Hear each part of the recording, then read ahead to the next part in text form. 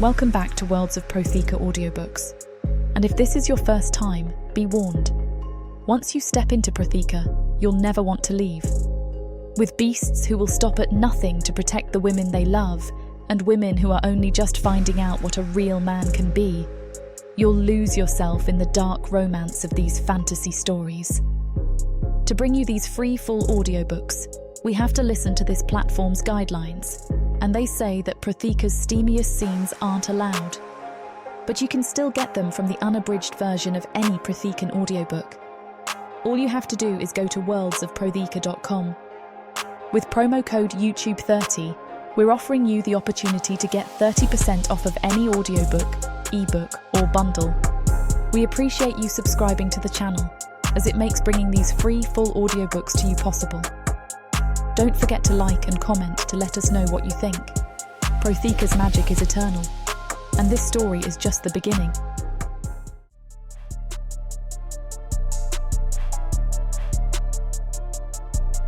Chapter 1. Leora. The kitchen hums with morning activity as I push through the heavy wooden doors, steam rising from pots and the scent of fresh bread warming the air. Akira, the head cook, glances up from where she's ladling thick porridge into a ceramic bowl, her greying hair escaping from its bun in wispy tendrils. Right on time, as always. She gestures toward the tray she's prepared on the counter. His breakfast is ready. I nod, moving toward the spread with practiced ease. 6 years of this routine has worn smooth grooves into my morning. Wake before dawn, dress in my comfortable tunic and pants. No restrictive skirts or servant's uniform required, thank the gods, and collect Rovac's first meal of the day. The tray holds his usual, thick cuts of Tuscrum meat, still sizzling from the pan, a bowl of the hearty grain porridge he prefers, and fresh bread with butter that Akira churns herself. He's been up since before sunrise again, Tom mutters from where he's kneading dough, flour dusting his forearms. The young man's always been chatty, especially when he's worried. I saw light coming from his study when I went to check the storage rooms. Nothing new there. I lift the heavy ceramic mug of kefek, black, bitter, and strong enough to wake the dead, and set it carefully on the tray.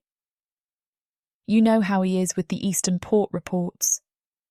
The other servants nod knowingly. We've all learned Rovac's patterns over the years, the way he throws himself into work when something's bothering him. Not that any of us would dare ask what keeps him awake. Well, except maybe me. I trace the edge of the tray with my finger, my mind drifting as it often does during these quiet morning moments. 6 years.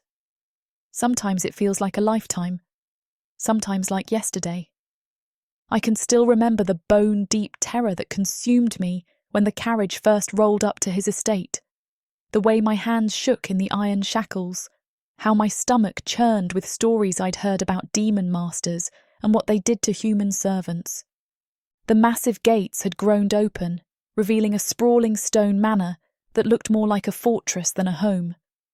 Gothic arches and tall windows, gardens that actually looked maintained rather than wild. I'd expected something darker, more sinister. Instead, it was almost elegant. They'd dragged me from the carriage, my legs barely working after the long journey from the auction block. I kept my eyes down, the way they'd taught us, but I could feel his presence before I saw him. The air itself seemed to shift. When I finally looked up, my breath caught. Rovac stood on the front steps like something carved from shadow and stone. Taller than any being I'd ever seen, his dark grey skin seeming to absorb the afternoon light. Those horns curved back from his skull like a crown, polished obsidian that caught the sun. His black eyes fixed on me, unreadable as they traced over my trembling form. I waited for the cruel smile, the predatory gleam I'd been warned about. Instead, he simply nodded to the man who'd brought me. Remove the shackles. His voice was deep, gravelly, but not harsh, matter of fact. The iron fell away from my wrists, and I rubbed at the raw skin beneath, still waiting for the catch. Akira will show you to your quarters, he said to me directly, those dark eyes meeting mine without malice. You'll work in the kitchens and help maintain the house. Nothing more complicated than that. Then he turned and walked away, leaving me standing there with my mouth slightly open and my worldview thoroughly shattered. Leora. Akira's voice snaps me back to the present. She's watching me with knowing eyes, a slight smile tugging at her weathered features. Wool gathering again? Heat creeps up my neck, just thinking about the day ahead. She doesn't look convinced. Well, his food's getting cold while you daydream. I lift the tray, testing its weight. Everything's arranged just how he likes it. The meat on the left, porridge in the centre, bread and kafek on the right. I've had 6 years to perfect this small ritual. Did you remember the honey? Tom calls over his shoulder, still working the dough with more force than strictly necessary. I check the small ceramic pot tucked beside the bread. Got it. Good. He was asking for it yesterday when you brought lunch up. The mention of yesterday's lunch delivery makes my stomach flutter unexpectedly. Rovac had looked up from his papers when I'd entered, those dark eyes focused entirely on me for a heartbeat longer than necessary. He'd thanked me, like he always does, but something in his expression had been different. Softer, maybe. Or maybe I'd imagined it. I should get going. I adjust my grip on the tray handles. Before it gets cold. Course you should. Akira turns back to her stove, but I catch the knowing look she exchanges with Tom. The other servants have never said anything directly, but I'm not blind to their glances.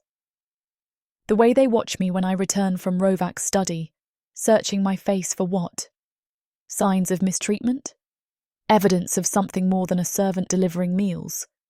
If only they knew how carefully nothing has ever happened. How Rovac keeps exactly the right distance, treats me with the same respectful courtesy he shows his business associates. How he's never once made me feel like anything other than a valued member of his household. It should be a relief. It is a relief. So why does some traitorous part of me wish? Leora. Akira's voice is gentler now. He's good to you, to all of us. Don't forget that. I meet her eyes, seeing years of wisdom there. Akira came here long before I did, back when Rovac first established this estate. She's seen servants come and go, watched how he treats those under his protection. I know. The words come out quieter than I intended. I never forget that. She nods, satisfied, and returns to her cooking. But her words linger as I head toward the kitchen doors, tray balanced perfectly in my hands. He is good to me. Better than good. He gave me a life here that's more comfortable than anything I dared hope for. My own room in the servants' wing, not a closet or a shared space, but an actual room with a window and a proper bed. Clothes that fit and keep me warm. Work that's manageable and varied enough to keep me from going stir-crazy. The freedom to speak my mind without fear of punishment. Most masters would have demanded I call them by title, dress in whatever pleased their aesthetic sensibilities, keep my eyes down and my mouth shut. Rovac had simply told me to call him by name and left me to figure out the rest. I pause at the kitchen doors, taking a deep breath of the warm, bread-scented air before pushing through into the main corridor. The morning light streams through tall windows, casting long rectangles of gold across the stone floors. My soft leather boots make barely a whisper of sound as I walk. 6 years of this. 6 years of bringing him meals and cleaning his spaces and learning the rhythm of his days. 6 years of watching him work himself to exhaustion over trade agreements and port disputes.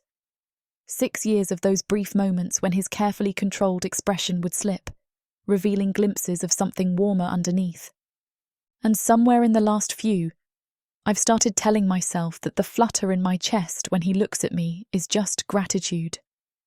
The corridor stretches before me as I make my way toward Rovac's study, the tray steady in my hands, despite the way my pulse quickens with each step. His door comes into view, heavy oak reinforced with iron bands, carved with intricate patterns that speak of old demon craftsmanship. I've stood before this door countless times, yet something about this morning feels different. Maybe it's the way the light hits the wood, or maybe it's just my imagination running wild again. I balance the tray against my hip and knock 3 times, the sound echoing down the empty hallway. Enter. His voice carries through the thick wood, that familiar deep rumble that never fails to send a small shiver down my spine. I push the door open with my shoulder, stepping into the warm glow of his private space. Rovac's study is a reflection of the man himself, organised, purposeful, with an underlying elegance that few people ever get to see. Tall bookshelves line 2 walls, filled with leather-bound ledgers and trade manuals. A massive desk dominates the centre of the room, its surface scattered with papers and maps, inkwells and brass instruments I couldn't begin to identify. The fireplace crackles quietly in the corner, casting dancing shadows across the stone walls. And there, rising from his chair behind the desk like a mountain of controlled power, is Rovac himself. My breath catches the way it always does when I first see him each morning. 6 years, and the sight of him still affects me like a physical force. He stands at his full towering height, dark grey skin seeming to absorb the firelight while those obsidian horns catch and reflect it. His black hair is already tied back with that leather cord he favours, though a few strands have escaped to frame his angular face. When his pitch-black eyes meet mine, something warm unfurls in my chest. "Good morning." The words come out steadier than I feel. "Morning, Leora." There it is, that slight upturn at the corner of his mouth that transforms his entire face. It's barely a smile by most standards, just the faintest softening of his usually stoic expression. But I've learned to read the subtle shifts in his features, and that small curve means more than a full grin from anyone else. I can't help but smile back, something genuine and unguarded that I quickly try to rein in.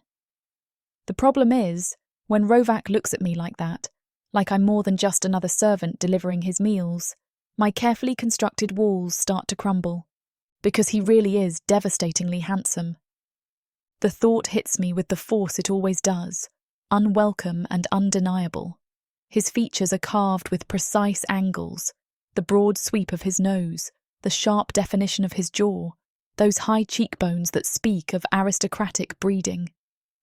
He carries himself with the unconscious grace of someone born to command, every movement deliberate and controlled.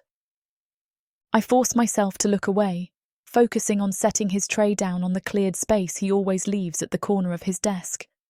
My hands are steadier than I have any right to expect as I arrange the dishes, making sure everything is within easy reach. "Smells good," he says, settling back into his chair. The leather creaks under his weight, a sound I've come to associate with these quiet morning moments. Akira outdid herself with the tuskrum. I step back, hands clasped behind me, in what I hope looks like professional posture rather than an attempt to stop myself from fidgeting. She got the spice blend just right. He picks up a piece of the meat, examining it with the same attention to detail he brings to everything else. When he takes a bite, that almost smile returns. Perfect, as always. The praise shouldn't make my stomach flutter the way it does. He's complimenting the food, not me. I'm just the messenger. But something about the way his eyes linger on my face makes it feel more personal than it should. "I should let you eat in peace. Sit." The word is quiet, but unmistakably a command. My eyes widen slightly as I look back at him, caught off guard by the unexpected instruction. "Sir? You know I hate when you call me that. But I do it so I have the reminder. Sit with me." He gestures to the chair across from his desk, the one usually reserved for business associates and visiting merchants. "You haven't eaten yet, have you?" I hesitate, glancing toward the door. This isn't part of our usual routine. I bring his food, we exchange pleasantries, and I leave him to work in solitude. Sharing a meal feels intimate in a way that makes my pulse race. I was planning to eat in the kitchens. Leora. There's something almost gentle in the way he says my name, like he's coaxing a skittish animal. Sit, please. The please undoes me completely. I move to the offered chair, settling onto the cushioned seat with as much grace as I can manage.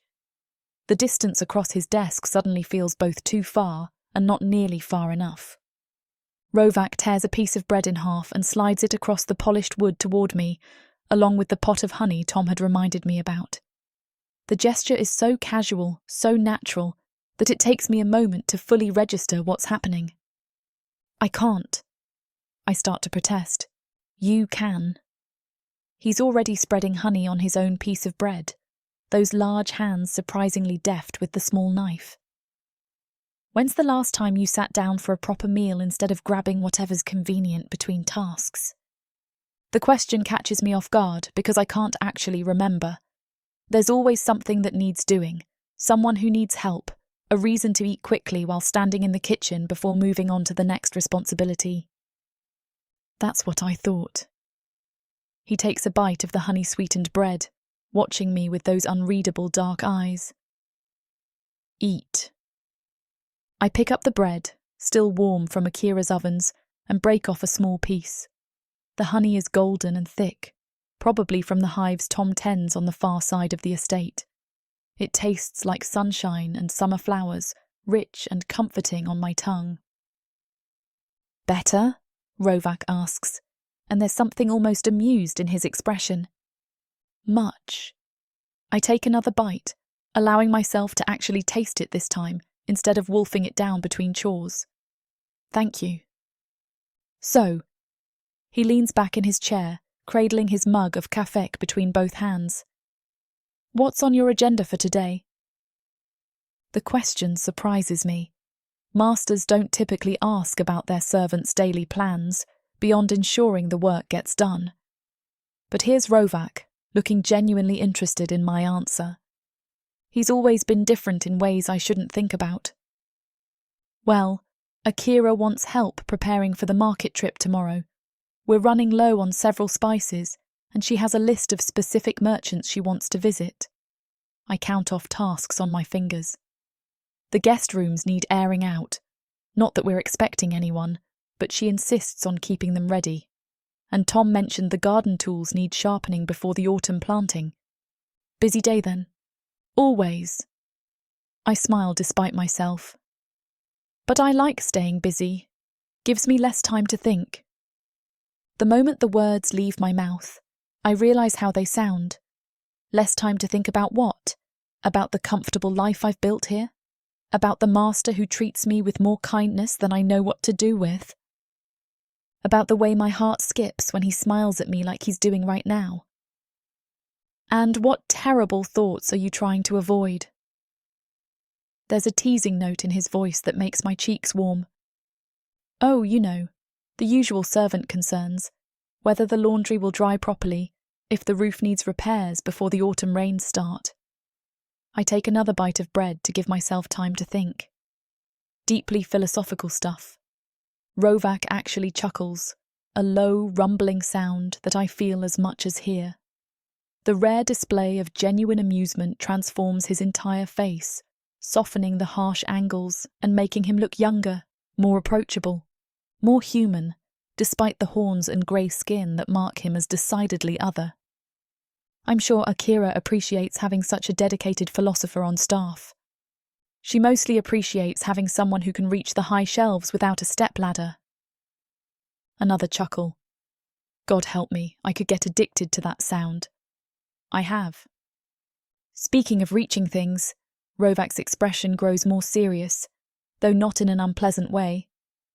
I have to ride into Sarziroch later today, meeting with a merchant who's been difficult about some import agreements.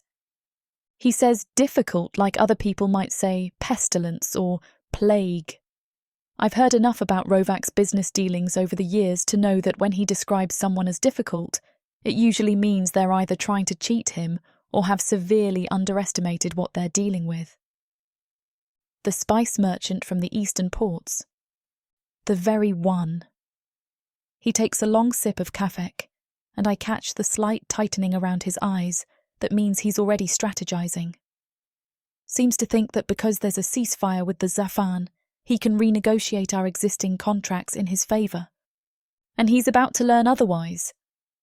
Oh, he's definitely about to learn otherwise. There's something almost predatory in Rovac's smile now, the kind of expression that probably makes hardened merchants reconsider their life choices. I don't particularly enjoy these trips to the city, but some lessons can only be delivered in person. I can picture it. Rovac in one of his formal coats, sitting across from some overly confident merchant who thinks he can intimidate or manipulate his way to a better deal. The poor fool probably has no idea what kind of force of nature he's about to face across a negotiating table. Is Avanor going with you? He might be my closest friend here, even if I sometimes go days without seeing him with his guard duties. And I know that Rovac is close to him too. No. He shakes his head. He's going to pick up some of our imports from the other side of the city. He'll probably be back late. Oh, will you be back for dinner? The question slips out before I can stop it, too casual and concerned to be strictly professional. I busy myself with the bread, hoping he doesn't notice the way my voice caught slightly on the words. Planning on it, though if the negotiations run long. He shrugs, a gesture that manages to convey both resignation and mild irritation. City merchants love to drag things out, convinced that wearing down their opponents is a valid strategy. They clearly haven't met you. No, they haven't.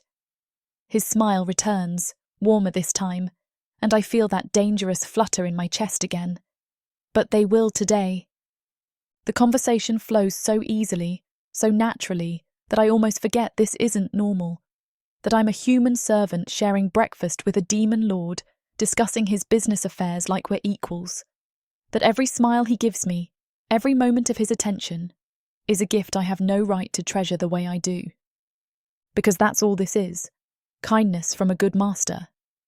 Rovac treats his animals well too, makes sure they're fed and comfortable and cared for. It doesn't mean anything beyond basic decency. I need to remember that. I need to remember that no matter how handsome he is, no matter how his rare laughter makes my heart race, I'm still just a human who was lucky enough to end up with a master who doesn't believe in cruelty. That's all this is. That's all it can ever be. The bread suddenly tastes like ash in my mouth. Chapter 2. Rovac. The negotiations went exactly as I'd expected, which is to say, poorly for the merchant and efficiently for me. 3 hours of posturing, threats disguised as diplomatic language, and increasingly desperate attempts to salvage a deal that was never going to favor him. By the time I walked out of that overpriced establishment in the merchant quarter, I had both my original contracts intact and a new supplier lined up for the winter spice shipments.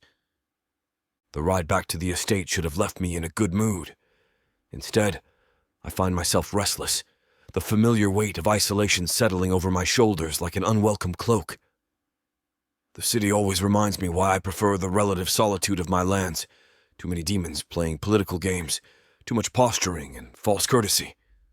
Give me honest work and straight dealing any day. I stable my mount myself rather than calling for Tom, needing the physical activity to burn off the lingering irritation from the day's business. The massive beast snorts his appreciation when I remove his tack, his dark coat gleaming with sweat from our hard ride. At least Zarin are straightforward creatures. Feed them well, treat them fairly, and they'll serve you without reservation or hidden agendas. If only all relationships were so simple. The thought catches me off guard, and I pause in brushing down the stallion's flanks. Where did that come from? I'm not the type for philosophical musings about relationships. I have business associates, employees, and the occasional alliance of convenience. That's it. That's all I've ever needed. Except lately, the boundaries of those categories have started to blur in ways that make me deeply uncomfortable. I finish with the Zarin and step out of the stables, intending to head straight to my study to update the trade ledgers, while the day's negotiations are still fresh in my mind. The numbers won't record themselves, and their satisfaction in the orderly columns of profit and loss, and problems that can be solved with logic and careful planning.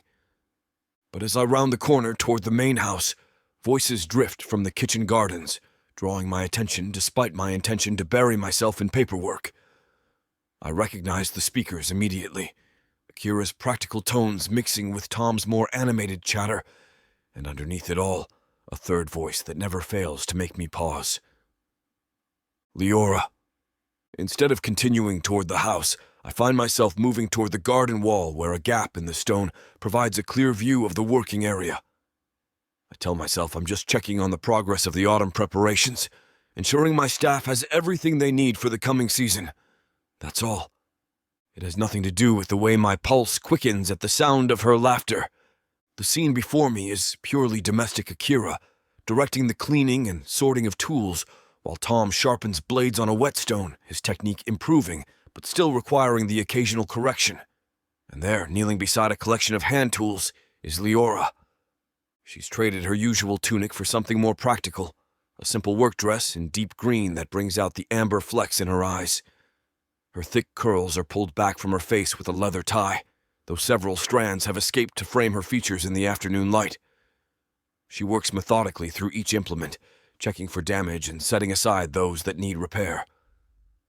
"This one's beyond saving," she says, holding up a small pruning knife with a blade worn down to barely an inch. The handle's cracked too. "Add it to the discard pile," Akira replies, without looking up from her own task. "Tom can use the metal for something else. Waste not, want not." "Could make a decent letter opener," Tom suggests, glancing over at the damaged tool.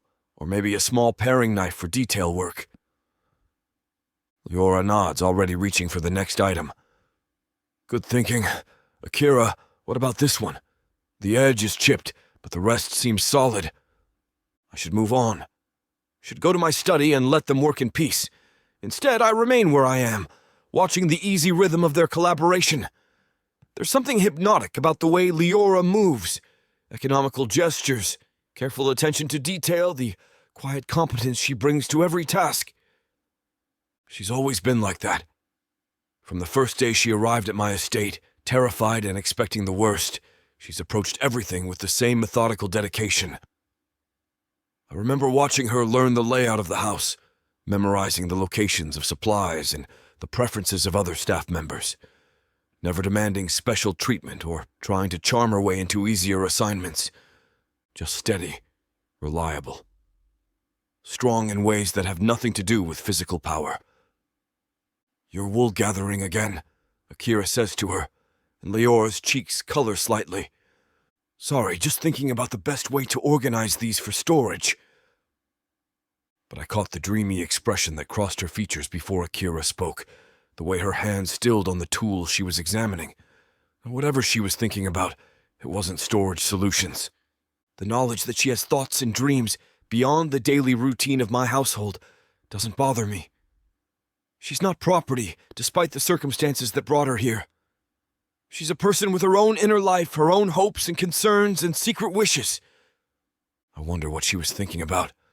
I wonder far more often than I should. Tom launches into a story about his attempts to train the younger stable hands, his voice animated with the kind of enthusiasm he brings to everything. Leora listens with genuine interest, asking questions and offering suggestions that show she's actually paying attention rather than just being polite. That's another thing about her. She cares. Not just about her own responsibilities, but about the people around her. She remembers that Tom worries about the animals during storms, that Akira's joints ache more in cold weather, that the scullery maids get overwhelmed during busy periods. Small kindnesses that she has no obligation to provide. Kindness that extends to me as well, though I've never done anything to earn it beyond basic decency. She laughs at something Tom says, the sound bright and genuine, and I feel that familiar tightness in my chest. When did her happiness become so important to me? When did the sound of her voice become something I actively seek out during the day? I know exactly when. 2 years ago, during the worst of the trade disputes that nearly cost me 3 major contracts. I'd been working 18-hour days, surviving on kafek and stubbornness, when she'd appeared in my study with a tray that held more than the usual fare. Hot soup, fresh bread, even a small dish of the honey cakes Akira makes for special occasions. "Thought you might need more than just meat and bread today," she'd said simply, setting the tray down with the same efficient movements she always used. But when I looked up at her, really looked, I'd seen something in her expression that stopped me cold. Concern. Not the careful attention of a servant worried about her master's mood, but genuine worry for my well-being. "Thank you," I'd managed, and she'd smiled, not the polite curve of lips she offered during formal interactions, but something warm and real and directed entirely at me. That was the moment everything changed. The moment I realized that somewhere in the routine of daily interactions, something had shifted between us. She wasn't just a servant in my household anymore. She was Leora. And that meant something I couldn't quite define. Now, watching her work in the afternoon light, I'm forced to confront the truth I've been avoiding. She's beautiful. Has always been beautiful, but beauty isn't uncommon among the humans brought to Ikoth. What makes her different is everything else. The quiet strength, the dry humor, the way she treats everyone around her with respect regardless of their station. The way she looks at me sometimes, like she sees past the horns and the reputation to something worth her attention. "Rovac's back," Tom announces suddenly, having spotted me despite my attempts to remain unobtrusive. "How'd the negotiations go?" All 3 of them turn toward me, and I step forward rather than lurking behind the garden wall like some kind of voyeur. Leora's eyes meet mine briefly before she returns her attention to the tools, but not before I catch the slight upturn at the corner of her mouth. Does she always smile when she sees me? The possibility sends warmth spreading through my chest that has nothing to do with the afternoon sun. "As expected," I reply to Tom's question. "The merchant learned that reputation and reality don't always align in his favor." "Meaning you got everything you wanted," Akira says with satisfaction. She's never had much patience for people who try to cheat their way to profit. "Meaning I got everything we agreed to originally, plus a few concessions for his attempts to renegotiate in bad faith." Leora glances up at that, those amber-brown eyes sharp with interest. "The spice contract you mentioned this morning." The fact that she remembered, that she was paying attention to details that don't directly affect her duties, shouldn't please me as much as it does. But there's something gratifying about having someone who understands the broader context of my work, who can follow the implications without needing everything explained. That's the one. We'll have secure pricing for the winter imports, and he'll think twice before trying to manipulate contract terms again. Good. She returns to her sorting, but there's approval in her voice that sends another wave of unwelcome warmth through me. Some people only learn when the lesson costs them something they can't afford to lose. Exactly. That's exactly the philosophy I've built my business on, and hearing it reflected back by someone who has no obligation to understand or support my methods. I need to stop this train of thought before it goes somewhere even more dangerous. "I should let you get back to work," I say, already taking a step toward the house. "Those ledgers won't update themselves." But my feet don't seem to want to follow through on the retreat. Instead, I find myself watching as Leora examines a small hand rake, testing the flexibility of the tines with careful pressure. Her attention to detail is fascinating, the way she considers each tool from multiple angles, weighing its current condition against future utility. She's wearing a scent today, something light and floral that wasn't there this morning. Not perfume, too subtle for that, and she's never been given to personal adornments. Probably soap infused with flowers from the estate gardens. The thought of her taking that small luxury for herself, of finding pleasure in simple sensory details, makes something twist pleasantly in my chest. Everything about her fascinates me, and that's the problem. The curve of her neck when she bends over her work, the way her hands move with practiced efficiency. The small expressions that cross her face when she thinks no one is watching, concentration, amusement, the occasional flash of something that might be longing. I want to know what puts that expression on her face. I want to know what she dreams about during those moments when her attention drifts away from immediate tasks. I want to know if she ever thinks about me the way I find myself thinking about her, which is exactly the kind of thinking that needs to stop. Now, she's human. She's my employee. She came to me through circumstances that give her precious little power to refuse anything I might demand.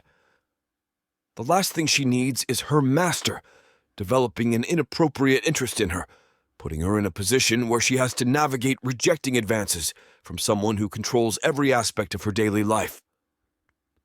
I've seen what happens when demons treat humans as playthings, seen the hollow looks in their eyes, the careful way they move around their masters, always calculating how to avoid attention while still fulfilling their duties. The thought of Leora ever looking at me that way, of her warm smiles becoming calculated performances designed to keep her safe, makes my stomach turn. So I maintain distance, treat her with the same respectful professionalism I would any valued employee. Keep our interactions limited to practical matters and the occasional shared meal when propriety allows. It's the right thing to do, the only thing to do. Even if watching her laugh with Tom and Akira makes me realize how much I want to be part of that easy camaraderie, how much I want someone who looks forward to seeing me the way she seems to look forward to their daily conversations. Even if the thought of her eventually moving on, finding a life beyond my estate, makes something clench painfully in my chest. She deserves better than a life in service, no matter how comfortable I've tried to make it.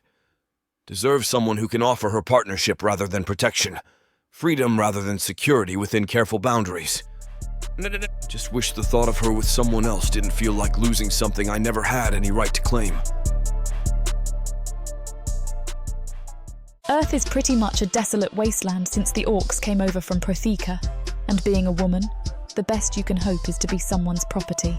Now, after my curvy body catches Korthar's eye, he'll claim me, and I'll serve him, in any way he pleases. You're mine now.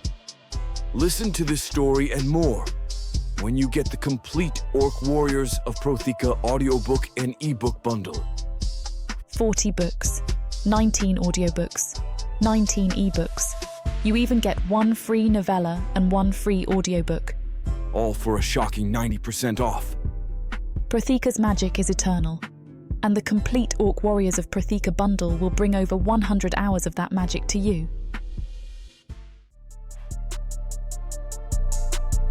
Chapter 3. Leora. The last of the evening cleaning finishes just past the 10th hour, when most of the estate has settled into quiet routines. I help Akira stack the final dishes in the scullery before hanging up my apron, muscles pleasantly tired from a full day's work. The others drift toward their quarters with quiet goodnights and plans for tomorrow's tasks. But as I pass the main corridor, light spills from beneath the study door in a familiar golden rectangle across the stone floor. He's still working. My steps slow without conscious thought, even as the rational part of my mind insists I should head straight to my room. Rovac keeps late hours when he's deep in contract negotiations or planning seasonal trades, sometimes working until well past midnight, with nothing but kafek and stubborn determination to sustain him. I should leave him be, should respect the boundary between master and servant that he's so careful to maintain.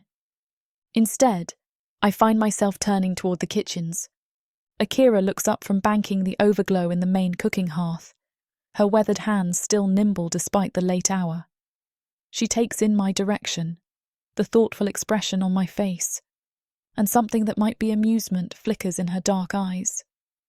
"Tea?" she asks simply. Heat creeps up my neck. He's still working. Thought he might want something warm. Akira reaches for the tin of meadowmint leaves without further comment, but I catch the knowing look she gives me as she measures them into the infuser. Mind you steep it properly. Nothing worse than weak tea after a long day. She doesn't ask why I'm brewing enough for 2 cups instead of just preparing something he can take on his own. Doesn't comment on the way I carefully arrange everything on the good tray with 2 matching cups and the small pot of honey he prefers. Just gives me that look that says she sees exactly what I'm doing, even if I'm not entirely sure myself. Sleep well, Akira, I murmur as I lift the tray. You too, child. The words carry layers of meaning I'm not ready to examine too closely. The corridors feel different at this hour, shadows deeper and sounds more intimate. My footsteps echo softly against the stone as I make my way toward the study. The tray steady in my hands, despite the strange flutter in my stomach that seems to intensify with every step. It's ridiculous. I bring him tea regularly, have done so countless times over the 6 years I've worked here. There's nothing unusual about checking on his needs when he's working late, except for the way my pulse quickens as I near his door, except for the careful attention I paid to my appearance before leaving the kitchen, smoothing my hair and adjusting my sleeve cuffs like I'm preparing for something more significant than serving refreshments, except for the anticipation that builds behind my ribs at the thought of having his attention focused entirely on me, even for a few minutes. Planning to actually knock, or just stand there contemplating the door hinges. I spin toward the voice, nearly sloshing tea over the tray's edge. Avanor leans against the wall a few paces away, arms crossed and that familiar smirk playing at the corners of his mouth. His grey skin seems to absorb the torchlight, making his navy eyes appear almost luminous in the dim corridor. You're very quiet for someone wearing boots, I accuse, settling the tray more securely in my grip. Occupational requirement. He pushes away from the wall with that fluid grace all demons seem to possess, moving closer with predatory smoothness. Interesting hour for tea service. He's working late, thought he might be thirsty. I'm sure that's exactly what you thought. The words carry gentle mockery, but his expression remains fond rather than cruel. 2 cups, I notice. I resist the urge to look down at the tray, in case he wants me to join him. I search for a plausible reason that doesn't sound like wishful thinking. For discussion about tomorrow's tasks. Right, tasks. Avanor's grin widens, revealing the slightly pointed canines that mark his mixed heritage. At this hour, very dedicated of you. Heat flares in my cheeks. Don't you have guard duties to attend to instead of lurking in corridors making observations about tea trays? Currently on break, and someone has to keep an eye on the staff wandering around with refreshments for the master. He steps aside with exaggerated courtesy, gesturing toward Rovac's door. Don't let me keep you from your task discussion. I roll my eyes at him, but can't quite suppress the smile tugging at my lips. For all his teasing, Avanor has never made me feel judged or foolish for the careful attention I pay to Rovac's comfort. If anything, he seems almost protective of whatever this undefined thing between us might be. Good night, Avanor.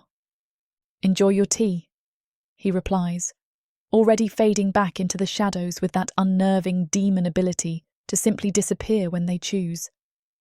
I take a steadying breath and knock on the study door, the sound crisp in the corridor's quiet. Enter. Rovac's voice carries the slight roughness that creeps in when he's been working for hours without a break. I push the door open and step inside, immediately enveloped by the familiar sense of parchment, ink, and the faint metallic tang that seems to cling to everything in demon households. My eyes immediately fall to Rovac.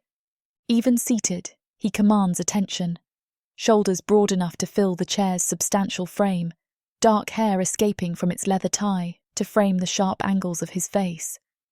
His horns catch the lamplight, polished obsidian that speaks to pride in his appearance despite the late hour.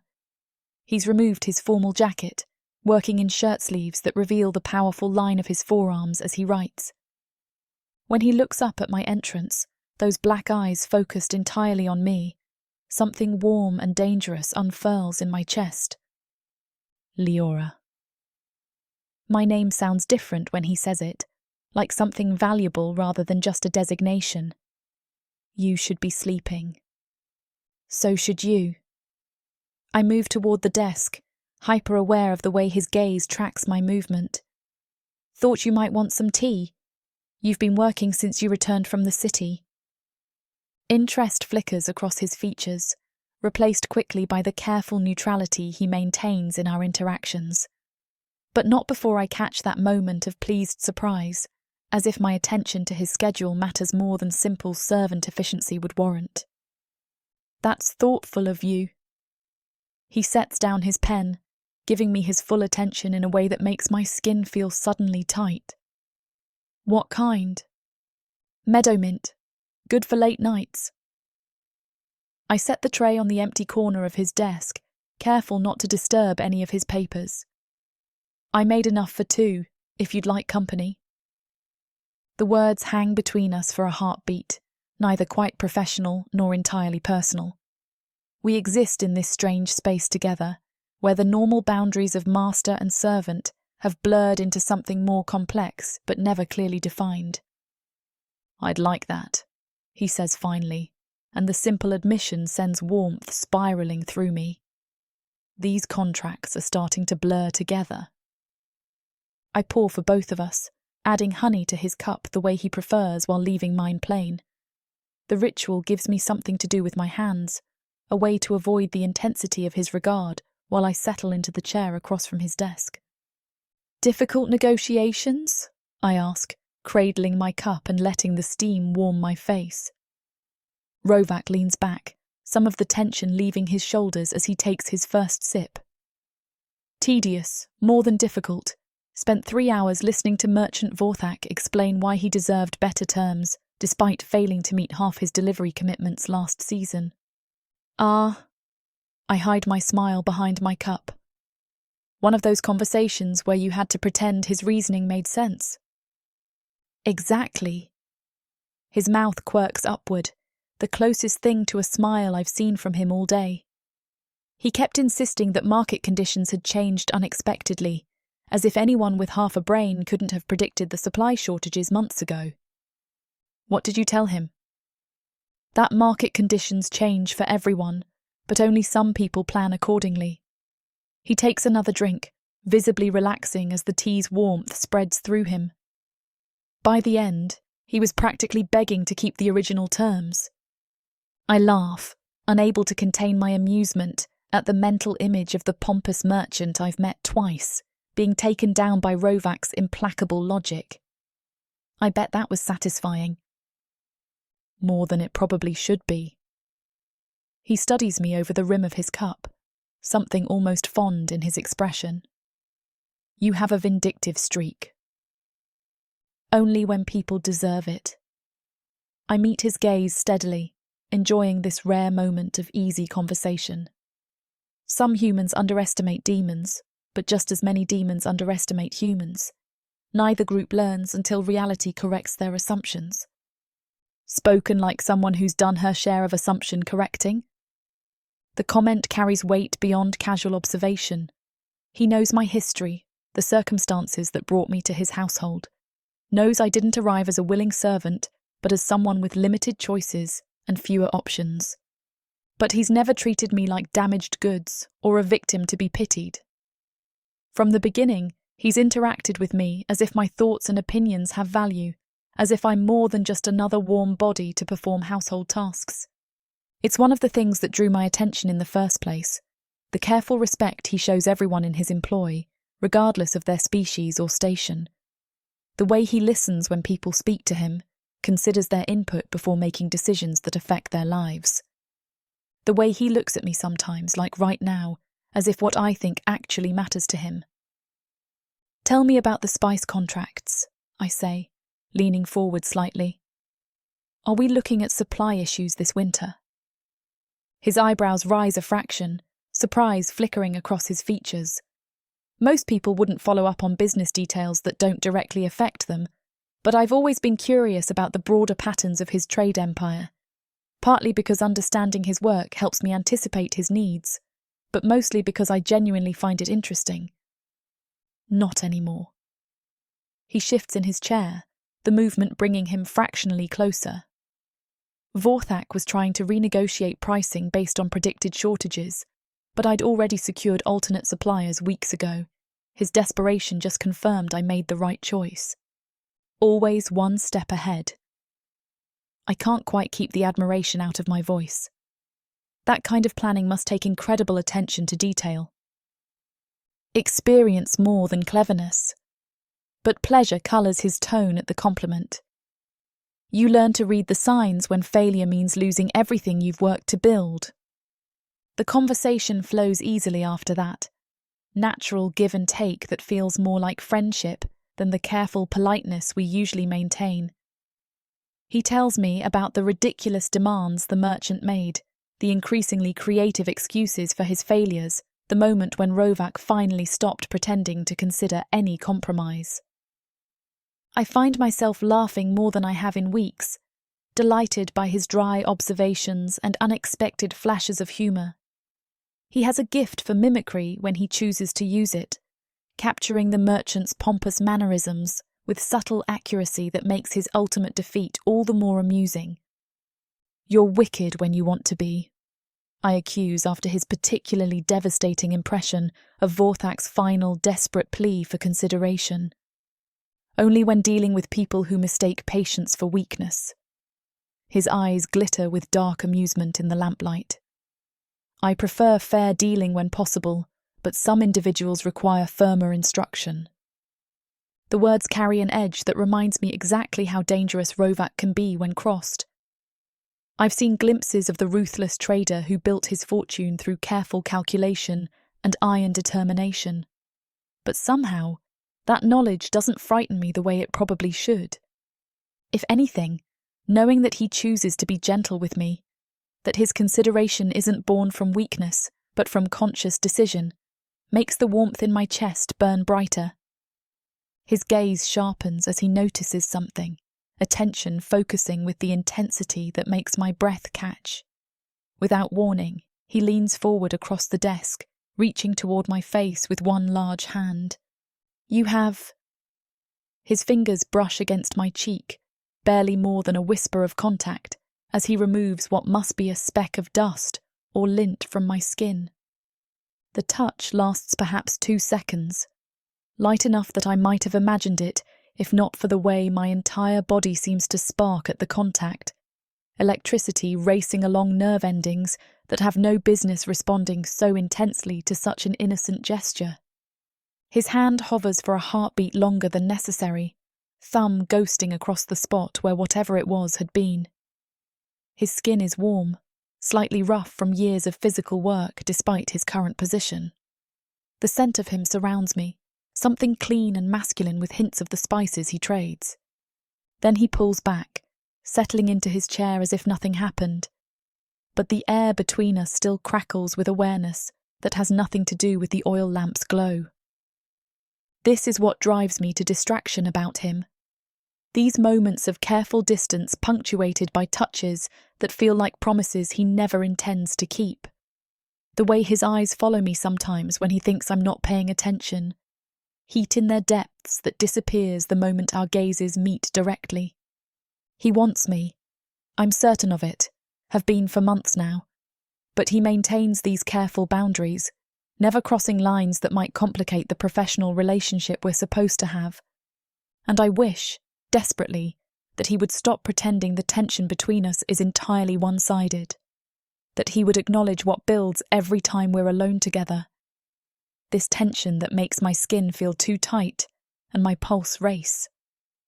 Instead, he reaches for his tea again, fingers steady despite the charged moment we just shared. As if touching me means nothing to him at all.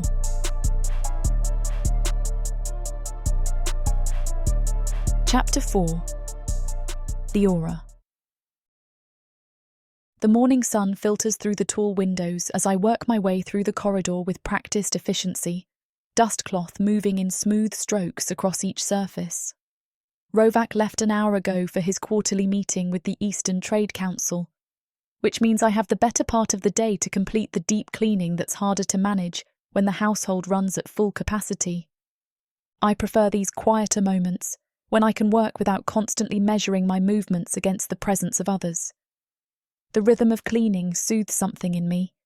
The methodical attention to detail, the visible transformation from cluttered to organised, dusty to pristine. The tall case clock in the main hall needs careful attention around its ornate mouldings, and I stretch to reach the higher carved details, working the cloth into each groove and curve. Most of the staff avoids this particular piece since it requires a ladder, but I've always been nimble enough to manage if I'm careful about my footing on the narrow base. Footsteps echo from the far end of the corridor, heavy and deliberate, in a way that makes my shoulders tense automatically. I know that gait, measured, commanding, with an underlying swagger that speaks to someone who enjoys the effect his presence has on others. John. My hands still on the cloth as I track the sound, hoping desperately that he'll turn down one of the side passages before reaching this section. But the footsteps continue steadily in my direction, and when I risk a glance over my shoulder, I see his imposing figure approaching with that predatory grace that makes my skin crawl. He's dressed impeccably as always, dark fabrics that emphasize his massive frame and the sharp angles of his horns. Everything about his appearance screams wealth and power, from the heavy rings adorning his fingers to the way he carries himself like someone accustomed to having his desires met without question. I turn back to my work, keeping my movement steady despite the way my pulse has quickened. Maybe if I appear busy enough, professional enough, he'll simply pass by with a nod or ignore me entirely. No such luck. Well, his voice carries that smooth confidence that never fails to make my stomach clench. Look what we have here. I face him properly, executing the small bow appropriate for a servant acknowledging a guest. Good morning, sir. The master is in meetings until this afternoon, if you need to speak with him. Oh, I'm not here for Rovac today. Golden eyes sweep over me with an assessment that feels invasive, lingering on details that have nothing to do with my professional capabilities. Thought I'd take a look around, see how things are running. The cloth crumples in my grip as every instinct I possess screams danger. Kshan has never shown interest in household management before, and the way he's looking at me has nothing to do with administrative oversight. Everything is running smoothly, sir. I should get back to my duties. I take a step toward the servants' corridor, but he moves to block my path with casual precision.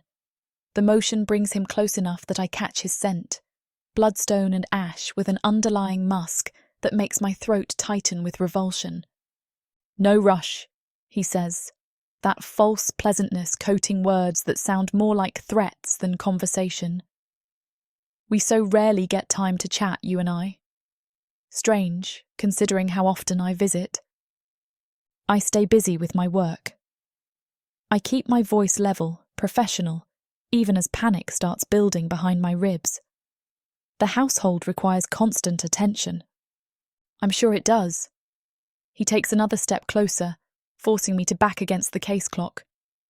You've been here quite a while now, haven't you? The fact that he knows exactly how long I've worked here sends ice through my veins. This isn't casual interest or coincidental conversation.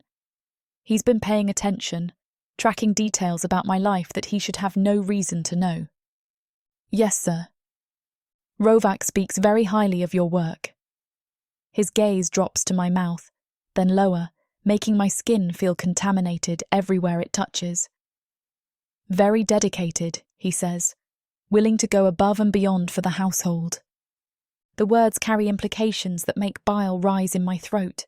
Whatever he's heard or thinks he understands about my relationship with Rovac, he's twisting it into something ugly and exploitative. I take pride in doing my job well. Of course you do. He reaches out, fingers trailing along the edge of the cloth I'm still clutching. The brief contact with my hand makes me flinch, but I have nowhere to retreat with the clock at my back. Such lovely hands for someone who works so hard. I really should return to my duties. Should you? In one smooth motion, he grasps my wrist, thumb pressing against the pulse point there, with enough pressure to make his meaning clear. I think your duties can wait a few minutes. I try to pull away, but his grip tightens with casual cruelty. The smile that spreads across his face at my resistance is the stuff of nightmares, all predatory satisfaction and cold calculation. There's no need to be shy. His other hand comes up to brush against my cheek in a mockery of gentleness. We're practically family, aren't we? With how often I work with Rovac. The touch burns like acid against my skin. This isn't like when Rovac touched my face the other night. Careful, reverent, charged with possibility. This is possession, dominance, the assumption that my body exists for his entertainment. Please let go of me. Please! He laughs, a sound like breaking glass. Such nice manners. Rovac has trained you well. Without warning, he spins me around and propels me toward one of the smaller sitting rooms, his grip on my wrist like iron manacles. I dig in my heels, try to twist away, but he's enormous and unnaturally strong even for his size. Don't make this difficult, he murmurs against my ear as he forces me through the doorway. We wouldn't want to make noise that might attract attention. Think how embarrassing that would be for everyone involved. The threat in his words is unmistakable. He's counting on my shame, on the knowledge that if anyone finds us, I'll be the one who gets blamed regardless of the circumstances. Servants who cause problems disappear, especially servants who make accusations against powerful guests. He shoves me further into the room and kicks the door shut behind us, the sound like a death knell in the sudden silence. My back hits the wall beside a tall bookshelf, and he cages me against it with his massive body, one hand still imprisoning my wrist, while the other braces against the wall beside my head. Much better. His breath is hot against my face, carrying the scent of amaranth and something rotten underneath. Now we can get properly acquainted. I'll scream. The words tear from my throat, desperate and pathetic even to my own ears. Will you? His free hand traces down my throat, fingers pressing just hard enough to remind me how easily he could crush my windpipe if he chose. And who exactly do you think will come running? The other servants? His laugh is cruel, delighted. They know better than to interfere with their betters' business. Horror crashes over me as I realise he's right. The staff keeps their heads down and their mouths shut because survival depends on invisibility. None of them will risk their own safety to help me, and even if they wanted to, what could they do against someone of Shan's status and power? Rovac isn't here.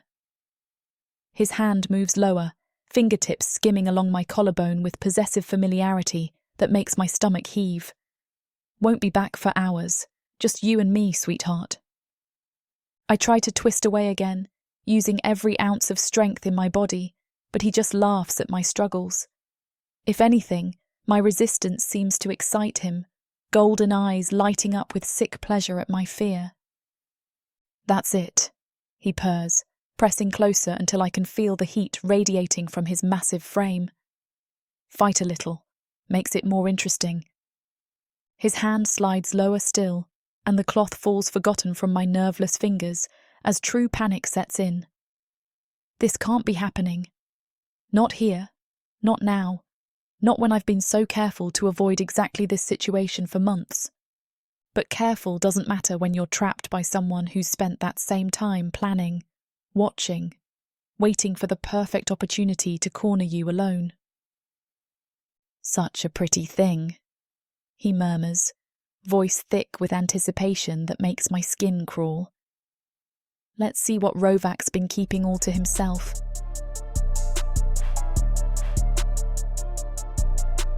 Chapter 5. Leora. The cold stone floor presses against my cheek as I lie curled in on myself, every muscle in my body aching with a pain that goes far deeper than physical. My clothes hang loose and dishevelled, fabric twisted in ways that feel wrong against my skin. But at least they're still intact. Small mercies in a world that just proved it has none. Above me, Sian adjusts his belt with the casual precision of someone completing a routine task. The sound of metal against leather makes my stomach lurch, bile rising in my throat as I bite down hard on my lower lip to keep from retching. The metallic taste of blood mingles with the nausea, but it's better than the alternative sounds that want to escape. I won't give him the satisfaction of hearing me break completely. Well? His voice carries that same smooth satisfaction it always does, but now there's a new note of smug completion that makes my skin crawl with fresh revulsion. That was fun. I squeeze my eyes shut tighter, willing myself to disappear into the floor, to become nothing more than dust and shadow that he can't touch anymore. But my body refuses to cooperate, every nerve ending screaming with the memory of his hands, his weight, his breath against my neck as he whispered things that will poison my dreams for years to come. He smooths his hair back into its perfect arrangement, checking his reflection in the polished surface of a nearby decorative vase. Vanity even now, as if what just happened was nothing more than a minor interruption in his day. But then he pauses, golden eyes finding me again with the predatory focus of someone who isn't quite finished playing with his prey. Oh, one more thing. His tone shifts to something almost conversational, which somehow makes it infinitely worse. You might want to keep this between us. I don't respond, can't respond, but he continues anyway with the confidence of someone who knows he has a captive audience. Rovac's quite particular about honour, you know, has very specific ideas about purity and worth. He crouches down, bringing himself closer to my level, and I have to fight not to scramble away like a wounded animal. He won't want used goods cluttering up his household. The words hit like physical blows, each one carefully chosen to inflict maximum damage. But worse than the cruelty is the ring of truth in them, the way they slot perfectly into fears I've carried for years without fully acknowledging them. In fact, Sian continues, voice dropping to a conspiratorial whisper, I'd say finding out you're ruined would be grounds for immediate dismissal. Can't have damaged servants reflecting poorly on the estate, can we? My breath comes in short, sharp gasps that I try to muffle against my arm. He's right. Of course he's right. Whatever fragile protection I've built for myself here, whatever small kindness Rovac has shown me over the years, it's all built on the assumption that I'm worthy of it, that I haven't been contaminated by something like this. He might even kill you. The casual way he delivers this possibility makes it sound inevitable rather than merely probable. Honour demands it after all. Can't have word getting around that his household harbours spoiled goods. I see it with horrible clarity, the look of disgust that would cross Rovac's face when he learned what happened. Not disgust at Sian for what he did, but at me for allowing it to happen, for failing to protect what wasn't really mine to begin with. Smart girl. Sian's satisfied chuckle tells me my horror is written clearly across my features. I knew you'd understand. We'll keep this as our little secret. He stands again, brushing imaginary dust from his perfectly pressed clothes, and heads for the door with the easy stride of someone whose day has gone exactly according to plan. Until next time, he says over his shoulder, and the promise in those words nearly breaks what's left of my composure. The door closes behind him with a soft click that somehow sounds louder than a slam would have. I'm alone again, but the silence feels different now, heavier, contaminated with echoes of his voice, and the lingering scent of bloodstone and ash that makes my stomach heave anew. I don't know how long I lie there on the cold floor, counting the stones in the pattern beneath my cheek and trying to remember how to breathe normally. Time moves strangely when you're trying not to exist, minutes stretching into hours or maybe just seconds that feel eternal. The tears come in waves, silent, bitter things that leak from my closed eyes without permission. Each sob that builds in my chest gets swallowed down, transformed into the kind of dry heave that leaves me gasping and shaking but produces nothing. My body wants to purge itself, to expel the violation through any means possible, but there's nothing left inside me except hollow ache. I should get up, should straighten my clothes and return to my duties like nothing happened, should smile and nod and pretend that the world hasn't fundamentally shifted on its axis in the space between one heartbeat and the next. But I can't move, can't imagine standing on legs that feel broken even though I know they're not.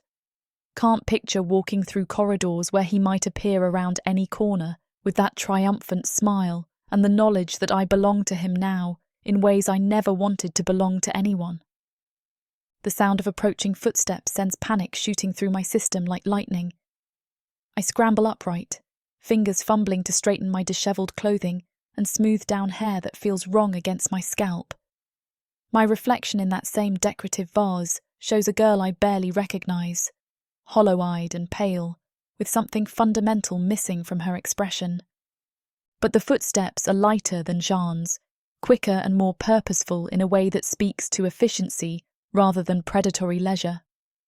When the door opens, it's Avanor who steps through, his silver hair catching the light as his navy eyes scan the room with the automatic precision of someone trained to notice details others might miss. Those sharp eyes find me immediately, taking in my defensive posture against the bookshelf, and whatever my face is currently revealing, despite my best efforts to school it into neutrality. "There you are." Relief colours his voice before concern takes over, head tilting slightly as he studies my appearance. "I've been looking everywhere for you." I clear my throat, trying to find my voice among the wreckage of the last hour. I was cleaning. "Akira said she hadn't seen you in a while. Started worrying when you missed the afternoon tea preparation." He takes a step closer, and I have to fight not to flinch away from the movement. "You never miss tea prep." He's right. I never do. It's one of the small routines that keeps me grounded, the careful attention to temperature and timing that makes each cup perfect for Rovac when he returns from whatever business has kept him away. But the thought of preparing tea with hands that still shake, of moving through the kitchen where other staff might notice something wrong in my face or posture, makes fresh nausea roll through my stomach. I lost track of time. Avanor's pointed ears twitch slightly. A tell I've learned means he's not buying whatever explanation he's being offered. But instead of pressing for details, he simply nods and extends one hand in my direction.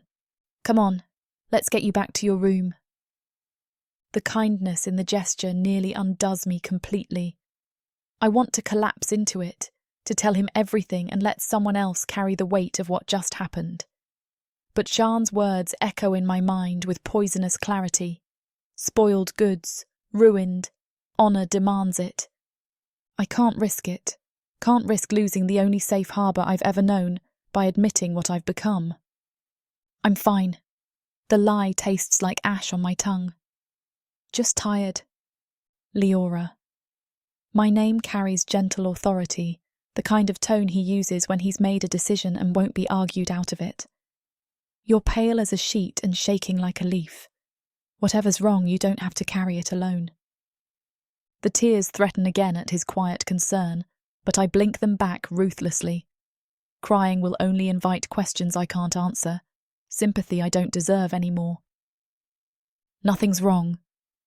He studies my face for a long moment, and I see the exact instant he decides not to push. It's there in the slight softening around his eyes, the way his shoulders settle into acceptance rather than interrogation. All right. He doesn't believe me, but he's choosing to respect my boundaries anyway. But you're coming back to your room regardless. Doctor's orders. You're not a doctor. Close enough. The hint of his usual dry humour creeps into his voice, though it's gentler than normal. I've patched up enough idiots to qualify. He waits patiently while I gather what remains of my composure, then falls into step beside me as we leave the sitting room.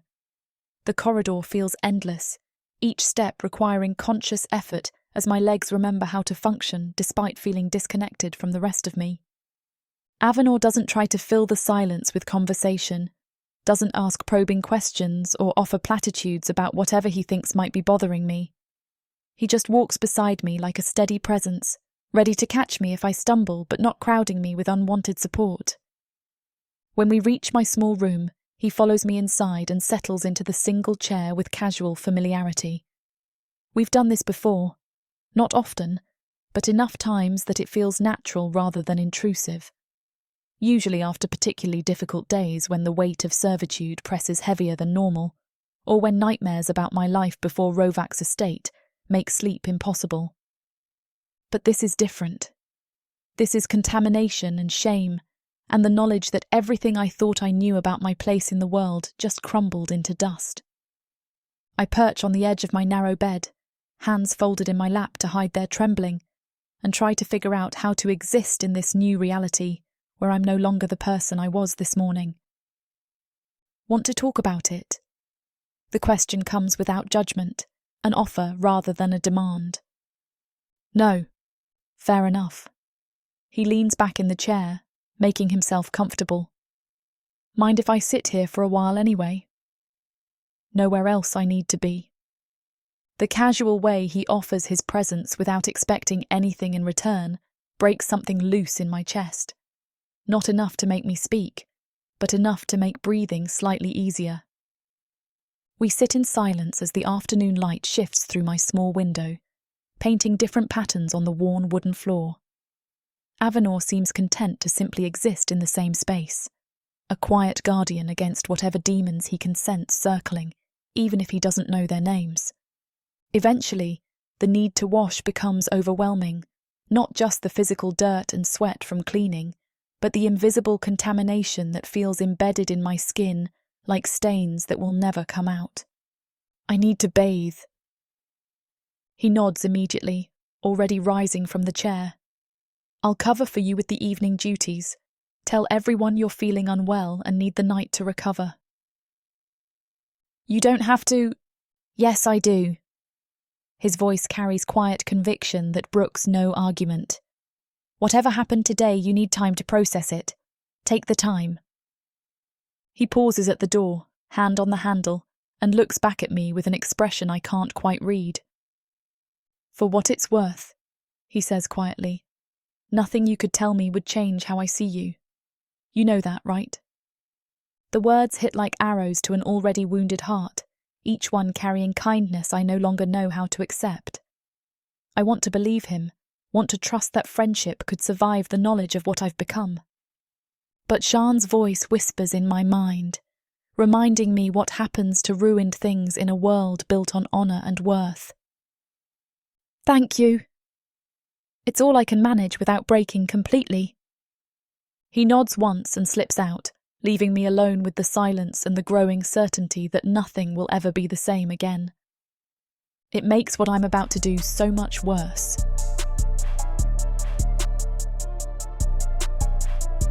Chapter 6. Rovac. The morning light filters through the tall windows of my private dining chamber, casting long shadows across the polished table. I sit at the head, fingers drumming an impatient rhythm against the dark wood as I wait for Leora to appear with my breakfast. The chair across from me, her usual spot when she serves the morning meal, remains empty. She's never late. In 6 years, not once. My jaw tightens as I check the position of the sun again. A full 15 minutes past her usual time, and there's no sign of her quick footsteps in the corridor outside. No soft knock announcing her arrival with the perfectly prepared meal I've come to expect. Something's wrong. I push back from the table with enough force to scrape the chair legs against stone, the harsh sound echoing in the empty chamber. My boots strike the floor in sharp staccato beats as I head for the door, already anticipating the explanations I'll demand from whoever's responsible for this disruption to my routine. The kitchen should be bustling at this hour, Akira directing the preparation of the day's meals, while Tom handles whatever tasks need muscle rather than skill. Instead, I find them clustered near the main prep table with Avanor, their heads bent together in hushed conversation that stops abruptly when my footsteps announce my approach. What do you mean she's not there? Akira's voice carries a sharp edge of concern that makes my stomach clench, with something I refuse to acknowledge as fear. I checked 3 times, Avanor replies, his usual sardonic tone replaced by something grimmer. Her bed hasn't been slept in, and... Where is Leora? My voice cuts through their whispered conference like a blade, and all 3 of them whip around to face me with expressions that confirm every dark suspicion already forming in my mind. Tom goes pale, his usual chattiness evaporating under the weight of whatever knowledge they're sharing. Akira's weathered face creases with worry lines that seem deeper than they were yesterday. But it's Avanor who holds my gaze, his navy eyes filled with the kind of careful consideration he uses when delivering news that's going to hit like a physical blow. Rovac. He straightens to his full height, shoulders squaring in preparation for whatever conversation he knows is coming. We should talk. Talk here. My voice comes out rougher than intended, the careful control I maintain in all business dealings fraying at the edges. Where is she? But Avanor shakes his head, already moving toward the kitchen's rear entrance that leads to the estate's private gardens. It's the kind of gesture that speaks to years of working together, understanding when certain conversations require privacy even from household staff who've earned our trust.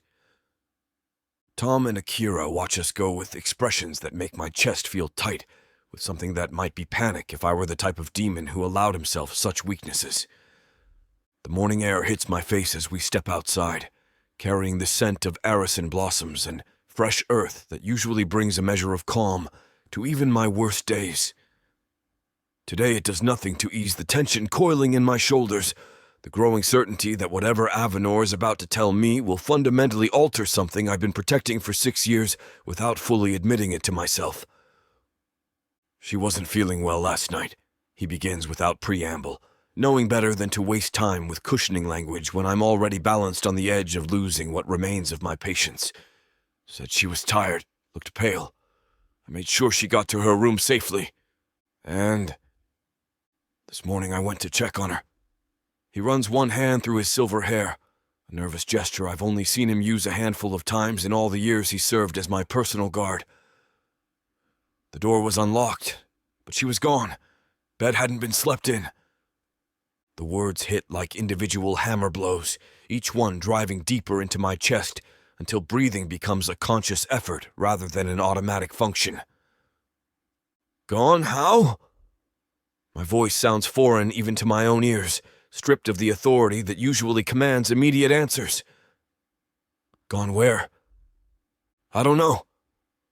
The admission costs him something. Avanor takes pride in knowing everything that happens on the estate, and being 2 steps ahead of any potential threat to my interests or safety. There's no note, no sign of struggle. Her clothes are still in the wardrobe, but she's just not there. I turn away from him, needing a moment to process information that doesn't fit with anything I know about Leora's character or habits. She doesn't leave the estate without permission, doesn't disappear without explanation. In 6 years, she's built routines around this place that anchor her to it, as surely as chains might anchor a ship to its harbor. The gardens stretch before us, carefully maintained beds of flowers and vegetables that she tends with the same quiet attention she brings to every task. I've watched her work here from my study window more times than I care to count, memorizing the way she moves between the plants with gentle efficiency, coaxing life from earth with hands that somehow remain soft despite years of labor. It's not like her, I say finally, the words feeling inadequate to express the magnitude of wrongness that's settling in my bones like poison. No, Avanor agrees quietly. It's not, and it doesn't sit right with me. The first day I tell myself she'll return by evening. Some emergency with other humans in the area, perhaps, or a task that required her to venture beyond the estate boundaries for reasons she'll explain when she gets back. I maintain my usual schedule, meetings with trade contacts, review of shipping manifests, correspondence with suppliers, but find myself listening for her footsteps in every corridor, watching for her familiar silhouette at every corner. She doesn't return. The second day brings a restlessness I can't properly contain.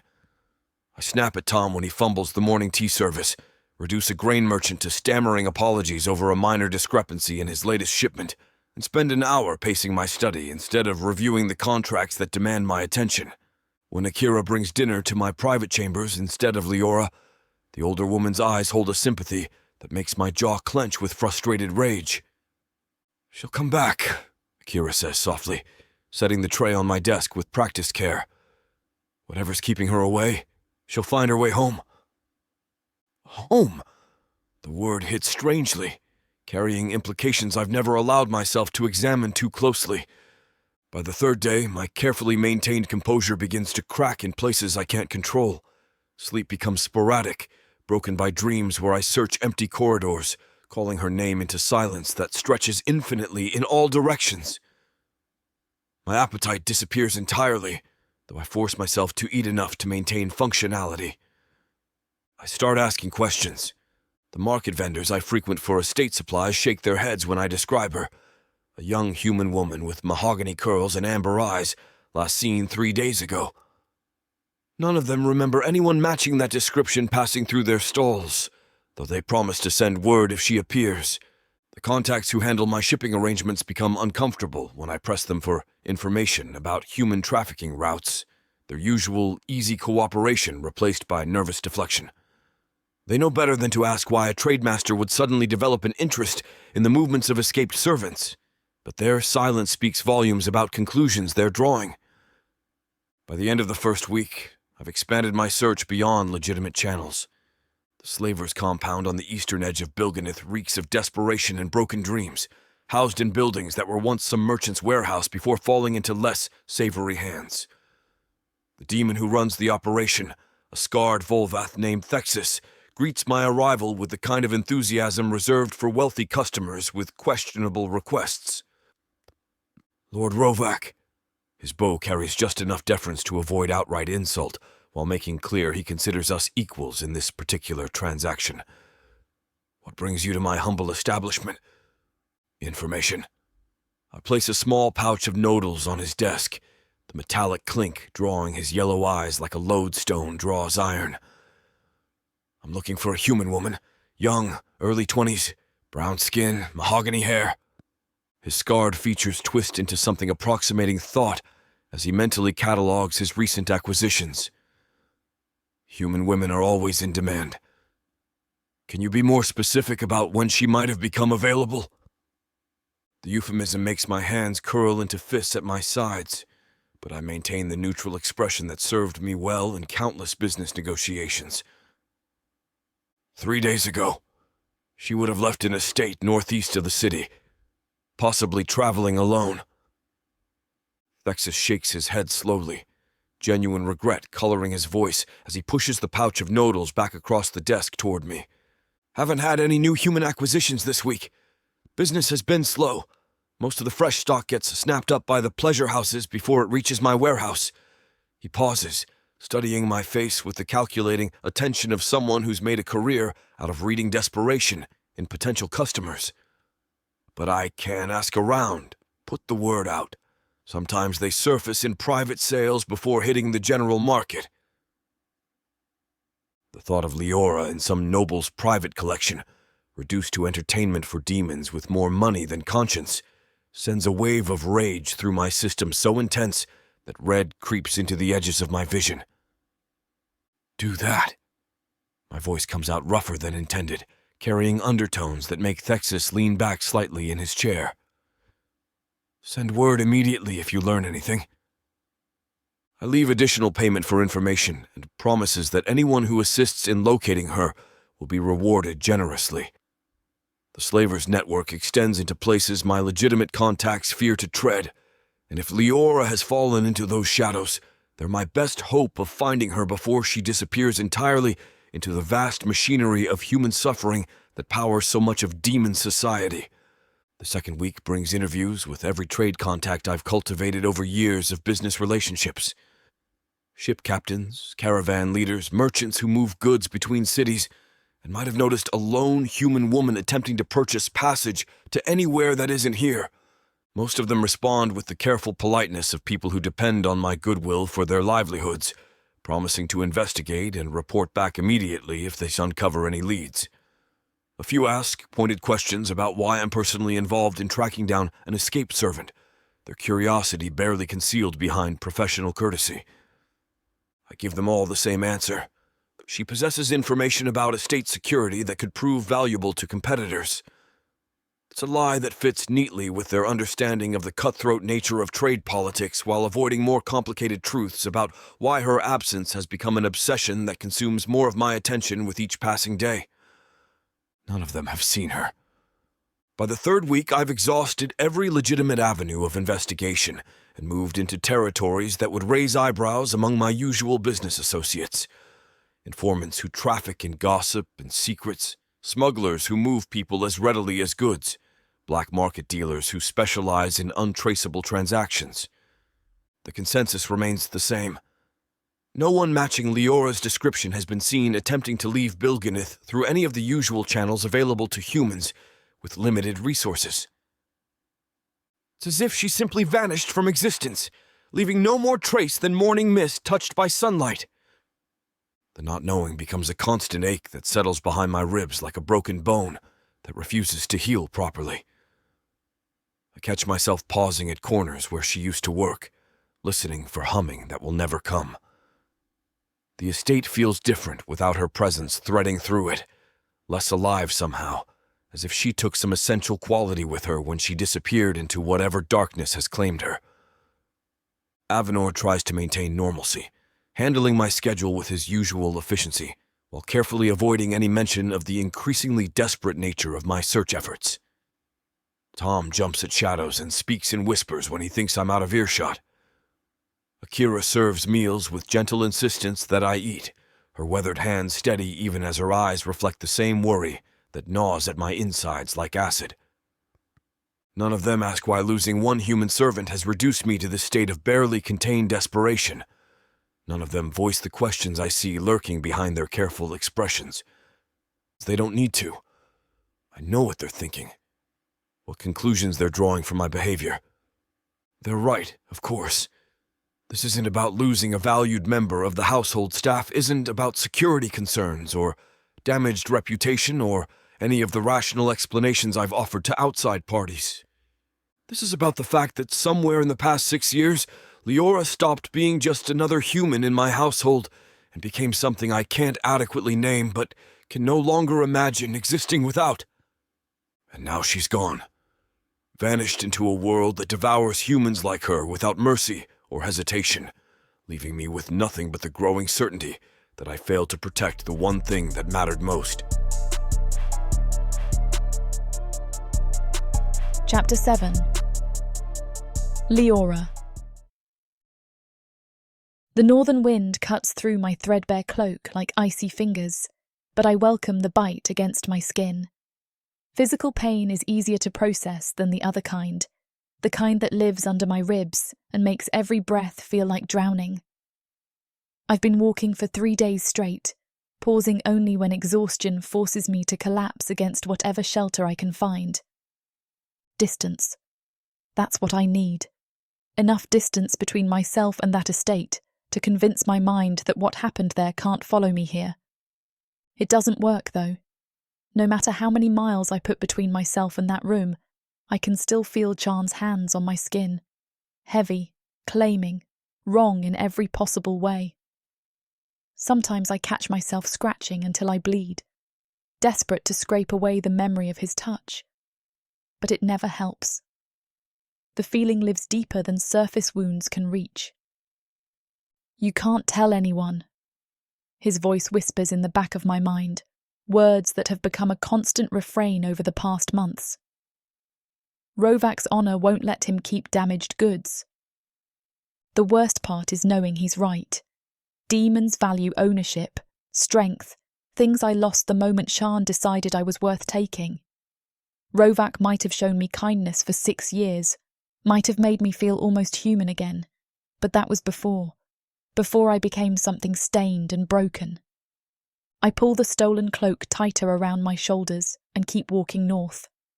The landscape has been changing gradually as I travel, the lush forests around Bilganith giving way to rockier terrain dotted with scrub brush and hardy plants that seem determined to survive despite the harsh conditions. The air tastes different here, carrying salt from the ocean and something else I can't identify. My stomach lurches suddenly, a wave of nausea so intense it doubles me over. I barely make it behind a cluster of thorny bushes before my body empties what little food I managed to choke down this morning. The retching continues long after there's nothing left, leaving me gasping and shaking on my knees in the dirt. This has been happening more frequently over the past few weeks.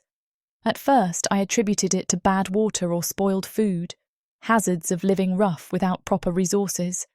But the episodes are getting worse, more frequent, accompanied by a bone-deep exhaustion that makes even simple tasks feel monumental.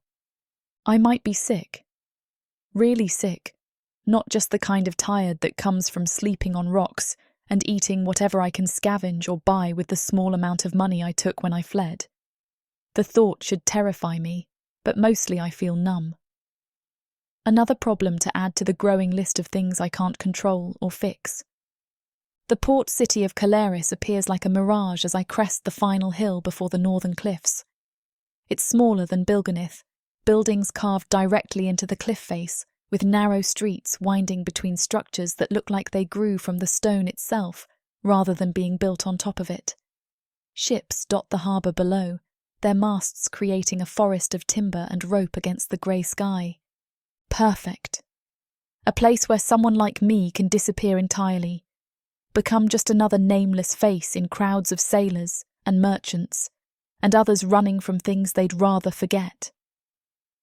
I make my way down the winding path toward the city proper, each step jarring through bones that feel too brittle for my young age. The exhaustion is getting worse. By the time I reach the outer edges of Caleris, I'm struggling to keep my eyes open despite the fact that it's barely midday. The first inn I try wants more money than I have left.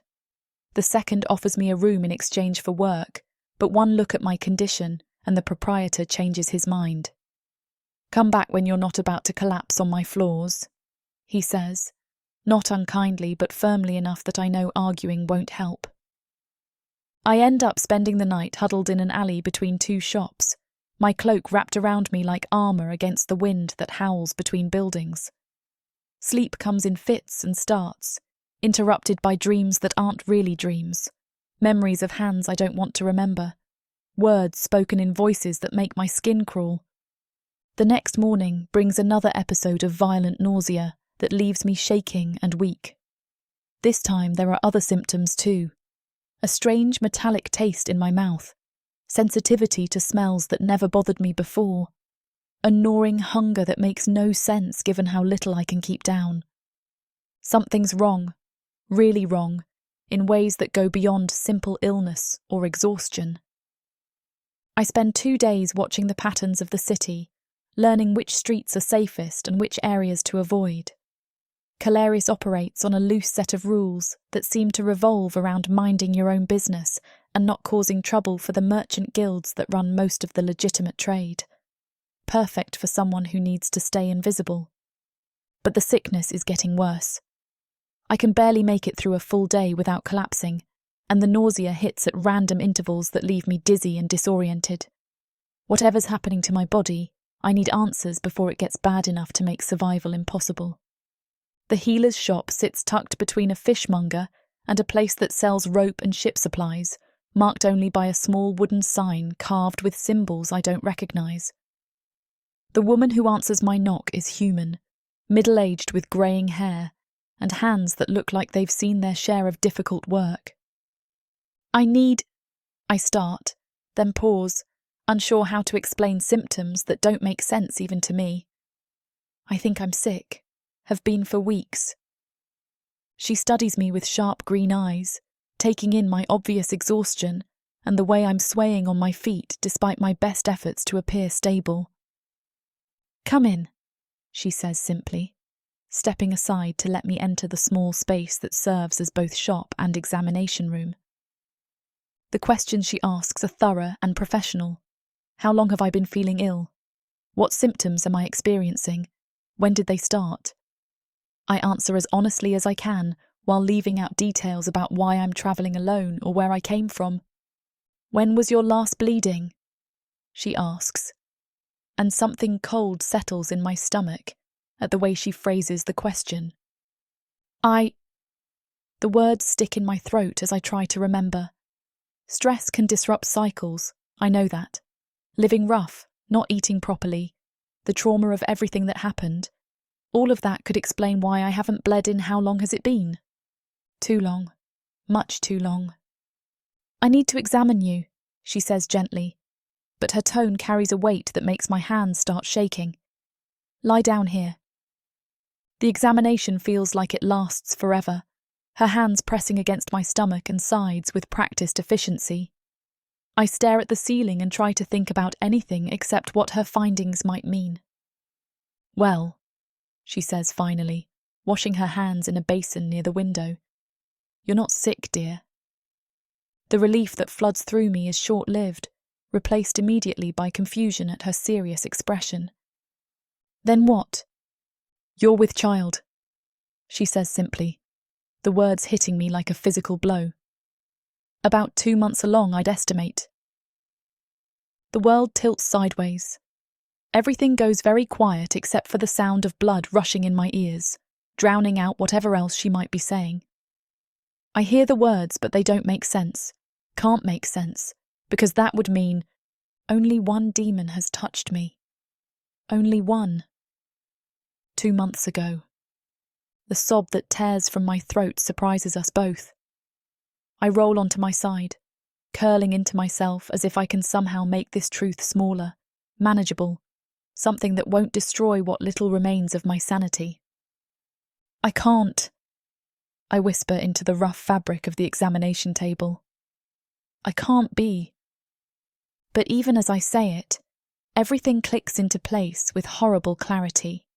The exhaustion, the nausea, the changes in my body that I attributed to stress and poor nutrition. It all makes sense now, forms a picture I never wanted to see. I carry a piece of him inside me, a permanent reminder of hands that took what was never offered, of violence disguised as desire. The thing growing in my body is made from his cruelty, and I don't know how to reconcile that with the fact that it's also mine. "There are options," the healer says carefully, her voice cutting through the spiral of panic threatening to consume me. "Ways to end a pregnancy this early, if that's what you want." But I can barely process her words through the crushing weight of this new reality.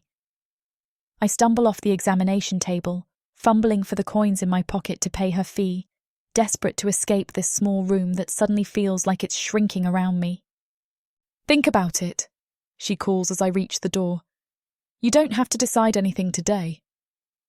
I make it exactly 3 steps into the alley behind her shop before my body expels everything in my stomach with violent efficiency.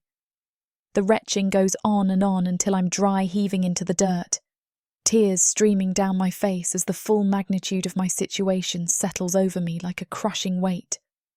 Pregnant, with Jan's child, the demon who destroyed me, who took everything I thought I knew about myself and twisted it into something unrecognizable. He's left me with this final insult, this permanent mark of his ownership. I curl up against the wooden wall of the healer's shop, pulling my knees to my chest as sobs rack my body with merciless intensity. Everything I've been running from, everything I thought I might eventually heal from, means nothing now. This changes everything, makes escape impossible in ways I'm only beginning to understand. The child will look like him, move like him, carry his blood in ways that will remind me daily of what he did, what he took, what he left behind, unless I don't let it. Escape this world and step into one where romance and magic intertwine across realms, with stories that are not just standalone tales, but part of a vast, interconnected universe. Imagine not just one, but 100 stories, where characters, destinies, and legends cross paths in unexpected ways. 100 audiobooks from the Romantasy 100 book bundle. These aren't just isolated stories. They share themes, worlds, and threads that make every journey feel part of something grander. Fated lovers, ancient prophecies, and the delicate balance between power and passion. Get all of these stories today for a mind-blowing 90% off. That's right, 100 audiobooks for the price of 10. 800 hours of audio where these alpha males prove just how puny the human men of Protheka are. 12 complete series where they show their human women what they've been missing and more. One-time purchase, lifetime access to a universe of interconnected magic and romance. Protheka's magic is eternal. With the Romantasy 100 book bundle, your pleasure will be too.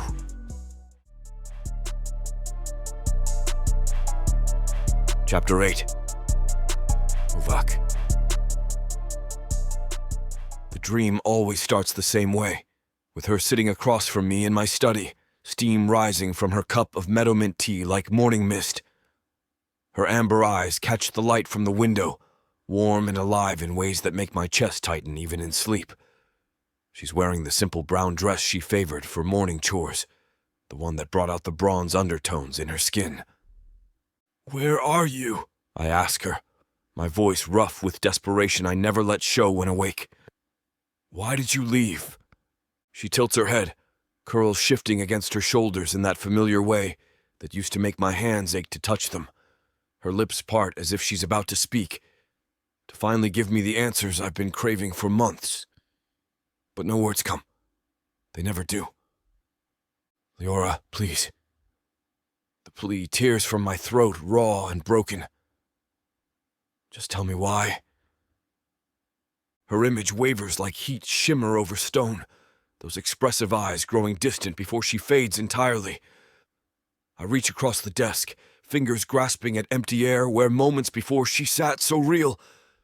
I could have sworn I smelled the soap she used in her hair. I wake with a violent jolt, my hand still outstretched toward nothing. The ache in my chest hits immediately, a hollow, gnawing sensation that's become as familiar as breathing over these past months.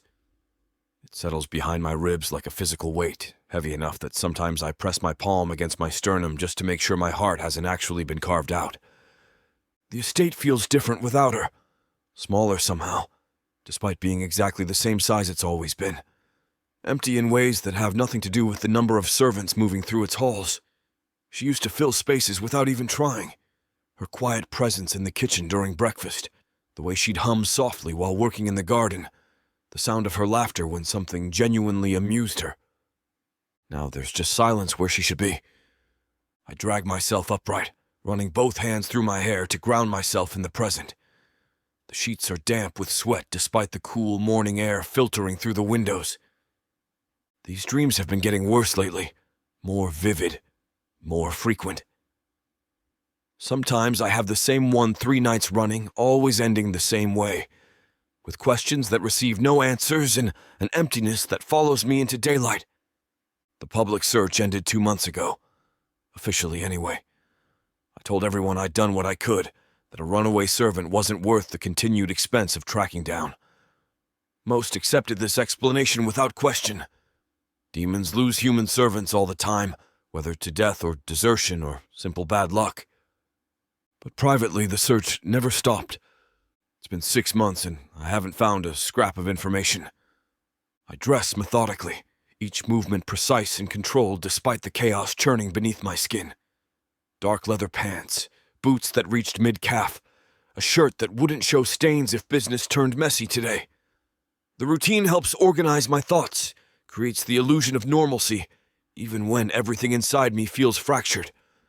Today's agenda includes meetings with 3 different trading partners, a review of shipping manifests from the eastern ports, and a negotiation session with the silk merchants from Vorthek.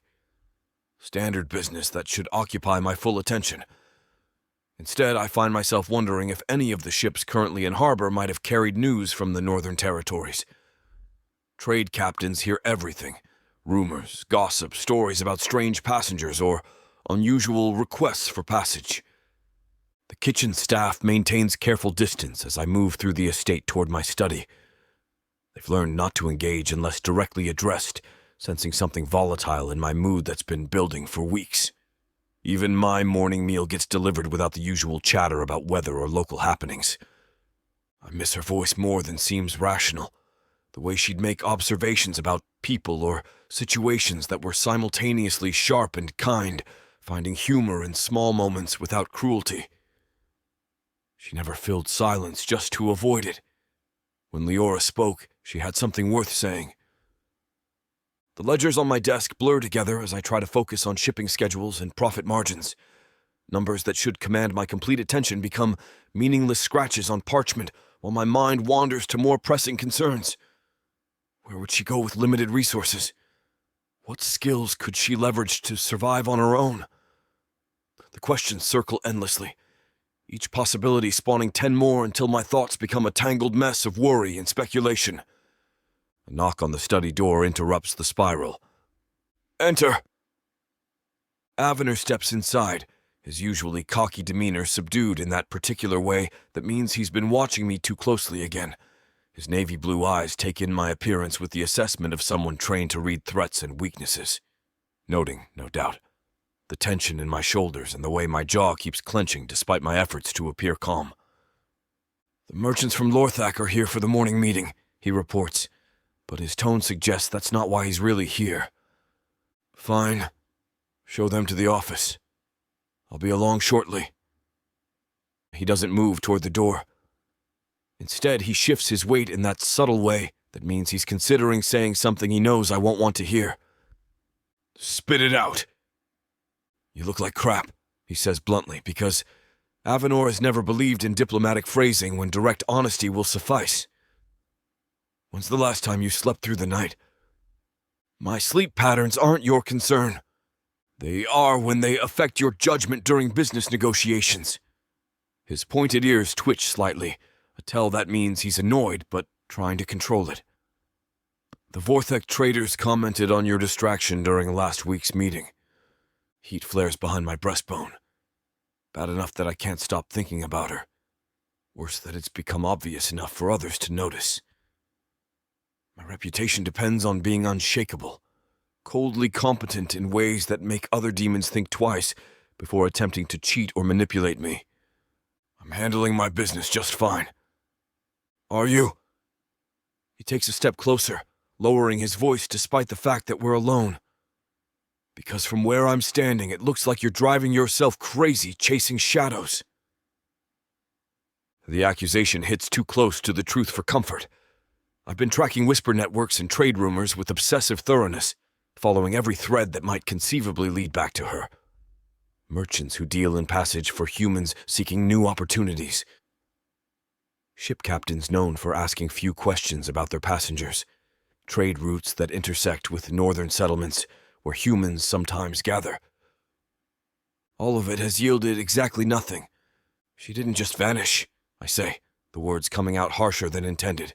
People don't disappear without leaving traces. "Some do." Avanor's expression gentles slightly, which somehow makes this conversation worse. Especially when they don't want to be found. The suggestion that Leora might be actively avoiding discovery, that her absence might be intentional rather than circumstantial, sends fresh anger coursing through my veins. Not at her, but at the situation. At my own inability to understand what went wrong between one day and the next. "She wouldn't just leave," I insist, though even as I say it, doubt gnaws at the certainty I'm trying to project. "Not without reason. Not without..." Without what? Without saying goodbye to the demon who owned her? Without explanation to someone who never gave her cause to think her feelings mattered beyond basic courtesy? The truth is, I don't know what Leora was thinking when she left. Don't know if something happened that frightened her, or if she simply grew tired of a life where her choices weren't entirely her own.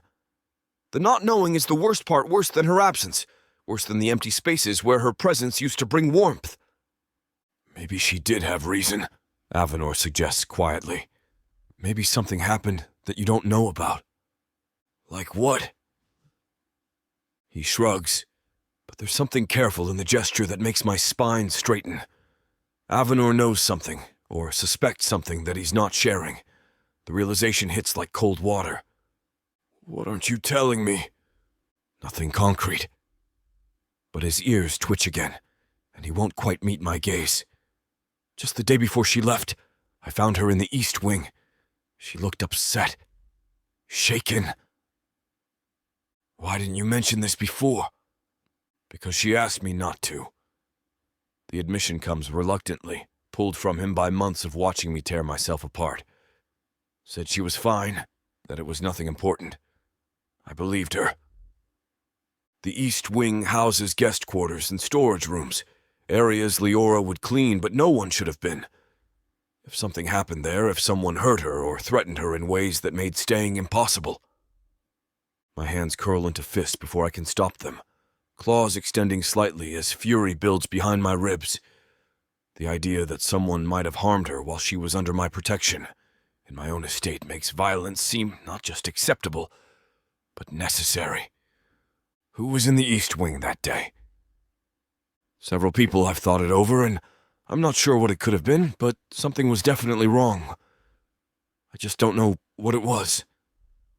That sends my mind spinning. I know Leora, know how she carried herself. Cautious, yes, but never to the point of genuine fear. She'd learned to read people during her years here, to distinguish between those who might cause problems and those who were merely passing through. If she was afraid enough to run, something real had threatened her. The merchants from Lorthok will have to wait. Business suddenly seems far less pressing than tracking down answers that might finally explain why why Leora felt she had to disappear rather than trust me to handle whatever was wrong. It eats at me.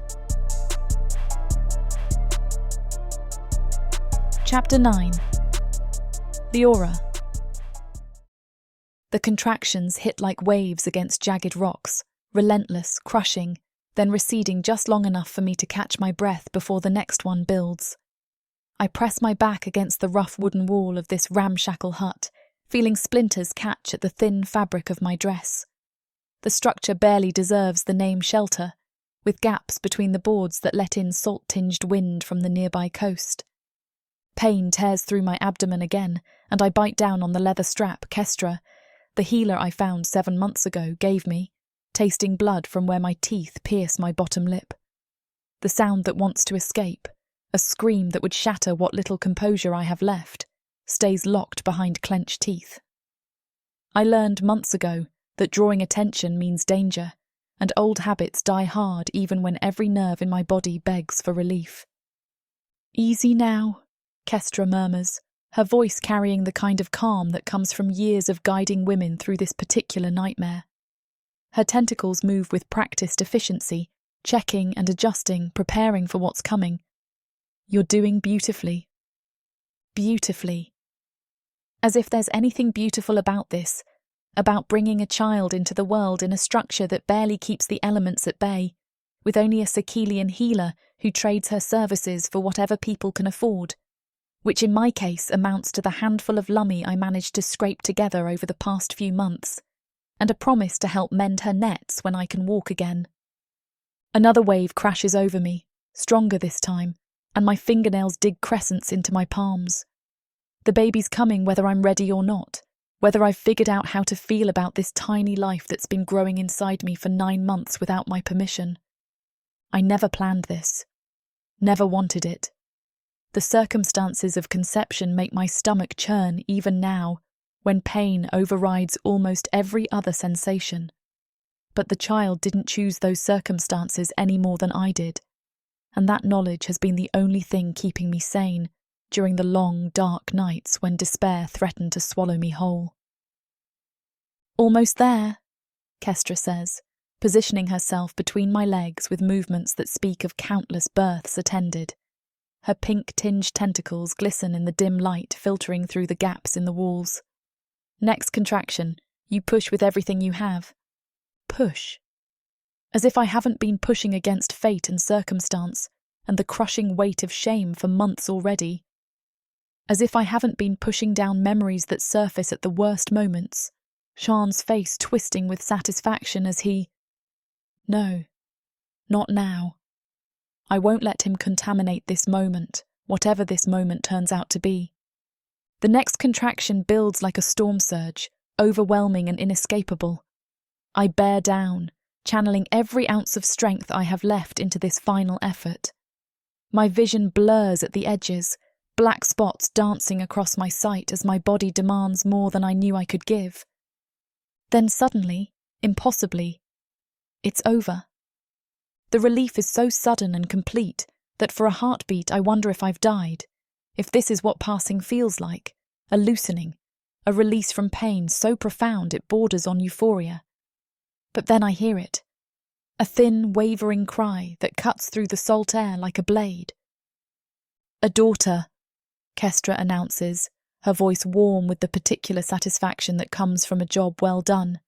Small, but strong lungs on her. A daughter. Kestra wraps the baby in a clean cloth, cleaner than anything else in this place anyway, and places her on my chest. The weight is almost nothing, maybe 6 pounds if she's lucky, but it feels monumental, world-changing. I look down at the tiny face screwed up in indignation at being forced from the warm darkness into this harsh, bright world. Her skin carries the same dusky tone as mine, bronze brown with undertones I recognise. But there are differences too. Her eyes, when they briefly flutter open, are pale gold instead of amber, almost luminous in the dim light. And there, barely visible bumps above her temples where hair will eventually grow thick and dark, tiny horns just beginning to bud beneath the skin. My breath catches. I knew this was possible, knew that demon blood sometimes manifests in unexpected ways, but seeing it makes everything real in a way the pregnancy never quite managed. This baby is both human and something more, caught between worlds just like I've been for most of my life. She's beautiful. The thought surfaces without permission, unwelcome and terrifying in its intensity. I spent months trying not to think of this child as anything more than a consequence, a complication to be endured. Told myself I was going through the motions of pregnancy because I had no choice, not because I wanted this baby. But looking at her now, watching those tiny fingers curl and uncurl as she adjusts to freedom from the womb, something fundamental shifts inside my chest. The walls I built around my heart during 9 months of determined indifference crumble like wet sand.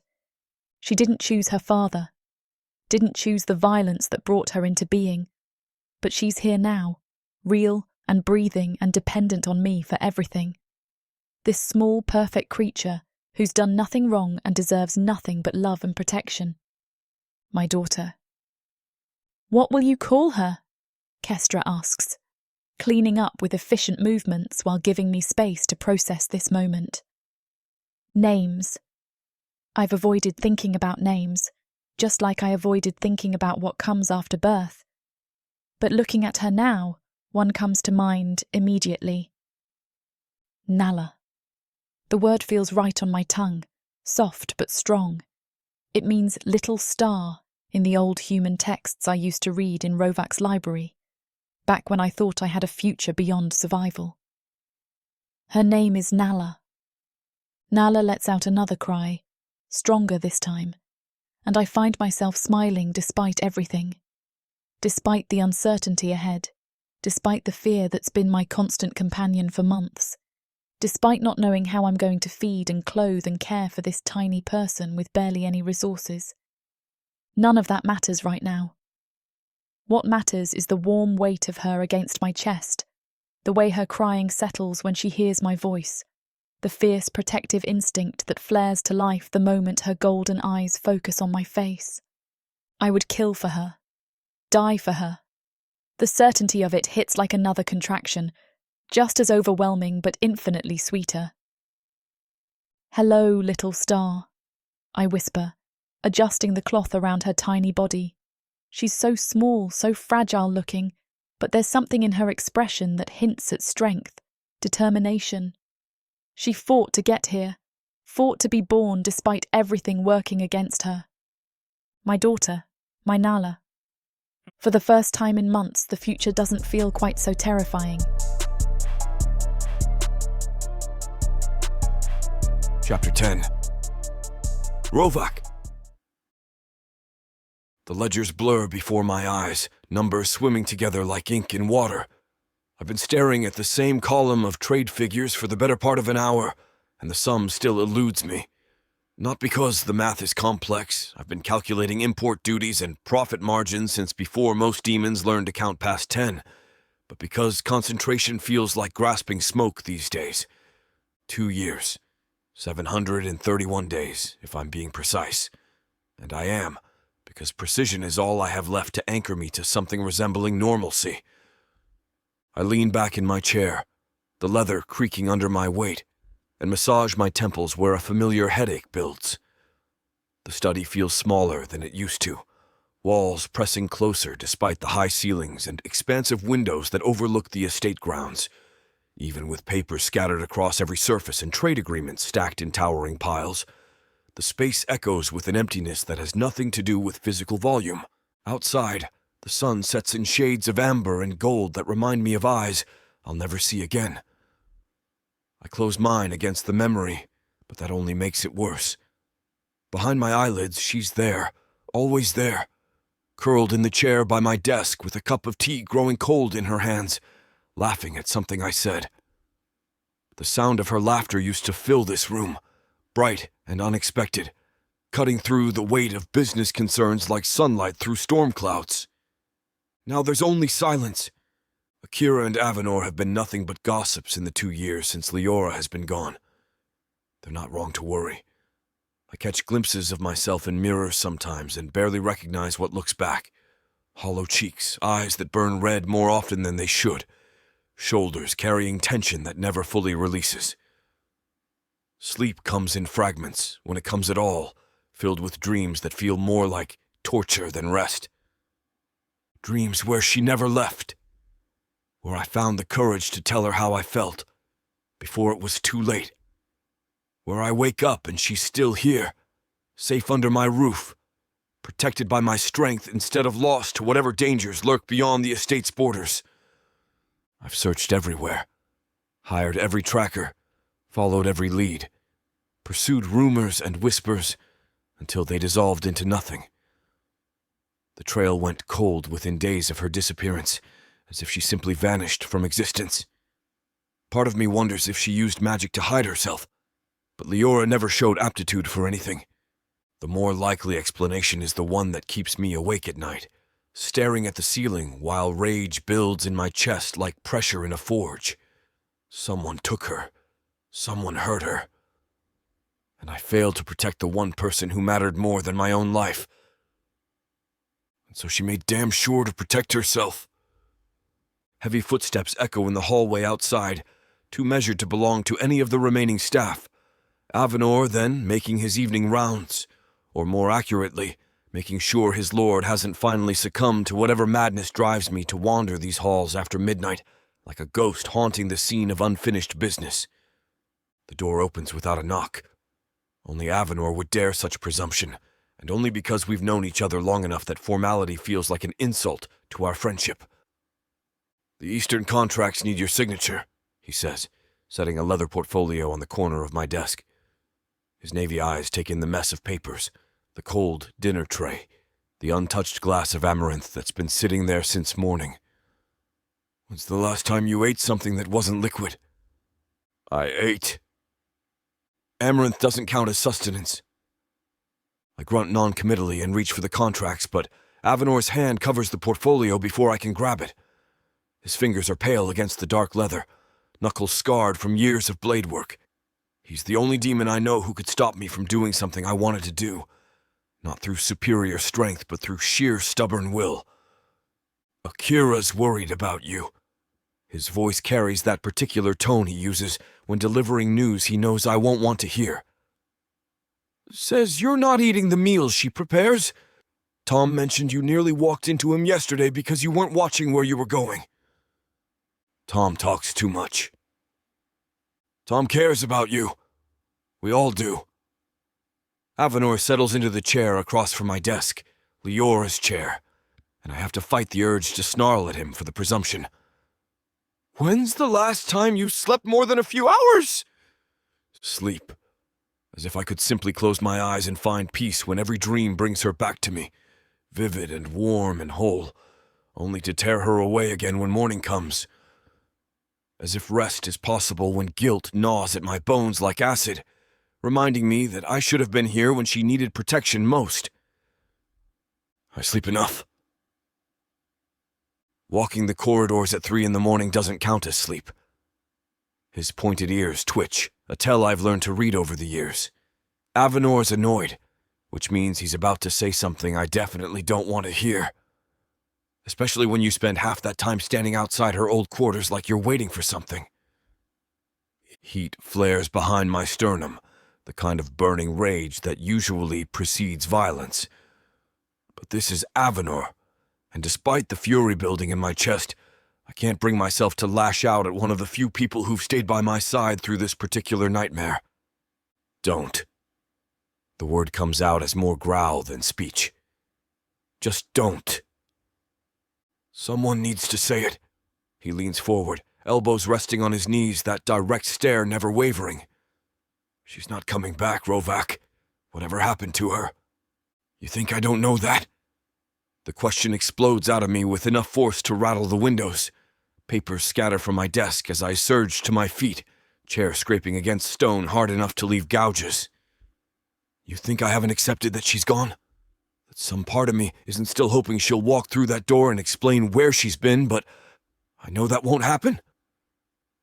Avanor doesn't flinch, doesn't reach for his blade, doesn't show any of the survival instincts that kept him alive through years of palace intrigue and border skirmishes.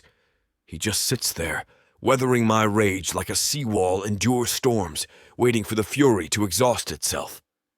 I know you know, he says quietly when my breathing steadies. That's what makes this worse. You've accepted she's not coming back, but you can't accept that you're still alive. You're existing, not living. There's a difference. The truth in his words hits harder than any physical blow. I am existing, moving through days like a man underwater, going through motions that used to have meaning, fulfilling obligations that feel increasingly pointless. The trade empire I built still runs, still generates profit, still commands a respect throughout the eastern ports. But none of it matters without her here to share it with. Stop hovering, I mutter, sinking back into my chair with less grace than I'd like. The fight drains out of me as quickly as it came, leaving behind the familiar weight of exhaustion. I don't need a nursemaid. No, you need a friend. And friends don't let friends waste away because they're too proud to admit they're hurting. Hurting. Such a small word for the cavity that's taken residence in my chest, the constant ache that colors every breath. Hurting suggests something temporary, something that heals with time and care. This feels more like amputation, the phantom pain of a limb that will never grow back. I miss everything about her. The way she hummed while organizing my correspondence, completely unconscious of the melody. How she'd curl into a chair with a book and completely lose track of time, emerging from whatever story held her captive with rumpled hair and ink stains on her fingers. The careful way she'd pour tea, as if the ritual itself held some sacred meaning. Our morning ritual where she'd bring me breakfast and she was always the first one that I saw. Most of all, I missed the sound of her voice calling my name. Not master or my lord, just Rovac, spoken with warmth that made my name sound like something worth being called.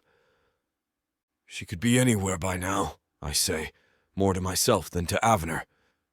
If she's even... I can't finish the thought.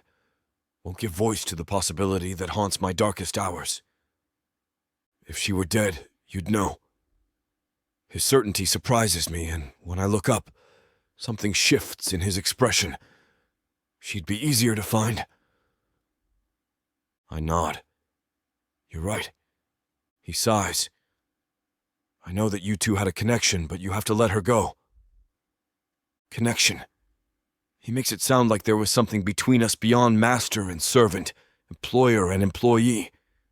As if the careful friendship we built over morning meals and evening conversations meant something more than convenience. As if the way her presence settled something restless in my chest wasn't just imagination, Maybe it wasn't imagination. Maybe she felt it too. Whatever invisible thread seemed to tie us together during those quiet moments when the rest of the world fell away. Maybe that's why she left. Because she sensed the dangerous territory we were approaching and decided escape was safer than staying to see where it led. The thought brings a fresh wave of guilt. If my feelings drove her away, if she fled because she felt pressured or unsafe. You're doing it again. Avanor's voice cuts through the spiral of self-recrimination. Blaming yourself for things beyond your control. Everything in this house is under my control. That's the point of having power. Not everything. Not people's choices. Not the forces that drive them to do things that don't make sense to the rest of us. He stands, straightening to his full height, and for a moment looks every inch the trained guard he used to be. She made a choice to leave. Maybe it was the right choice for her, even if it was terrible for you. Right choice. As if there could be anything right about the gaping wound her absence carved into my life. As if the sleepless nights and endless searching and constant ache of missing her could somehow be justified by her need for freedom. But even as anger rises in my throat, I know he's not entirely wrong. I never wanted her to stay out of obligation or fear. Never wanted her to feel trapped by my feelings or my position or the power I held over her circumstances. If she needed to leave to find peace, even if it cost me mine, then maybe that's a price worth paying. It doesn't make the paying any easier. Stop hovering, I repeat, but without the edge this time. Simple statement of fact rather than command. I'll eat something. Sign the contracts. Pretend to be the lord this estate needs. That's all any of us can do. He pauses at the door, hand resting on the frame. Pretend until pretending becomes real again.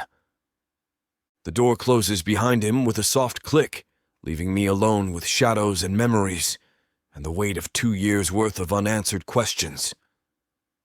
Outside, night settles over the estate like a familiar blanket, bringing with it the promise of another sleepless few hours spent walking empty corridors and stopping outside a door that leads to nothing but ghosts.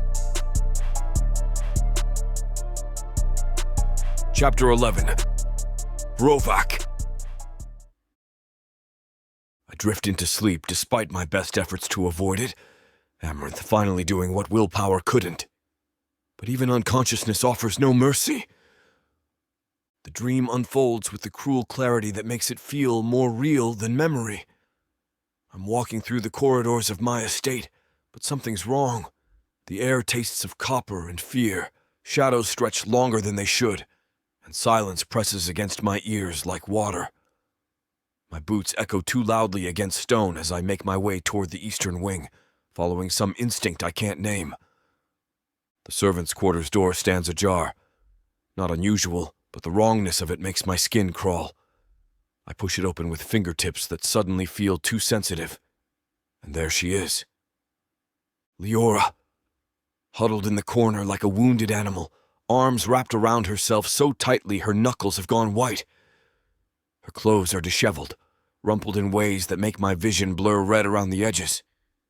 She doesn't look up when I enter, doesn't even seem to notice my presence. Leora. Her name falls from my lips like a prayer. And finally, those amber eyes meet mine. They're wide with shock, pupils blown so large they seem to swallow the gold entirely. Fear radiates from her in waves I can almost taste. I drop to my knees without conscious thought, making myself smaller, less threatening. Every instinct screams at me to surge forward, to gather her against my chest and demand answers, but terror has turned her fragile as spun glass. One wrong move and she might shatter completely. It's me, I whisper, extending one hand palm up between us. You're safe now. Whatever happened, you're safe. She stares at my hand like she's never seen one before. Minutes pass, or maybe hours. Time moves strangely in dreams, before she unfolds slightly, just enough to reveal new bruises blooming across her throat like dark flowers. Rage burns through me with the intensity of molten metal. Someone hurt her. Someone put their hands on what's mine and left marks that scream of violence. The need to hunt down whoever did this, to tear them apart with teeth and claws until nothing remains but memory, nearly overwhelms rational thought. But she needs me here now, whole and present and safe. Let me help you. I keep my voice soft, the tone I'd use with a spooked Kilmar, gentle but steady, promising protection without demanding trust. Let me take you somewhere warm. This time when I extend my hand, she takes it. Her fingers are ice-cold and trembling, but they curl around mine with desperate strength. I lift her carefully, one arm beneath her knees and the other supporting her shoulders, cradling her against my chest like something infinitely precious. She weighs nothing. Has she always been this light, or has whatever happened stolen substance from her along with peace? Her head rests against my shoulder, breath warm against my neck, and for a moment the wrongness of the day fades. This is right. Her in my arms, safe and protected in mine. I wouldn't hurt you, I murmur into her hair, words spilling out before I can stop them. You have to know that. You have to know I care about you. She pulls back just enough to look at me, and something shifts in her expression. The fear recedes slightly, replaced by a sadness so profound it steals my breath. Her hands, when did she lift them? Frame my face with soft touches, thumbs brushing across my cheekbones. If only that was enough, she whispers. The words hit like physical blows. Not I don't believe you, or I can't trust you. If only that was enough. As if my caring, my protection, my promise to never harm her exists, but simply can't reach whatever wound has been carved into her soul. I jerk awake with her name on my lips, heart hammering against my ribs hard enough to bruise. The study comes back into focus, slowly. Familiar walls, familiar furniture, familiar emptiness that feels more crushing after the vivid presence of the dream. Weak morning light filters through windows I don't remember opening, and my neck aches from sleeping slumped over my desk. The contracts Avanor brought yesterday remain unsigned, scattered across the desktop alongside cold amaranth and the remnants of dinner I never touched. My mouth tastes like ash and regret. If only that was enough. Even dreams offer no comfort, only fresh varieties of torment. In sleep, I can hold her, protect her, speak truths I never had courage to voice while awake. But even dream Leora slips through my fingers, wounded by something my caring can't heal. I push myself upright, joints protesting the awkward position I'd maintained for however long unconsciousness claimed me. Dawnlight reveals the full scope of last night's destruction. Papers everywhere, ink stains on the carpet where I'd knocked over the well, chair cushions bearing claw marks from when my control slipped entirely. The estate wakes around me with familiar sounds that used to bring comfort. Servants moving through distant corridors, the kitchen staff beginning preparations for breakfast, garden doors opening to let in fresh air that carries hints of Arison blossoms. Life continuing its relentless forward momentum despite the gaping hole at its center. I should wash, change clothes, pretend to be the man this household needs rather than the broken thing I've become. The Eastern contracts won't sign themselves, and merchant captains expect their trademaster to project strength and stability, even when both feel like distant memories. The sound of rapid footsteps in the hallway interrupts my attempts at pulling myself together. Too fast for casual movement, too heavy for most of the staff. Before I can straighten my appearance, the study door bursts open without ceremony. Avanor stands in the doorway, chest rising and falling like he's been running. His usually immaculate appearance shows signs of haste. Hair disheveled, shirt partially untucked. That look in his navy eyes I've learned to associate with news that will shatter whatever fragile peace I've managed to construct. "You need to come," he says without preamble. "Now." The tone brooks no argument, carries an urgency that cuts through the fog of exhaustion and dream confusion. I rise from my chair, automatically reaching for the coat draped over its back, but Avanor shakes his head. "No time. Just come." He turns and strides away without waiting for a response, leaving me to follow or be left behind. The choice is no choice at all. I trail him through corridors that feel familiar yet strange, as if the architecture itself has shifted during the night. His pace never slows, never allows for questions or explanations. We reach the main foyer in what feels like heartbeats, though the journey must have taken longer than perception suggests. Sunlight streams through tall windows, illuminating marble floors and the tapestries that line the walls, expensive displays of wealth and power that suddenly feel hollow as stage props. A man waits near the entrance doors, a stranger, travel-stained and lean in the way that suggests hard living rather than deliberate fitness. His clothes mark him as someone who works in trades I prefer not to think about too deeply, leather worn soft from handling chains, boots that have walked too many auction blocks. A slaver. My hands clench into fists before conscious thought engages. Whatever business this creature thinks he has with me. "He found someone," Avanor says quietly, reading my expression with the accuracy of long friendship. "Someone bearing your household mark." The words hit like ice water in my veins. Household mark. The practice I've always despised. The branding forced on human servants by market laws I fought to change. I never marked any of the people in my employ, but the auction houses didn't care about my preferences. Anyone bought through official channels carried the scar whether I wanted it or not. Hope rises in my chest like pain, sharp and desperate and terrifying in its intensity. I've learned not to trust hope these past 2 years. It cuts deeper than despair when it proves false. But this stranger's presence, Avanor's expression, the careful way neither of them will quite meet my eyes. "Where?" The word scrapes out of my throat like broken glass. The slaver gestures toward the doors without speaking, and suddenly my legs feel unsteady. 2 years of searching, of following false leads and paying informants who delivered nothing but disappointment. 2 years of slowly accepting that some questions will never have answers. What if this time is different? We step outside into morning air that tastes of possibility and terror in equal measure.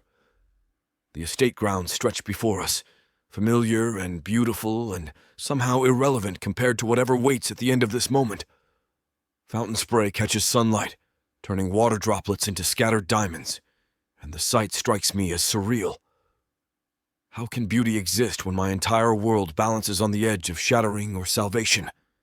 The slaver leads us across cobblestones toward a covered wagon that squats near the gate like some predatory beast. Standard transport for his trade, probably lined with chains and locks and all the implements needed to keep human cargo docile during transport. The thought of anyone spending time in that mobile prison makes my teeth ache, but if it brought her back to me... He reaches for the wagon's rear covering with hands that shake slightly. Even slavers, it seems, recognize the weight of moments that change everything. The canvas pulls back with a rustle that sounds deafening in the morning stillness. And there she is, Leora. Dirty, pale as bone, thinner than memory, and bearing new scars that make my vision blur crimson around the edges. But alive, present, real in ways that dreams can never be. She looks up at the sound of the canvas moving, and those amber eyes I've seen behind my eyelids every night for 731 days go wide with recognition and shock and something that might be fear. But that's not what steals my breath. That's not what makes the world tilt sideways and reformed around a truth I never imagined. Because Leora's not alone. She's holding a child. Chapter 12. Leora. The wagon lurches to a stop, and my arms tighten instinctively around Nala. She's been fussing for the last hour, picking up on my tension the way she always does, those pale gold eyes darting between my face and the canvas walls that have trapped us for days. I've lost count of how many. Time blurs when you're fighting panic and trying to keep a toddler calm in a space barely large enough for 2 people. The slaver's voice drifts from somewhere outside, too low for me to make out words. My heart hammers against my ribs, hard enough that I wonder if Nala can feel it through my chest. She squirms in my lap, tiny hands grabbing at the torn fabric of my dress, and I hush her with lips that feel numb. I've been planning. That's what's kept me sane during this nightmare, cataloguing every detail of our captor's routine, watching for patterns, waiting for the moment when his guard drops enough for us to run. The chain around my ankle gives me maybe 3 feet of movement, but chains can be broken. Locks can be picked. I won't let Nala grow up in bondage because of my mistakes. But when the canvas pulls back and sunlight floods our prison, all my careful plans scatter like ash in wind. Because I know those stones. I know the fountain centred in the courtyard, water catching morning light in spirals that used to fascinate me during the few moments I'd steal to watch from kitchen windows. I know the tall windows of the main house, the way ivy climbs the eastern wall in patterns that shift with seasons. Rovac's estate. 2 years of running, of scraping together enough coin for food and shelter, of teaching Nala to stay quiet when strangers passed. And now we're back here. I quickly look away, not able to lift my eyes to the house. Out! The slaver's voice cuts through my shock like a blade. Move! Nala whimpers against my shoulder, sensing the change in my breathing, the way my whole body has gone rigid with terror that has nothing to do with chains or cramped spaces. This is worse. This is facing the consequences of choices made in desperation and shame. I gather Nala closer, shielding her as much as possible as I stumble from the wagon on legs that shake from more than just days of confinement. The chain around my ankle drags against stone, each clink a reminder of how far I've fallen from the woman who used to share breakfast conversations and quiet laughter in the estate's morning light. And then I see him. Rovac stands near the fountain like something carved from shadow and nightmare. 6 years of shared meals and careful conversations haven't prepared me for the reality of facing him now. Not like this. Not when I'm a chained runaway holding proof of everything I couldn't tell him. He towers over everyone else, even Avanor beside him, his presence filling space in ways that go beyond mere physicality.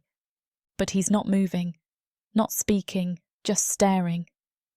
At first I think the focus of that black-eyed gaze is me, and I brace for anger, for demands, for the disappointment that will cut deeper than any punishment. 6 years of kindness, of protection I never deserved, and I repaid it by vanishing in the night like a thief. Then I realise what he's actually looking at. Nala. She peers over my shoulder with those distinctive pale gold eyes, unafraid in the way only small children can be when faced with creatures that would terrify grown men. Her tiny fingers twist in my hair as she studies Rovac with the intense concentration she usually reserves for new foods or particularly interesting insects. The slaver jerks the chain, sending sharp pain up my leg, and drags me forward several steps. I stumble, trying to keep Nala balanced, trying to shield her from the rough handling even though my own body screams in protest. The movement seems to break whatever spell has held the courtyard in strange silence. Payment, the slaver says, addressing Rovac without ceremony. She bears your household mark. Recovery fee is standard rate plus transport costs. Still, Rovac doesn't speak. Doesn't even acknowledge the other man's presence. That obsidian stare remains fixed on Nala with an intensity that makes my skin crawl. Not with fear for my safety, but with the sudden, inexplicable certainty that something fundamental has shifted in the space between heartbeats. Avanor steps forward instead, silver hair catching sunlight as he moves with that fluid grace I remember from training sessions I used to watch from kitchen windows. His navy eyes flick between Rovac and me, and I see confusion there. Questions he's obviously dying to ask but doesn't dare voice. How much? Avanor's tone carries none of his usual sardonic edge. If anything, he sounds careful, like someone trying not to startle a dangerous predator. Numbers are exchanged. Coin changes hands. The chain around my ankle is unlocked with a key that scrapes against metal loud enough to make Nala flinch. But through it all, Rovac remains silent as stone, his attention never wavering from my daughter. My daughter with her dusky skin and curling dark hair, and those eyes that catch light in ways that seem almost otherworldly.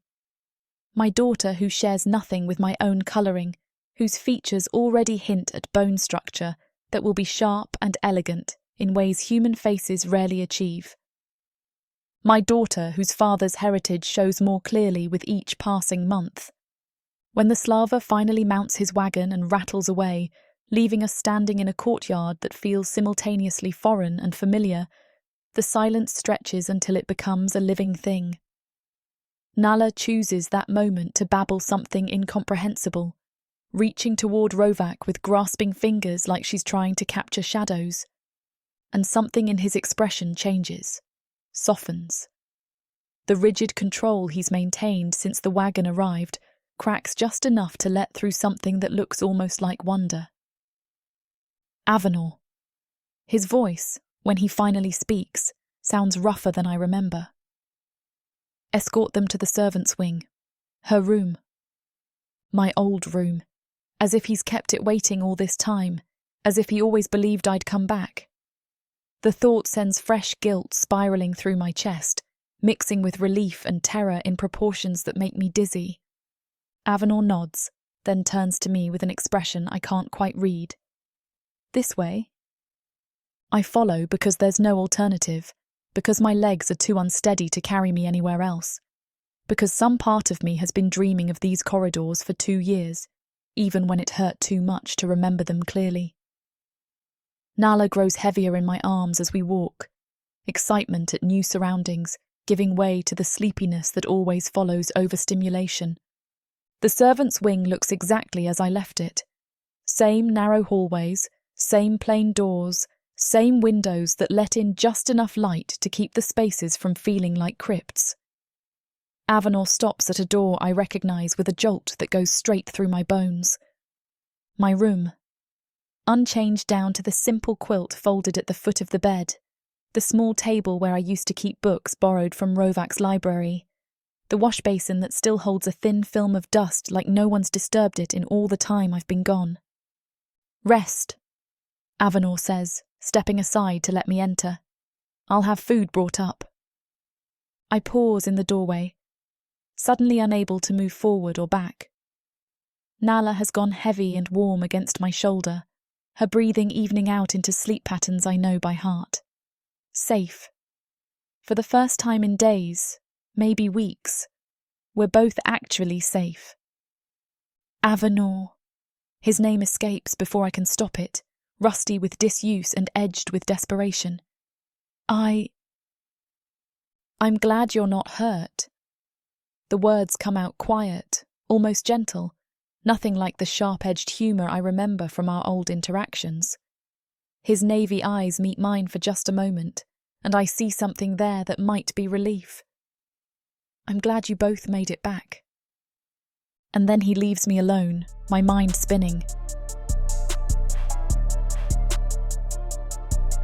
Chapter 13. Rovac. I stand in the gardens like a man struck by lightning, my mind fracturing into pieces I can't fit back together. The fountain's familiar splash does nothing to calm the chaos raging through my thoughts. Leora alive, here, and with a child. The implications hit me in waves, each one more devastating than the last. Did she leave because of someone else? Some demon who caught her eye, who offered her things I never could. The thought burns through me like molten metal, jealousy and confusion warring with relief so sharp it cuts. Or worse, did she leave because she was carrying another's child and couldn't bear to tell me? The idea that she'd felt so trapped, so ashamed, that disappearing seemed like her only option makes my chest tighten until breathing becomes a conscious effort. I've spent 2 years imagining every possible scenario for her disappearance. Kidnapping, murder, simple flight from a life she couldn't tolerate anymore. Never this. Never returning with proof of a life I knew nothing about, a connection to someone who wasn't me. The gardens blur at the edges as I try to process what I saw. The child, Nala, I heard Leora whisper her name, with her dusky skin and dark curls, Those distinctive eyes that catch light like captured starfire. Beautiful, unmistakably part demon. And reaching toward me with the fearless curiosity only the very young possess. Footsteps on stone announce Avanor's return before I see him. He moves differently now, like someone who's witnessed something that shifted the ground beneath his feet. When he stops beside me, his usual sardonic composure has cracked enough to show genuine bewilderment. Well, his voice carries none of its typical sharp edge. That was unexpected. I can't form words, can barely form thoughts beyond the endless loop of questions that have no answers. Avanor seems to understand, because he continues without waiting for a response. At least she's home. The words sound careful, chosen with the precision he usually reserves for diplomatic situations. At least they're both safe. Safe. Yes. Despite everything else spinning out of control, that much is true. Leora is here, whole and breathing and real instead of existing only in memories that have started to feel more like dreams. Whatever happened, wherever she's been, she survived it. I nod because it's easier than trying to speak around the knot in my throat. I've arranged for food to be sent to her room, Avanor adds. She needs rest. The child, too. The mention of food breaks through my paralysis like cold water. I'll take it. Avanor's eyebrows climb toward his hairline. You'll what? I'll take it. The words come out rougher than intended, edged with something that might be desperation. To her room. For a moment, Avanor looks like he wants to argue. His navy eyes search my face with the thoroughness of someone who's learned to read my moods through 6 years of partnership. Whatever he sees there must convince him that pushing would be unwise because he simply nods. I'll have it prepared. Give you some time to. He gestures vaguely at my general state of dishevelment. Compose yourself. Compose myself. As if there's any configuration of my thoughts that would make this situation less catastrophic. But Avanor's right. I need to gather what remains of my control before facing Leora again. Before meeting her daughter properly without the shock and confusion that rendered me effectively mute in the courtyard. An hour later, I stand outside her door with a tray that trembles slightly in my hands. Ridiculous. I've negotiated trade agreements worth thousands of nodals, faced down rival merchants who thought my reputation was exaggerated, stared down Zafin diplomats who'd have gladly seen me dead. None of it prepared me for this.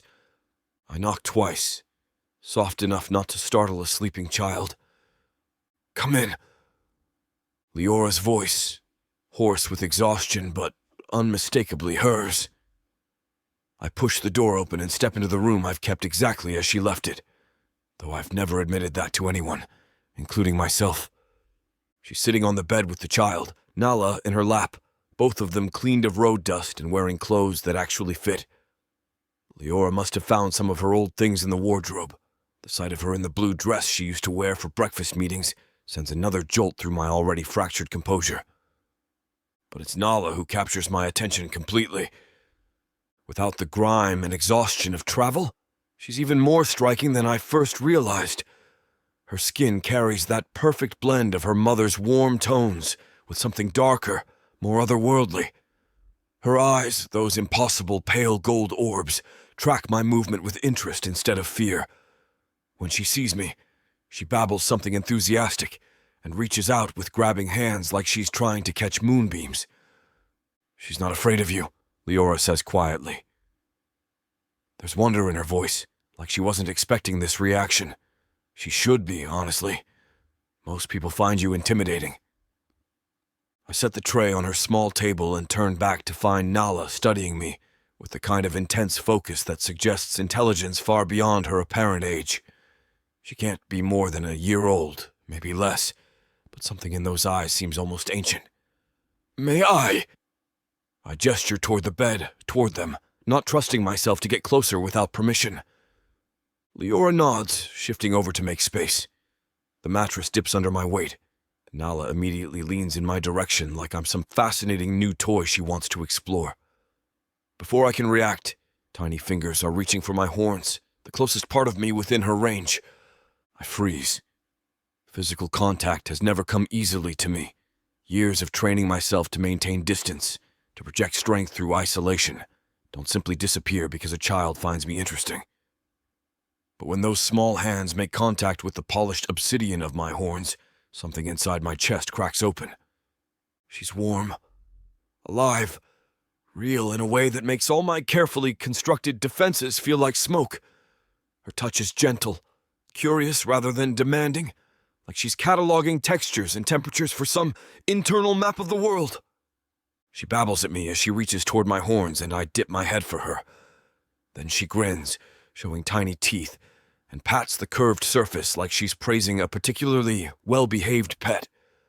The sound that escapes me isn't quite laughter, isn't quite a sob. It's something raw, something I don't have words for.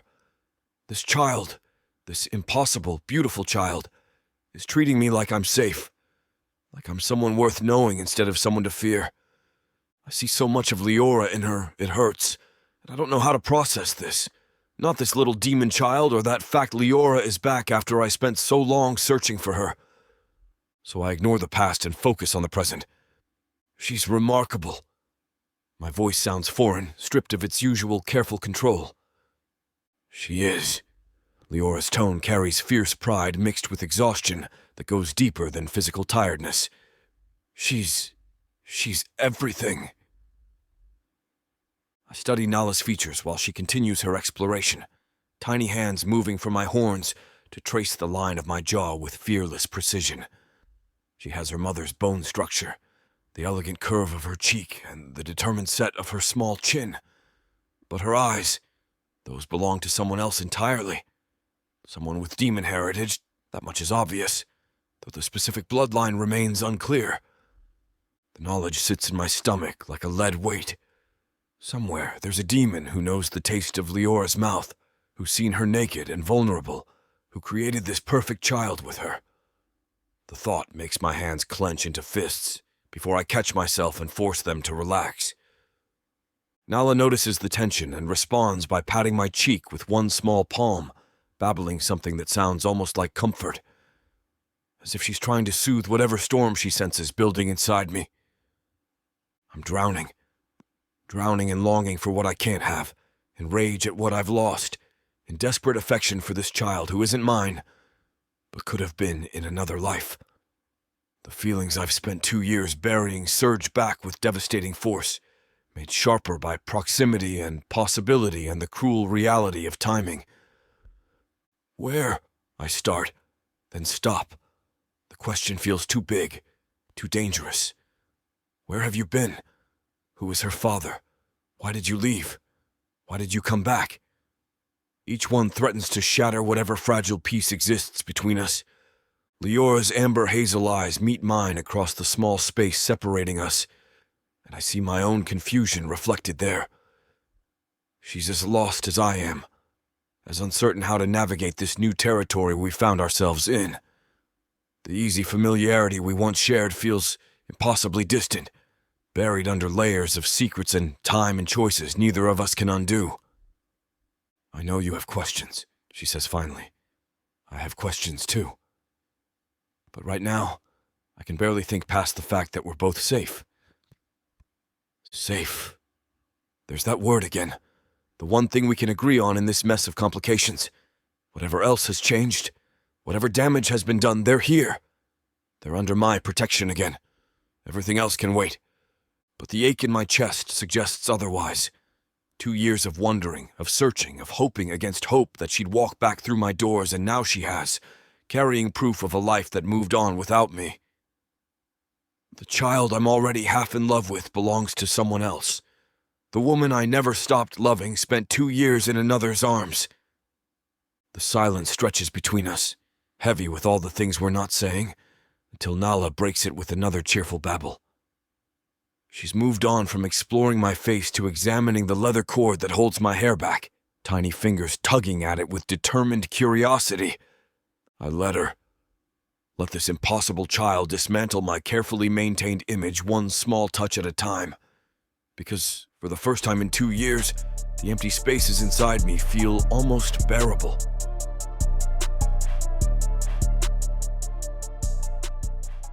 From the depths of the darkness of Protheka or clawing up from the realms of fantasy. come the most fearsome beasts you have ever seen. These monsters are done watching from the shadows. Now, as they step into the light, something unexpected grips them. Something even they can't fight off.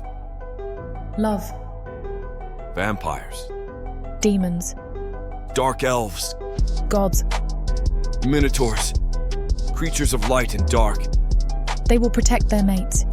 Do whatever needs to be done. Morally grey heroes who will burn the world to protect the women who love them. 10 audiobooks, Fall into over 60 hours of fantasy romance. 20 ebooks, Over 1 million words of these brutes who will protect their women. even if they might destroy themselves in the process. Get the immersive Protheka fantasy romance bundle. For 80% off, right now, dive into Protheka at a once-in-a-lifetime discount. The first bundle to offer both ebooks and audiobooks on worldsofprotheka.com. Protheka's magic is eternal, and this Romantasy bundle will make it endless. Chapter 14.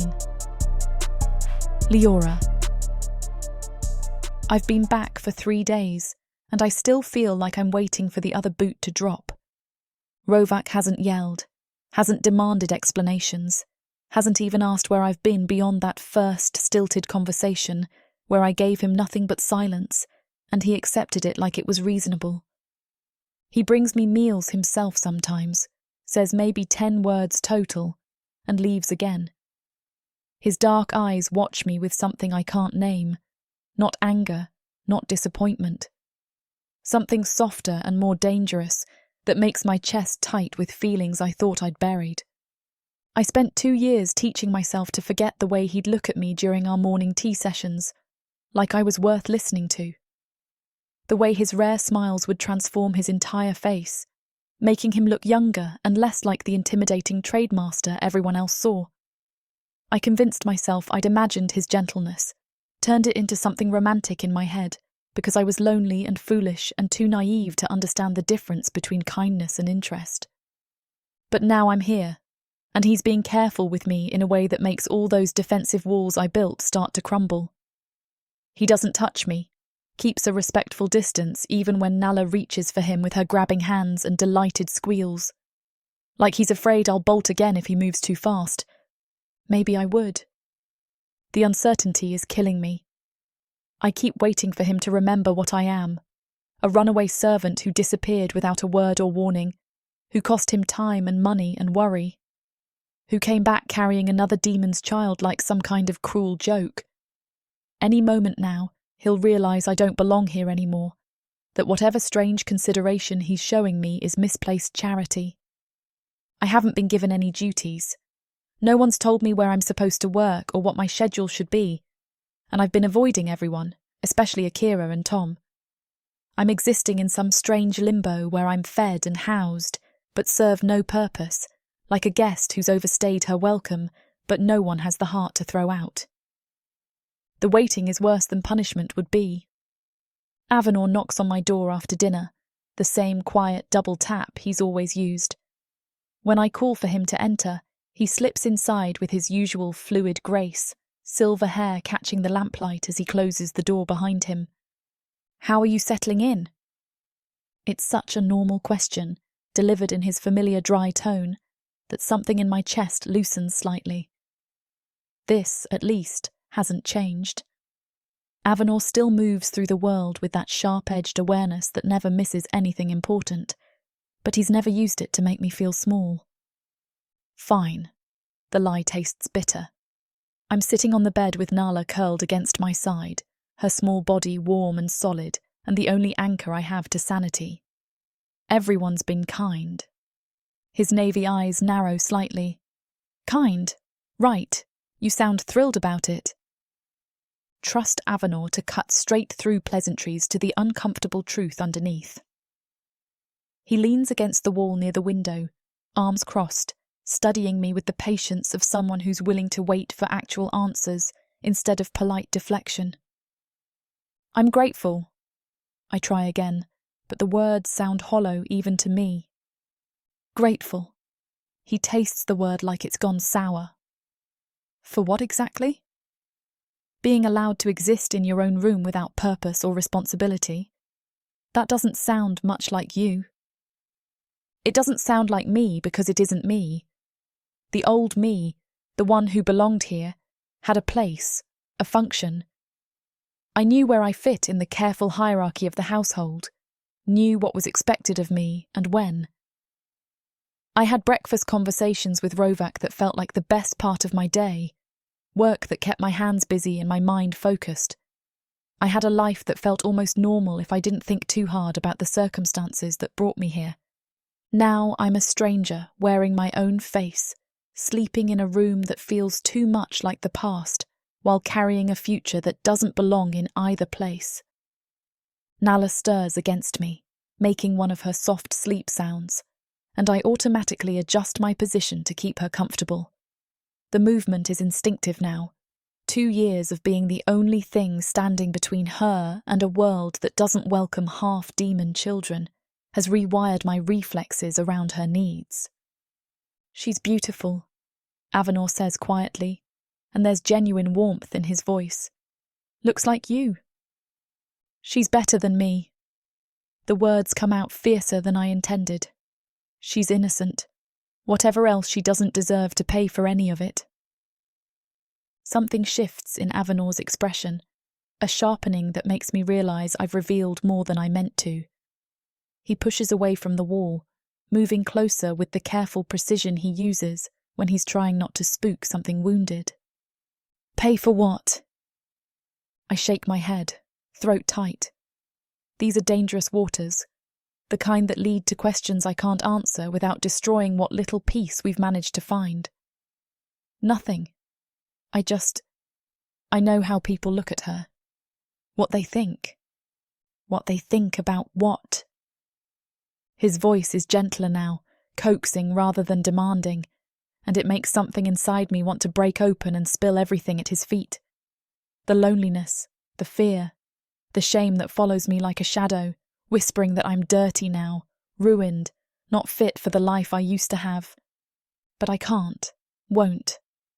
The truth would shatter too many things, and I'm not strong enough to handle the pieces. She's half demon, I say instead, focusing on the easier explanation. Born to a human servant who ran away and came back with no explanation. It's not exactly complicated math to know the what's being said. Avanor settles into the chair near the bed, close enough that I can see the understanding in his eyes. Too much understanding. Like he's filling in details I haven't given him and coming to conclusions that make his jaw tighten with suppressed anger. I'd rather hear what you have to say about it. The question catches me off guard. Not what happened, not who her father is, not why I left. What do I think? Like my opinion matters. Like my feelings about any of this carry weight instead of just being inconvenient complications to be managed. What I have to say? I think. I start, then stop, because putting it into words makes it real in a way that terrifies me. I think I don't belong here anymore. I think coming back was selfish. I think Rovac is being kind because that's who he is, but eventually he's going to realise I'm not worth the trouble. The words hang in the air between us like a confession, raw and ugly, and more honest than anything I've said since walking through the gates. Avanor doesn't respond immediately, just watches me with those sharp eyes that seem to see straight through all my careful defences. You're an idiot, he says finally, but there's no heat in it. Complete and utter fool. I flinch like he's slapped me, because hearing it said out loud hurts worse than I expected. I know that. No. He leans forward, voice cutting through my attempt at agreement. You're an idiot for thinking any of that's true, for thinking Rovac sees you as trouble instead of... He stops, shakes his head. Never mind, not my story to tell. Instead of what? The question burns in my throat, but something in his expression warns me away from pushing. Whatever he's not saying, it's information that belongs to someone else, probably Rovac, and Avanor's too loyal to share secrets that aren't his. We sit in silence while I try to process what he's telling me without actually telling me. That Rovac's kindness isn't just default courtesy. That my return means something more than I've let myself believe. That maybe, I'm not the burden I've convinced myself I am. But hope is dangerous. Hope is what got me into trouble before, making me think I could have something I was never meant to want. It's easier to expect rejection, to prepare for the inevitable moment when reality asserts itself and I'm reminded of my place in the world. The silence stretches until Nala shifts again, this time waking up enough to realise she's not in her usual sleeping position. She makes a small questioning sound and pushes herself up on tiny hands, blinking owlishly at Avanor like she's trying to remember where she's seen him before. When she spots him, her face breaks into one of those brilliant smiles that never fails to make my heart squeeze. She babbles something that might be a greeting and starts making grabbing motions in his direction, clearly expecting him to come closer so she can investigate this new person properly. Avanor's expression softens in a way I've rarely seen, all his sharp edges melting into something approaching tenderness. "Hello, little one. You're awake." Nala responds with more enthusiastic babbling, bouncing slightly in my lap with excitement. She's always been drawn to people, even when we were on the road staying in places where standing out could be dangerous. I've spent 2 years trying to teach her caution, but it's not in her nature. She approaches the world like it's full of friends she just hasn't met yet. "She likes you," I tell Avanor, adjusting my grip as Nala makes a more determined lunge toward him. Most people do, once they get past the intimidating exterior. He reaches out carefully, letting Nala grab onto his fingers with her tiny hands. Same could be said for someone else around here. The comment hits closer to home than I'm comfortable with. Is that how I appear now? Intimidating in my distance, keeping people at arm's length because it's safer than risking the rejection I'm sure is coming? Maybe. Probably. I watch Nala charm Avanor with the same effortless grace she showed Rovac, completely unburdened by the complications that make everything difficult for me. She doesn't know she's the product of violence, doesn't understand that her very existence is proof of my shame, my failure to protect myself when it mattered most. To her, the world is still full of possibilities and people who might love her if she just smiles bright enough. The contrast between her innocence and my cynicism makes something crack inside my chest. Here I am, drowning in self-doubt and fear, while she approaches each day like it's a gift. Maybe she's the one who has it right. Maybe I'm the one who's lost perspective. But even as the thought forms, I can't quite make myself believe it. The fear runs too deep, carved into my bones by 2 years of running and hiding and trying to convince myself that this is all I deserve. That safety is temporary, kindness is conditional, and eventually everyone realises I'm not worth the effort. "She's lucky to have you," Avanor says quietly, and something in his tone suggests he's talking about more than just daily care and feeding. "I'm all she has." The words come out flat, matter of fact. There's no one else. There could be.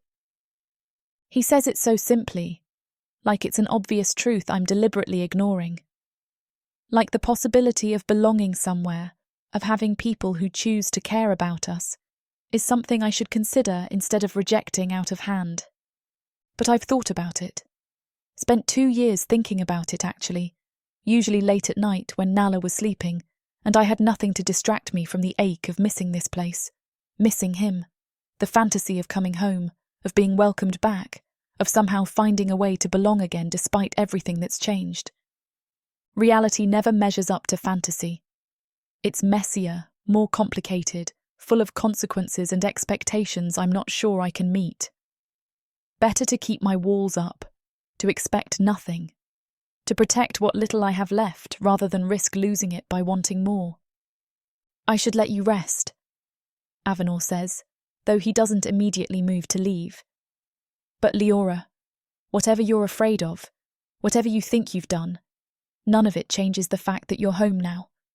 That matters to people here, more than you know." He stands, gently extricating his fingers from Nala's determined grip with the patience of someone who's used to dealing with small, grabbing creatures. She protests the loss with a disappointed whimper that makes him smile. "Sleep well, little one. You too." The door closes behind him with a soft click, leaving me alone with my daughter and the uncomfortable weight of everything he didn't quite say. That I matter, that my return is wanted, not just tolerated. That maybe, I'm not as alone as I've convinced myself I am. But old habits die hard, and hope still feels like a luxury I can't afford. Safer to expect nothing and be pleasantly surprised than to hope for everything and be crushed when it doesn't materialise. I've spent 2 years learning to protect myself this way. I'm not sure I remember how to do anything else. Nala settles back against my side with a contented sigh, already drifting towards sleep again. Her trust is absolute. In me, in this place, in the idea that tomorrow will be just as safe as today. She has no reason to doubt, no context for the fear that keeps me awake most nights. Maybe that's enough for now. Maybe keeping her safe and happy is all I need to focus on, instead of trying to untangle the mess of feelings and expectations that comes with being back. She's what matters. Everything else is just noise. But as I adjust the blanket around both of us and try to find a comfortable position for sleep, Avanor's words echo in my head like a challenge I'm not sure I'm ready to accept. The possibility that I'm home, really home, instead of just temporarily sheltered. That the careful distance I'm maintaining is protection I don't actually need. That maybe, just maybe, I'm worth more than I've convinced myself I am. The thought follows me towards sleep, dangerous and persistent and impossible to shake.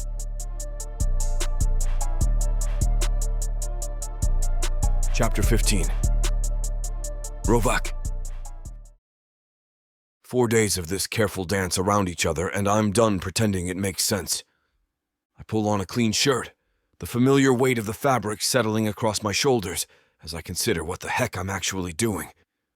For 4 days, I've been treating Leora like she's made of glass, keeping my distance, speaking in careful, measured tones, acting like she might disappear again if I breathe too loudly in her direction, like she's some fragile thing that needs protecting from my own presence.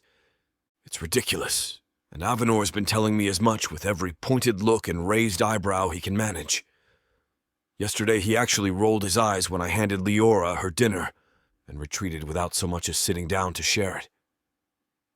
"Coward," he'd muttered under his breath, not quite quiet enough for me to miss it. He's right. I am being a coward. But the shock of seeing her again, Leora, after 2 years of searching and wondering and imagining the worst, hit me harder than I expected. And seeing her with a child, with Nala, that tiny girl with her pale gold eyes and budding horns who looked at me without fear and reached for me like she belonged there. It shook me enough that I've been avoiding Leora since. The questions have been eating at me alive. Where has Leora been? Who is Nala's father? Was she taken? Or did she choose to leave? Did someone hurt her? Did someone love her? The not knowing is worse than any answer could be, but I haven't pushed because the careful way she holds herself tells me everything I need to know about how much she's willing to share right now, which is exactly nothing. I fasten the buckles on my leather vest, checking my reflection in the polished metal mirror mounted near the window. Same face looking back at me. Angular features carved from dark stone, horns that sweep back in sharp curves, black eyes that most people find intimidating. The face of a trademaster who's built his reputation on being uncompromising and direct. Not the face of someone who's spent 4 days tiptoeing around his own feelings like a nervous boy. The truth is, I don't know what to make of this situation. Leora was brought back by a slaver, dragged here against her will, technically. She didn't choose to return. That means she might have a life somewhere else, people who matter to her, reasons for staying away that have nothing to do with me. And if that's the case, then what right do I have to keep her here? To assume she wants to stay just because this used to be her home? The idea of letting her go again, of watching her walk away by choice this time, makes something cold and vicious coil in my chest. But I won't trap her here with obligations or guilt. Won't make her feel like she owes me something just because I've spent 2 years looking for her. Even if the thought of her leaving again might actually kill me. But I can't keep avoiding her like she's contagious. Can't keep pretending this strange, careful politeness is sustainable when what I really want is to sit across from her at breakfast and listen to her make those dry observations that used to make me laugh. To see her smile. Really smile, not the careful, guarded expression she's been wearing since she got back. I want to know she's safe. I want to know she's here because she chooses to be. Not because she feels trapped by circumstance or obligation. And I want things between us to feel normal. Whatever normal means now. Time to stop being a coward. The walk to her room feels longer than it should. My boots silent on the stone floors as I make my way through the quiet halls. It's early enough that most of the household is still asleep. The kind of peaceful morning hour that used to belong to just the two of us. Back when she'd meet me in the kitchen for tea, and we'd talk about nothing important while the rest of the world woke up around us. I miss that. Miss her. Miss the easy way we used to exist in the same space without all this careful distance and unspoken tension.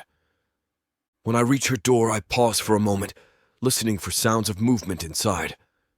There's a soft murmur of voices, Leora talking to Nala in the gentle tone she uses when she thinks no one's listening. Something about the sound loosens the tight band around my chest. She's here. She's safe. Everything else we can figure out. I knock, 2 quiet raps that won't startle either of them if they're still half asleep. Come in. Her voice is cautious, like she's not sure who to expect. When I push the door open and step inside, I find her sitting on the bed with Nala cradled in her arms, both of them caught in the soft golden light streaming through the window. Leora's dark hair is loose around her shoulders, caught between messy from sleep and deliberately styled, and she's wearing one of the simple dresses I had the household staff find for her, deep blue fabric that brings out the amber in her eyes.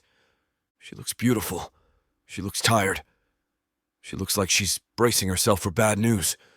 Morning, I say, keeping my voice low so I don't wake Nala completely. The little girl is alert but drowsy, making soft, babbling sounds while she toys with the edge of Leora's sleeve.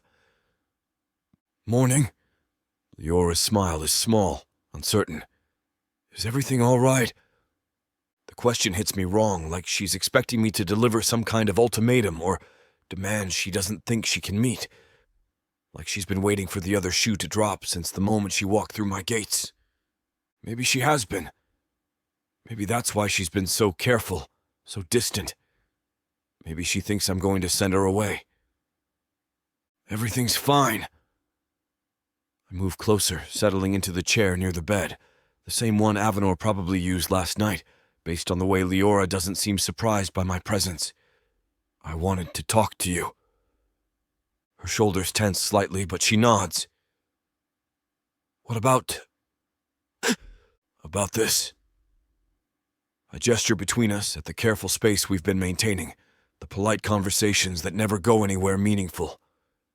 The way we've been dancing around each other like strangers.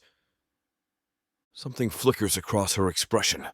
Relief, maybe, or recognition.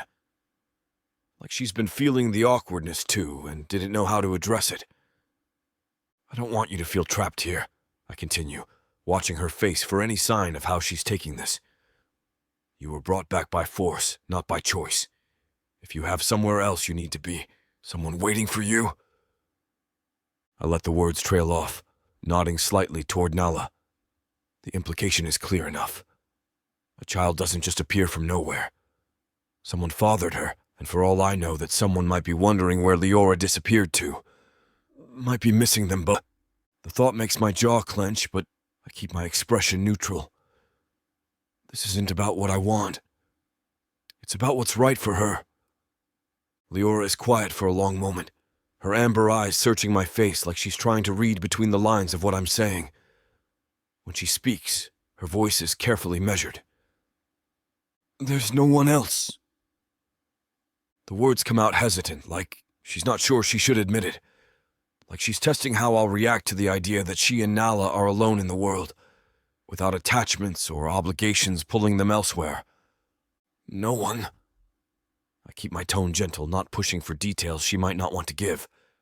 She shakes her head, then seems to struggle with something else she wants to say. Her mouth opens, closes, and I can see the internal debate playing out across her features. Part of her wants to explain, and part of her is holding back for reasons I can only guess at. Before she can tie herself in knots over it, I reach out and touch her cheek with the backs of my fingers.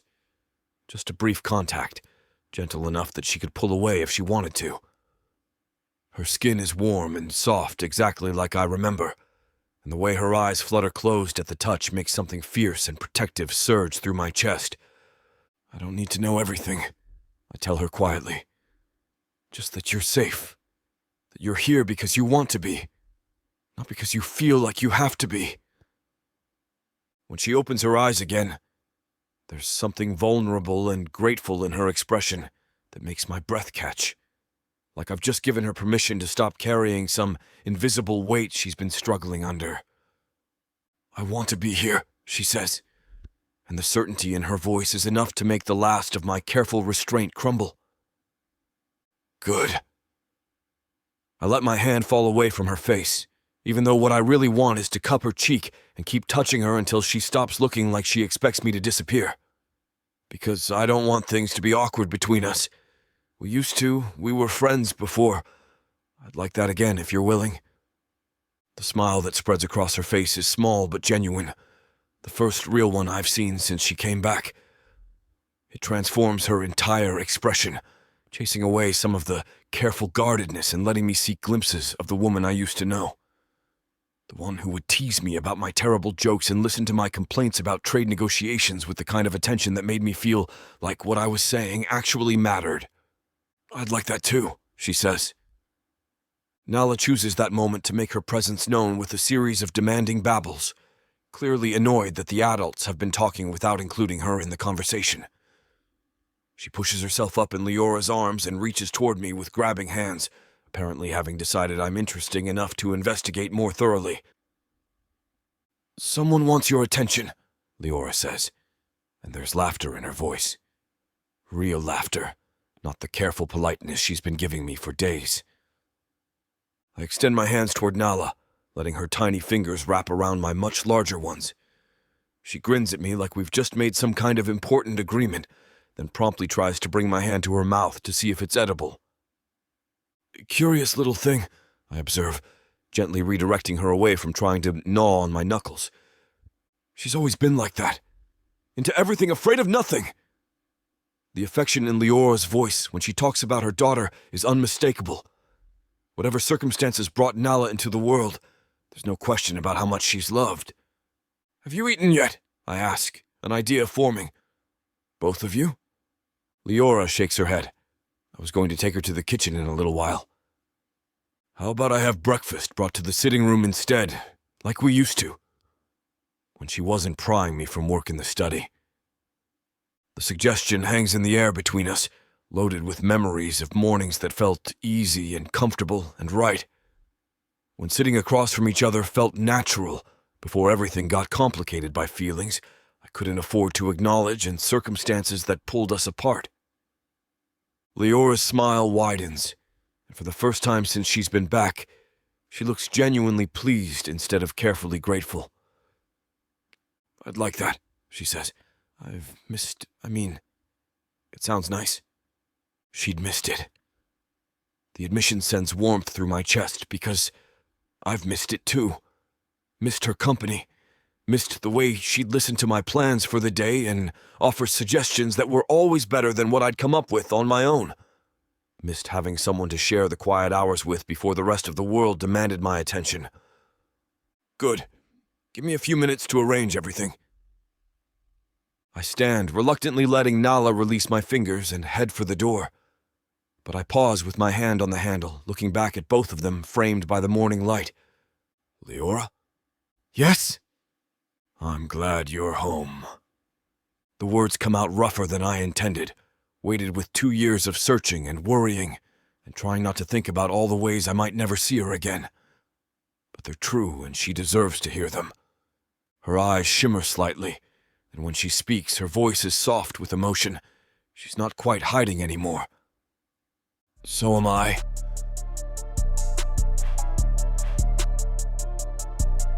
Chapter 16. Rovac. The breakfast I arrange isn't elaborate fresh bread, soft cheese, sliced fruit, and meadowmint tea, but I have it set out in the sitting room in my wing where the morning light streams through the tall windows. The same table where we used to sit together, where she'd steal the last piece of bread while pretending she wasn't hungry, where I'd watch her hands move as she talked and try not to think about how much I wanted to reach across and touch them. Akira looks like she wants to ask questions, but she doesn't. Thankfully, everyone has been giving Leora space, even Tom, shockingly. I think it's for the best they all keep their distance. When Leora arrives with Nala balanced on her hip, she pauses in the doorway like she's taking in the familiar scene.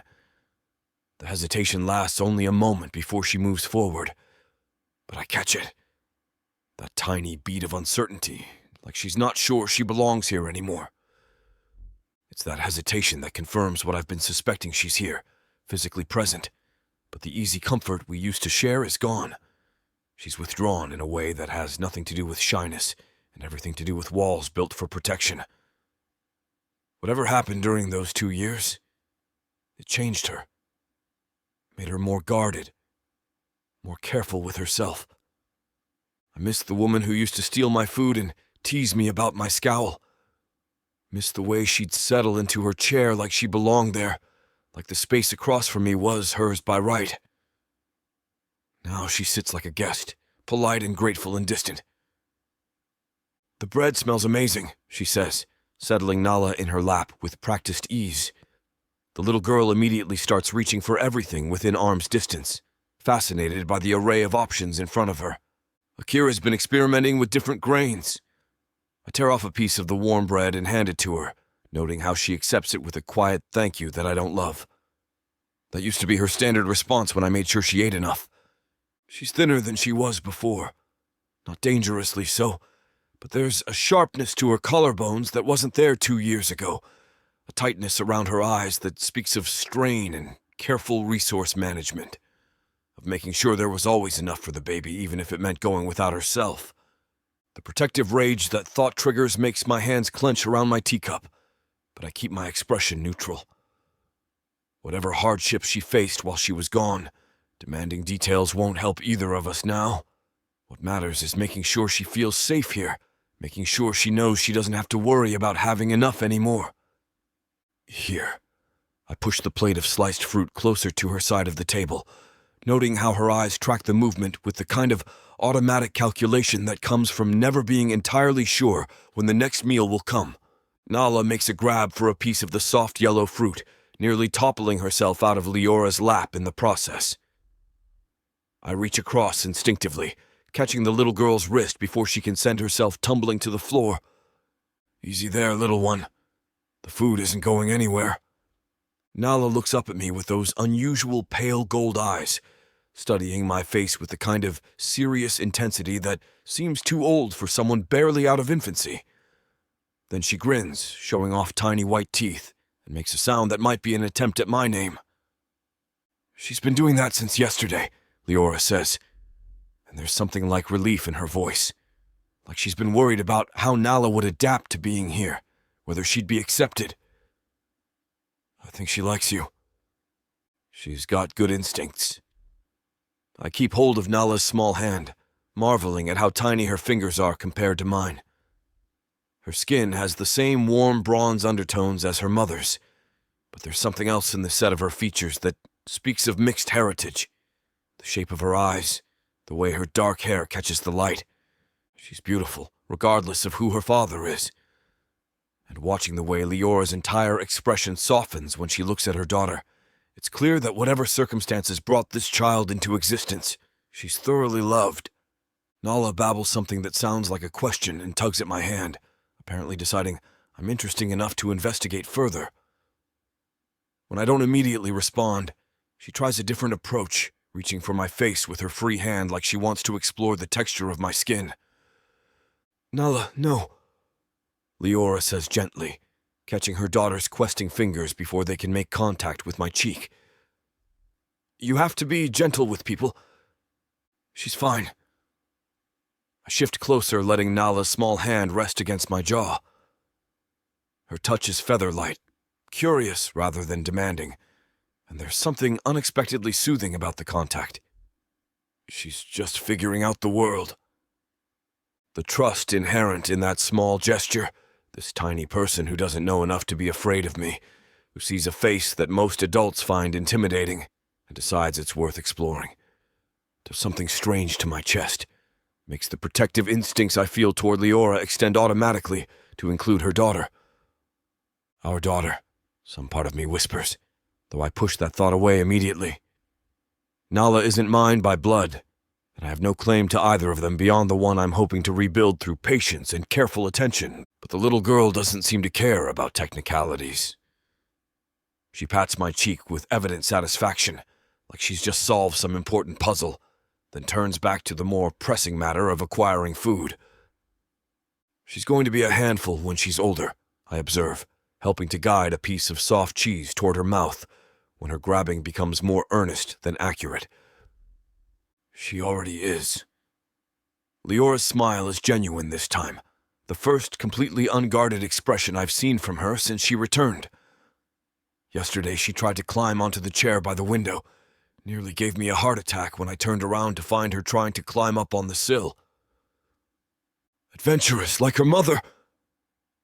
The words slip out before I can think better of them, a reference to the way Leora used to explore every corner of the estate when she first arrived, driven by curiosity that was stronger than caution. She'd disappear for hours at a time, always turning up somewhere unexpected with dirt on her dress and stories about what she'd discovered. For a moment, her expression goes carefully blank, like she's not sure how to respond to the reminder of who she used to be, like the woman who explored for the joy of it feels too far removed from the cautious person she's become. "That was a long time ago," she says quietly, and there's something almost wistful in her voice. "Not that long." I keep my tone gentle, not wanting to push but needing her to know that I remember, that the things I valued about her before haven't been erased by time or distance or whatever walls she's built to protect herself. She doesn't respond immediately, but some of the tension in her shoulders eases. Like maybe she's starting to believe that the person she was before is still welcome here, even if she's not ready to be that open again. Nala chooses that moment to make another grab for my teacup, apparently deciding that whatever the adults are drinking must be more interesting than her carefully portioned food. I catch her wrist again, redirecting her attention to the piece of bread in front of her. "Patient, aren't you?" I tell the little girl, who responds with a series of babbles that sound remarkably like she's arguing with me. "She's very opinionated," Leora says, and there's pride in her voice alongside the affection, like she's glad her daughter has a strong enough personality to make her preferences known, even if those preferences sometimes involve grabbing things she shouldn't have. Good. The world's not kind to people who don't know how to stand up for themselves. The words come out more serious than I intended, weighted with awareness of how hard the last 2 years must have been for both of them. A woman alone with an infant, trying to stay hidden or safe, or whatever combination of the two kept them alive and fed. Leora's hand's still around her teacup, and I catch her watching me with that careful, measuring look she gets when she's trying to figure out what I'm thinking, like she's not sure whether my comment was general observation or pointed reference to her own situation. "She won't have to," I add, meeting her eyes directly so there's no misunderstanding. "Neither of you will. Not anymore." The promise hangs in the air between us, heavier than it should be for such a simple statement. But it encompasses everything I can't say directly. That I want them here, that I'll make sure they're protected and provided for, that whatever brought them back into my life, I'm not letting them disappear again. Something flickers across Leora's expression, too quick for me to identify completely. Relief, maybe, or fear that Promises like that are too good to be true. She's learned to be careful with hope, and I understand why. But she nods, just a small dip of her chin that says she's heard me. That maybe, eventually, she might even believe me. Chapter 17. Leora. The kitchen feels different at night. During the day, it hums with activity, Akira barking orders, Tom rushing between tasks, the constant clatter of preparation and clean-up. But now, with only the gentle crackle of banked embers in the hearth and moonlight streaming through the windows, it's transformed into something quieter, more intimate. I move carefully around the familiar space, muscle memory guiding me to the right cupboards even in the dim light. Finding the tin of meadowmint tea, measuring leaves into the ceramic pot with practiced ease. The routine is soothing in a way I desperately need after spending the day walking on eggshells, trying to figure out where I fit in a place that used to feel like home. The kettle whispers as it heats, and I lean against the counter, letting my shoulders drop for the first time all day. Nala finally went down after what felt like hours of restless fussing. She's still adjusting to the new environment, new sounds and smells that aren't quite familiar yet. But she's safe in her crib now, breathing deep and even, one tiny fist curled against her cheek. I close my eyes and try to match that peacefulness, to find some of the calm that used to come so easily in this kitchen. Back when I'd slipped down here after everyone was asleep, drawn by the lingering warmth from the day's cooking and the way the space felt like it belonged to no one and everyone all at once. Couldn't sleep either. The voice makes me jump, nearly knocking over the sugar bowl in my startled motion. Avanor emerges from the shadows near the servants' stairs, moving with that silent grace that makes him such an effective guard. His silver hair catches the moonlight as he steps into the kitchen proper, and I notice the way his pointed ears twitch slightly, a tell I remember from before, indicating he's more alert than his casual posture suggests. Just getting some tea. I gesture toward the steaming kettle, grateful that my voice comes out steadier than I feel. Nala had a hard time settling tonight. New place. He moves closer, but not close enough to crowd me, settling against the opposite counter with his arms crossed.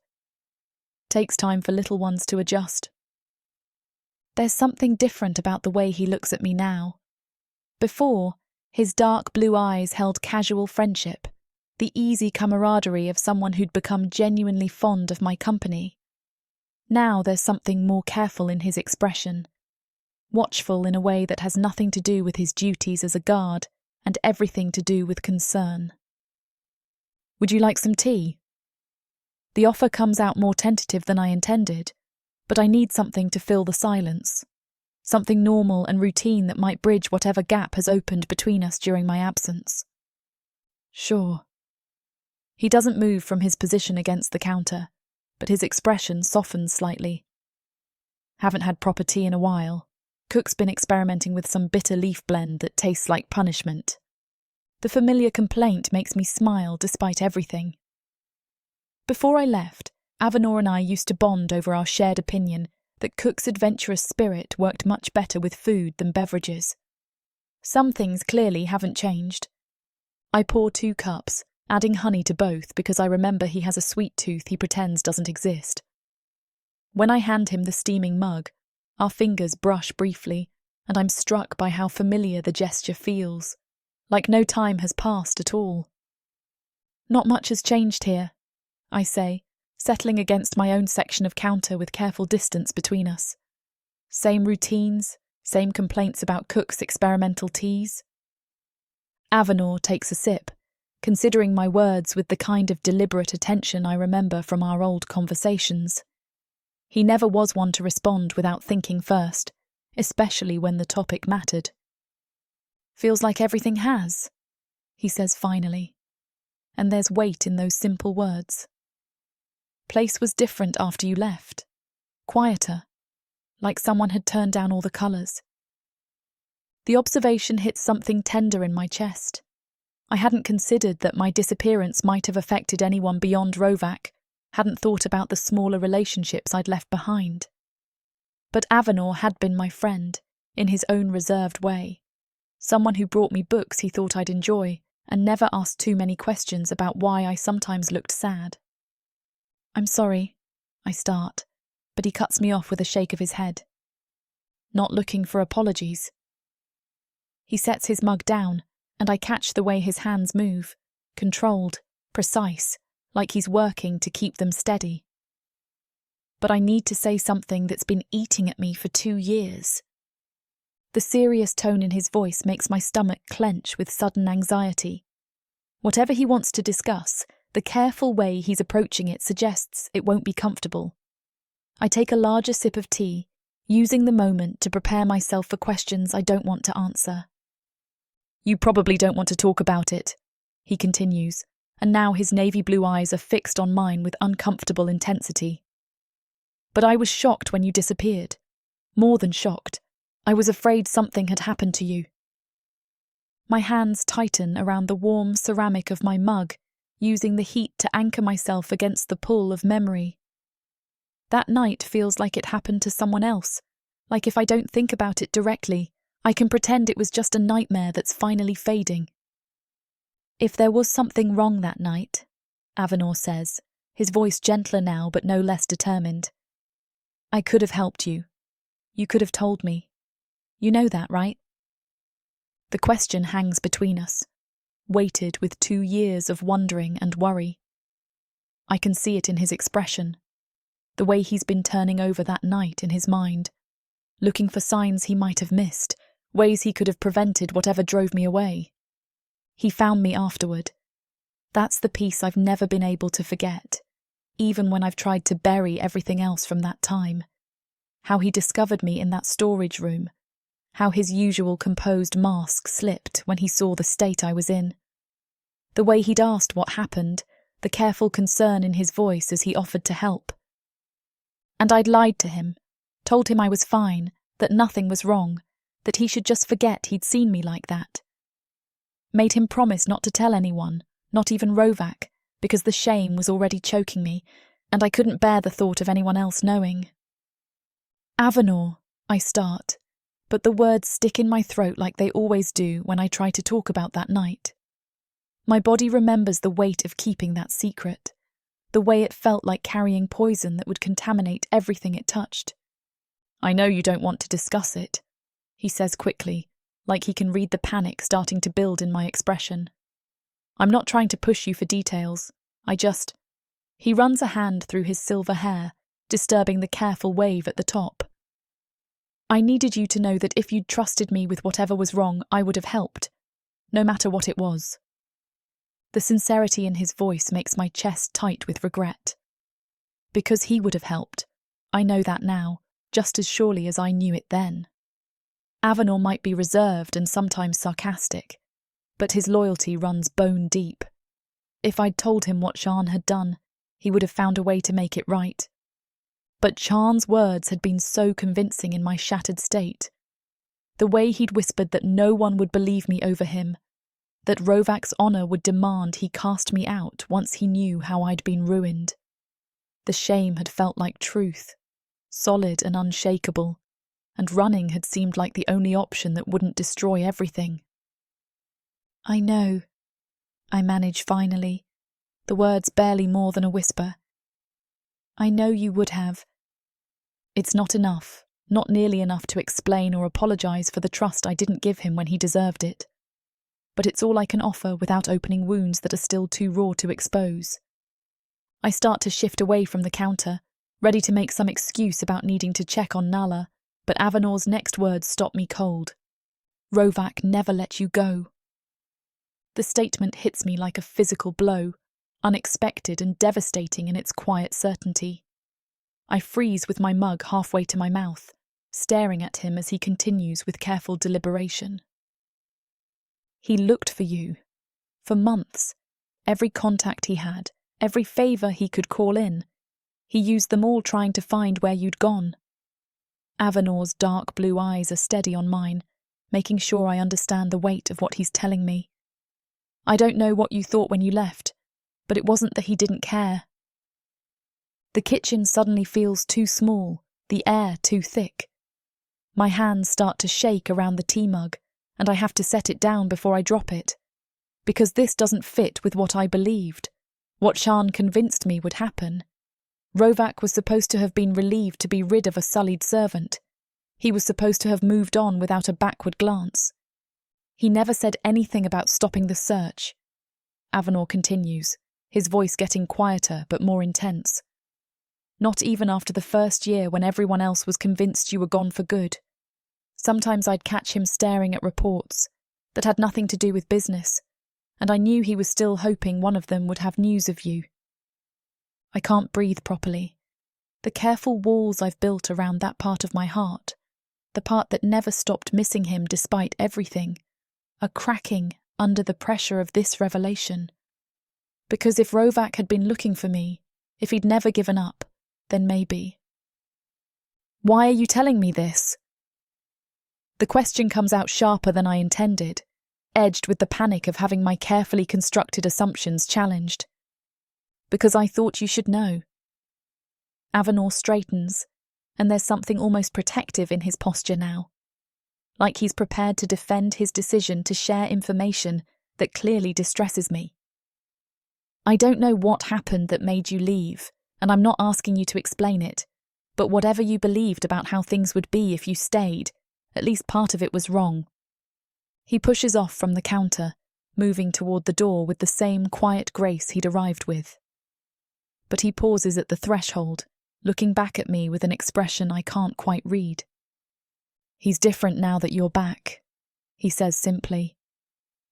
More like himself than he's been in 2 years.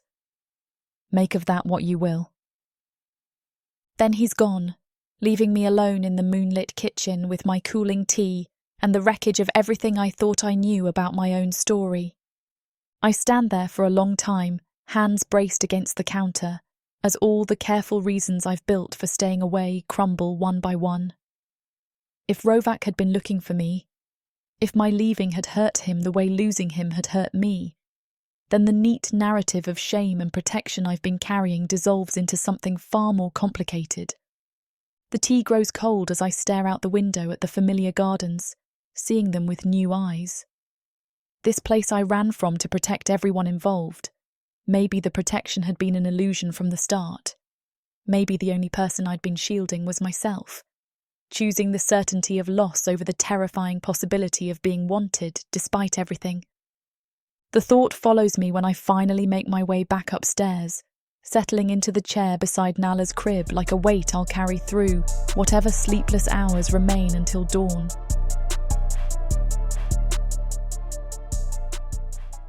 This huge orc brings out the animal in me.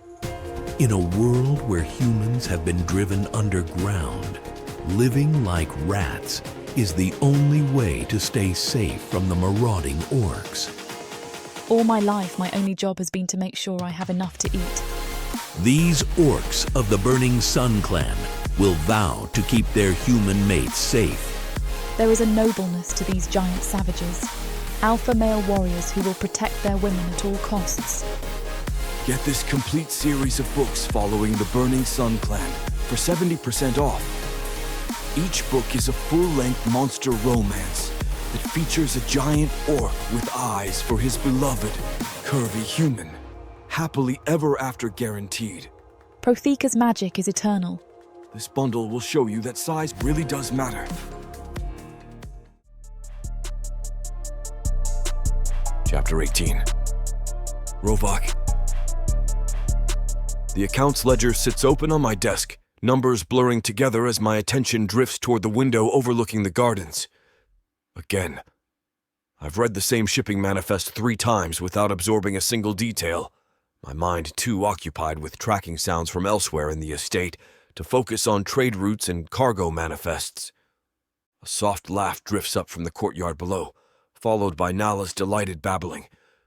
The sound pulls at something deep in my chest, an ache that's become constant since Leora returned with her daughter. Her daughter. Not mine, though the fierce protectiveness that flares whenever I look at the tiny girl suggests my heart hasn't quite grasped that distinction. I abandon the pretense of work and move to the window, drawn by a force I can't name and refuse to examine too closely. Below, Leora sits on a stone bench with Nala on her lap, pointing out arison blossoms that have started to bloom along the garden paths. The afternoon light catches the mahogany highlights in her dark curls, and when she turns her head to follow Nala's pointing finger, I catch the profile that's haunted my thoughts for 2 years. She looks tired. The shadows under her amber eyes are deeper than they used to be, and there's a careful tension in her shoulders that never fully relaxes. Even now, playing with her daughter in the safety of familiar gardens, she holds herself like someone expecting trouble. The protective instinct that surges through me is so strong it's almost violent. Whatever drove her away, whatever put those shadows in her eyes and that wariness in her posture, I want to hunt it down and destroy it. But I can't protect her from ghosts, can't fight enemies I don't understand. And I can't ask. Not when she still looks at me sometimes like she expects judgment instead of welcome. Nala drops something, a flower maybe, and immediately starts to fuss. The sound carries clearly through the open window, that particular note of infant distress that seems designed to bypass rational thought and go straight to pure instinct. I'm moving before I've consciously decided to help, abandoning my desk and the work I've been neglecting for days. The gardens are warm in the afternoon sun, filled with the scent of blooming arison and the distant sound of water from the fountain. Leora looks up as I approach, surprise flickering across her face before settling into something more guarded. "Sorry," she says, starting to rise with Nala in her arms. "We didn't mean to be loud. I can take her inside." "Don't." The word comes out sharper than intended, and I force my voice softer. "You're not bothering anyone. What happened?" Nala's fussing escalates into proper crying, and I can see the exhaustion creeping into Leora's expression as she tries to soothe her daughter with gentle bouncing and whispered reassurances. The baby's tiny fists wave in agitation, and her face is getting redder by the second. "She's been cranky all day," Leora explains over the crying. "I think the new environment is still unsettling her, but she won't nap and she won't eat properly, and I don't... Here." I hold out my hands, the gesture automatic. "Let me try." Leora hesitates, and in that pause I see a dozen different emotions flicker across her face. Uncertainty about trusting someone else with her daughter. Exhaustion that's making the decision for her. And something else, surprise maybe at the offer itself. She transfers Nala to my arms with careful precision, making sure I have a secure hold before letting go. The baby feels impossibly small against my chest, warm and solid and utterly trusting in the way only children can be. Her crying doesn't stop immediately, but it shifts to something less frantic as I adjust my grip to support her head. "There," I murmur, my voice dropping to the low rumble that seems to work with most young creatures. "What's all this noise about, little one?" I start to walk, keeping my movements slow and steady as I follow the garden path toward the fountain. Nala's crying gradually subsides to sniffles and hiccups, her pale gold eyes fixing on my face with intense baby focus. When I shift her to one arm and use my free hand to trace the edge of the fountain, letting water droplets catch the light, she makes a soft sound of interest. "She likes the water," Leora says from beside me, and I realize she's been following at a careful distance. There's wonder in her voice, like she can't quite believe her fussy daughter has settled so quickly. Most young things do. I keep my attention on Nala, who's now reaching toward the sparkling water with chubby fingers. Movement, sound, light. It's soothing. "You're good with her." The observation is quiet, almost hesitant. "Better than I would have expected." The comment stings more than it should, though I can't blame her for the assumption. I'm not exactly known for my way with children. Most people in Sarzarok would sooner trust me with their business contracts than their offspring. But there's something about this particular child, with her mix of curiosity and boldness, that brings out protective instincts I didn't know I possessed. "She's easy to like," I say simply, letting Nala wrap her tiny fingers around one of mine. Her grip is surprisingly strong, and when she makes happy, babbling sounds at the fountain, I feel something in my chest loosen. We walk the garden paths in comfortable silence, Nala content to observe her new surroundings from the safety of my arms, while Leora follows at her watchful distance. The late afternoon light is golden and warm, casting everything in soft focus that makes the moment feel suspended somehow, separate from the complicated reality of questions unasked and truths unspoken. "Thank you," Leora says as we complete another circuit of the fountain. "For helping. I know you have work to do, and I don't want to take you away from—" My work can wait. The interruption comes out rougher than intended, carrying more weight than a simple statement about priorities. Because the truth is, I've been ignoring my responsibilities. Treaties unsigned, shipments unverified, correspondence piling up, while I find excuse after excuse to be wherever Leora is. I should care more about the business implications. Trademaster positions aren't granted lightly, and maintaining the eastern ports requires constant attention to detail and relationship management. But every time I try to focus on contracts and shipping schedules, my attention drifts to wondering if Leora has eaten enough, if she's getting sufficient rest, if that tension in her shoulders has eased even slightly. "You've been working these gardens for years," I continue, keeping my voice carefully neutral. "You know every plant, every season. I'd forgotten how much I enjoyed hearing you talk about them." It's a careful truth, one that skirts the edge of deeper feelings without crossing into territory that might make her uncomfortable. Because I had enjoyed those conversations back before she left. The way her eyes lit up when she talked about coaxing new growth from stubborn soil, her quiet pride in creating beauty from nothing. "I miss them," she admits softly. "The gardens, having something growing and living to tend to." The words carry implications I don't dare examine too closely, because if she missed the gardens, what else might she have missed? And why did she stay away from things she loved? Nala makes a demanding sound and reaches toward a cluster of bright Arison blooms. I guide her closer, supporting her weight as she grasps at petals with uncoordinated baby fingers. The flowers are sturdy enough to withstand her exploration, and her delight at the bright colors is infectious. "She's going to be trouble," I observe as Nala manages to grab an entire blossom and immediately tries to put it in her mouth. I gently redirect her hand, earning an indignant squawk of protest. "She already is," Leora says, but there's warmth in her voice now. Love so fierce it transforms her entire expression. Yesterday she tried to climb out of her crib 3 times. I'm going to have to figure out how to make it taller. "I can have Tome look at it," I offer, then pause as I realize how presumptuous that sounds. "If you want. No pressure to—" "That would be helpful," she says quickly, and relief floods through me at the acceptance. "Thank you." We find another bench, this one positioned to overlook the herb gardens where the evening light casts long shadows between the rows.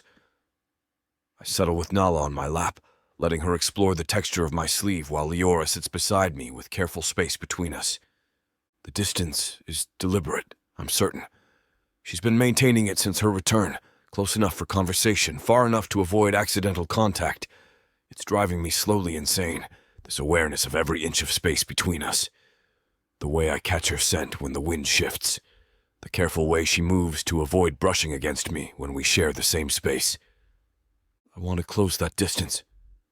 Want to reach for her hand or touch her shoulder in casual affection the way I never allowed myself before she left. Want to ask her 100 questions about where she went, and why she came back, and whether there's any part of her that felt the same pull I did during those quiet mornings over tea.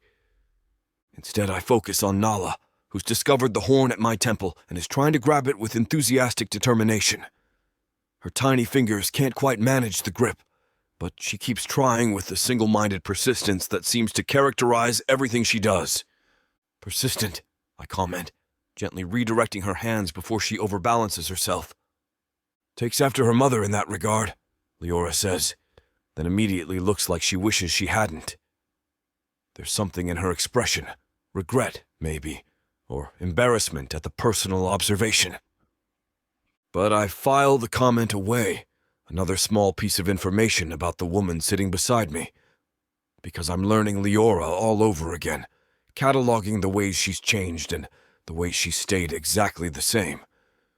The new wariness in her eyes and the familiar way she tilts her head when she's thinking. The careful distance she maintains and the unconscious smile that appears whenever she watches her daughter's antics. She's lucky to have you, I say quietly, meaning it completely. A mother who loves her that fiercely. Leora's breath catches slightly, and when I glance at her, there are tears threatening at the corners of her eyes. She blinks them back quickly, but not before I catch the raw emotion there.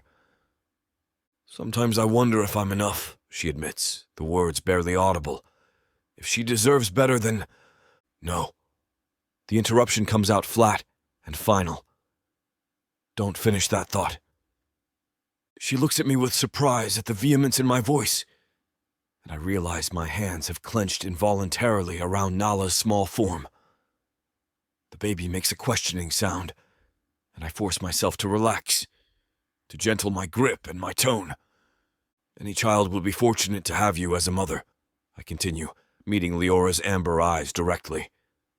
Don't doubt that. Not ever. The silence stretches between us, charged with unspoken questions and carefully guarded emotions. Nala babbles happily in my arms, oblivious to the undercurrent swirling around her, and for a moment I let myself imagine this as something more permanent. This easy companionship, this shared care for the tiny life nestled against my chest.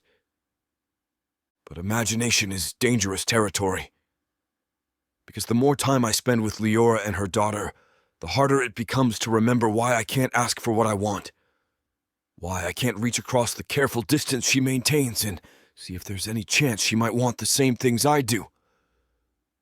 The sun is starting to sink toward the horizon, painting the sky in shades of amber and rose that match Leora's eyes.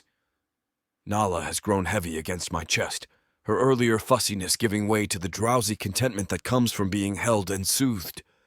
Her breathing has evened out, and when I look down, her eyes are starting to flutter closed. She's falling asleep, Leora observes softly, and there's gratitude in her voice that makes my chest tight. You have a talent for this.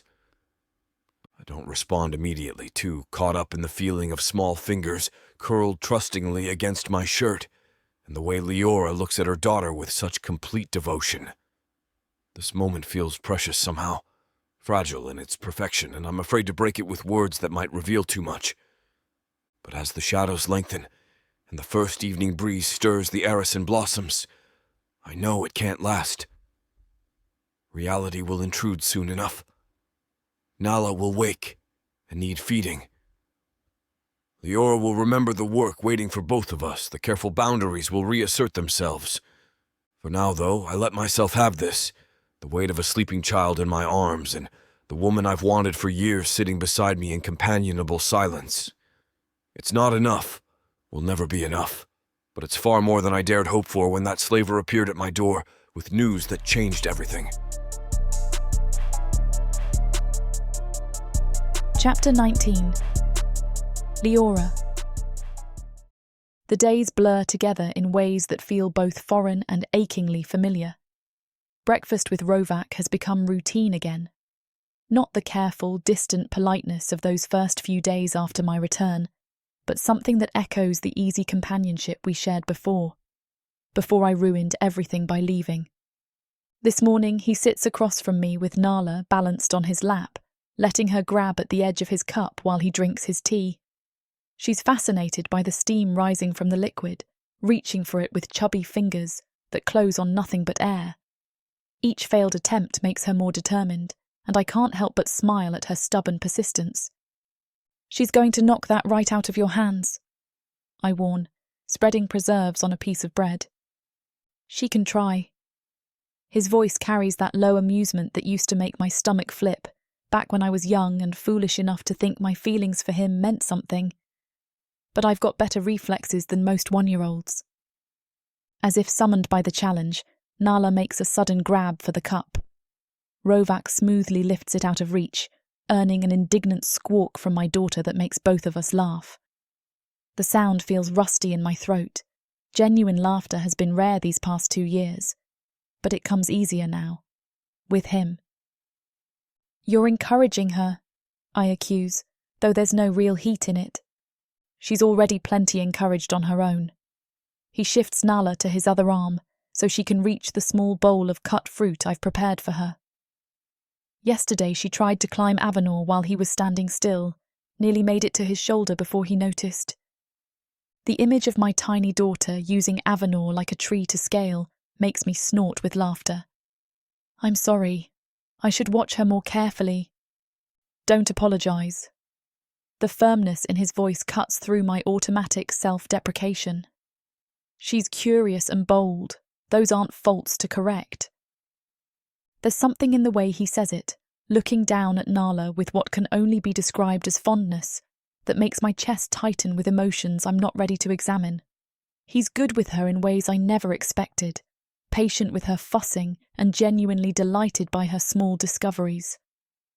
When she babbles her nonsense words at him, he responds like it's the most important conversation he's ever had. It reminds me why I fell for him in the first place, all those years ago. The careful gentleness he showed beneath all that controlled strength. The way he made me feel seen and valued, even when I was just another servant in his household.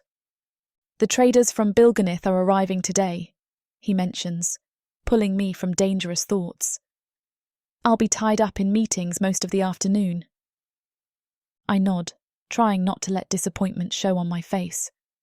These negotiations have been weeks in the making, important enough that he's mentioned them several times. But I've grown accustomed to his presence during the day, to the sound of his voice drifting from his study, or catching glimpses of him in the corridors.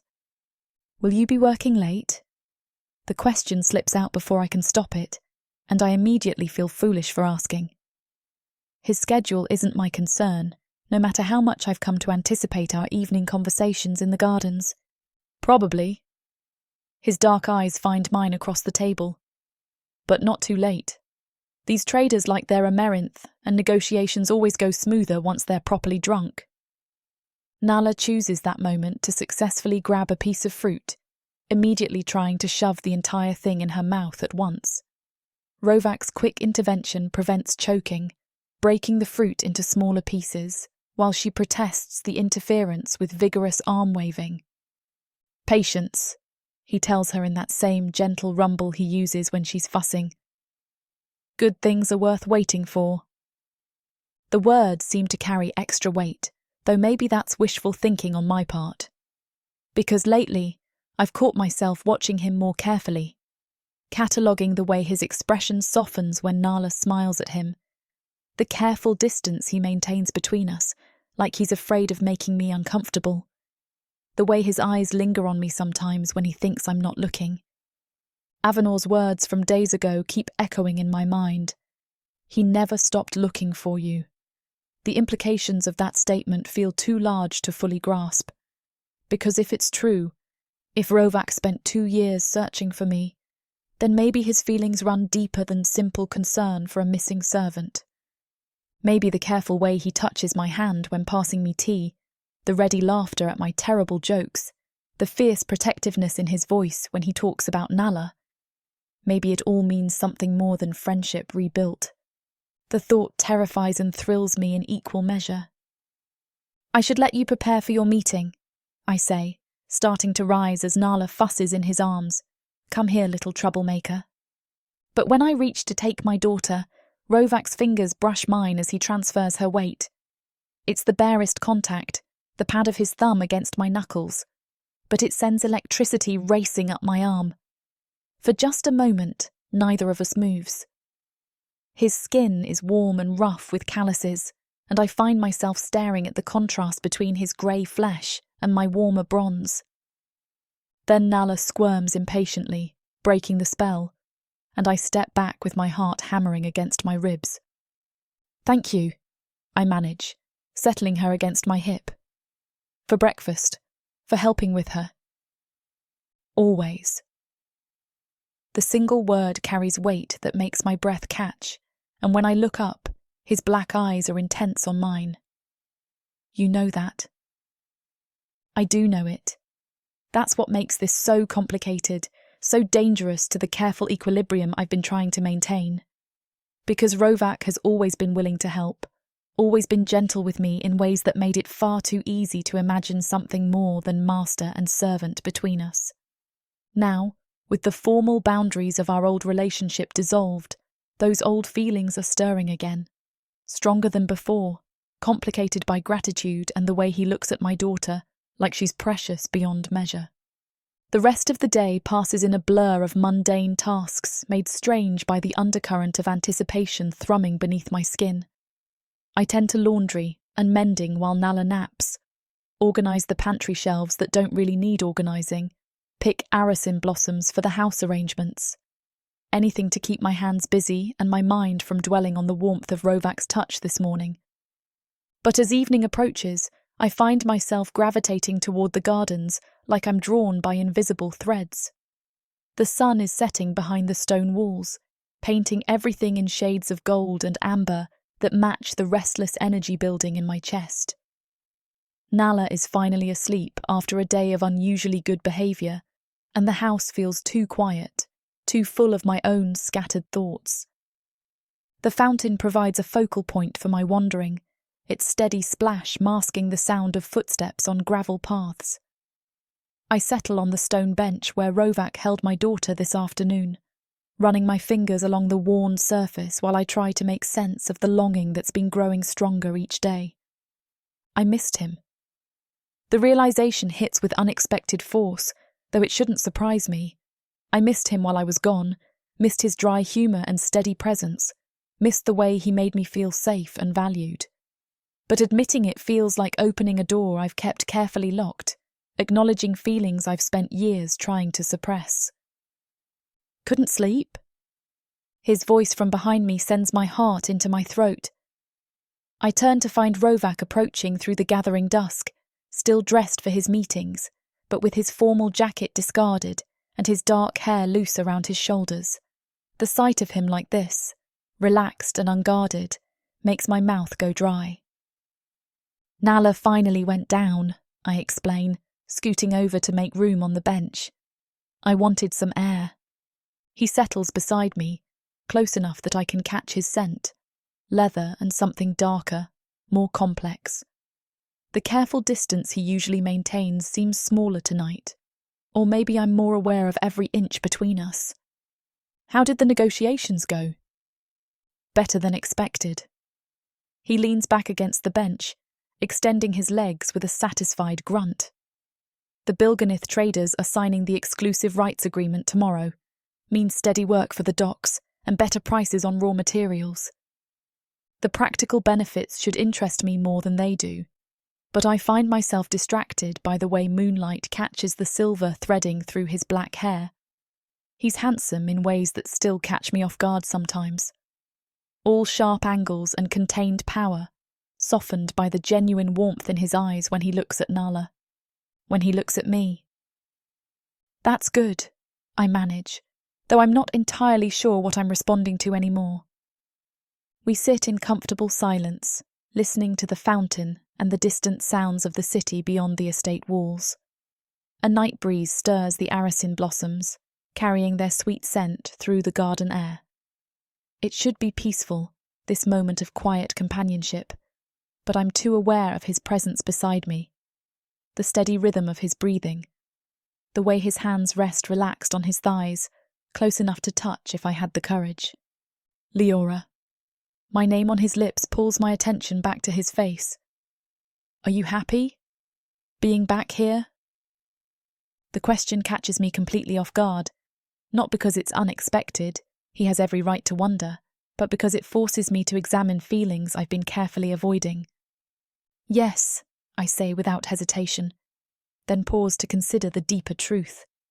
Happier than I've been in a long time. Nala loves it here, loves having space to explore and people to fuss over her. And I... The words stick in my throat, too honest and revealing to voice aloud. Because the truth is that being back here feels like coming home, in ways that have nothing to do with familiar surroundings, and everything to do with the man sitting beside me. "And you?" he prompts gently. "I missed this place," I say instead of the more dangerous admission. "Missed the gardens, missed having purpose beyond just surviving day to day." "Is that all?" His voice is carefully neutral, but there's something underneath it that makes my pulse quicken. "You missed the place?" The question hangs between us, heavy with implications I'm afraid to examine too closely. Because he's asking about more than geography, more than gardens and familiar routines. He's asking if I missed him, and the answer terrifies me with its intensity. "I missed," I start, then falter as courage wars with caution. "I missed the people here.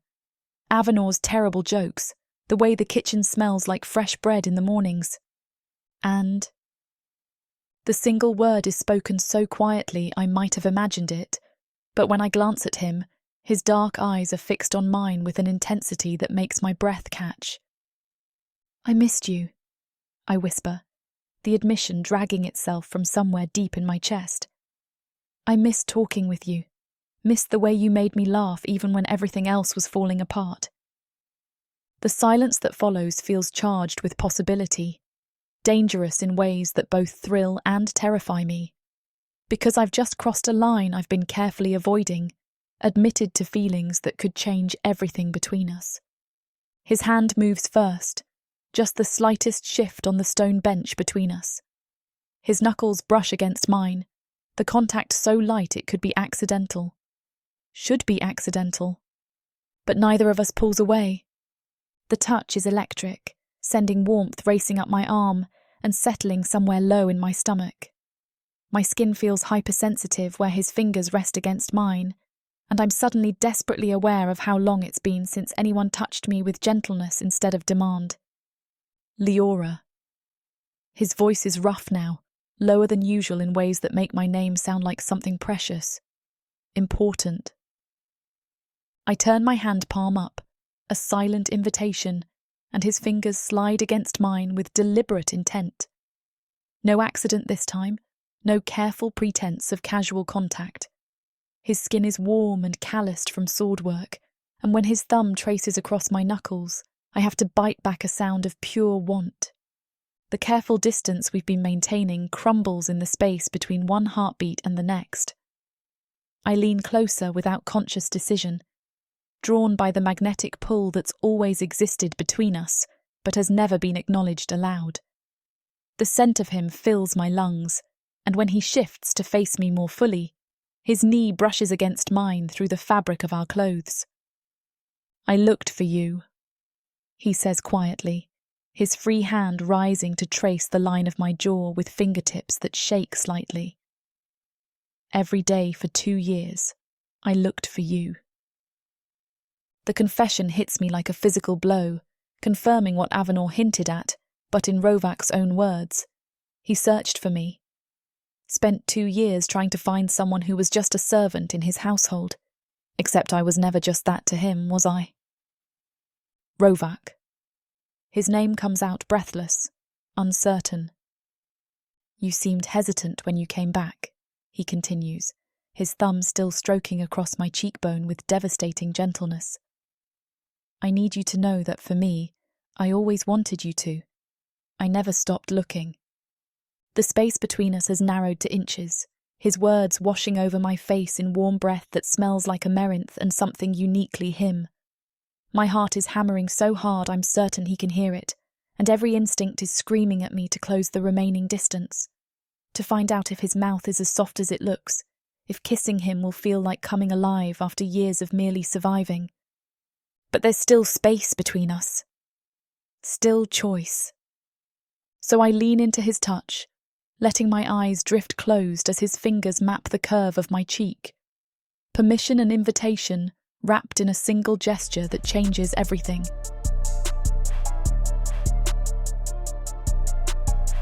Chapter 20.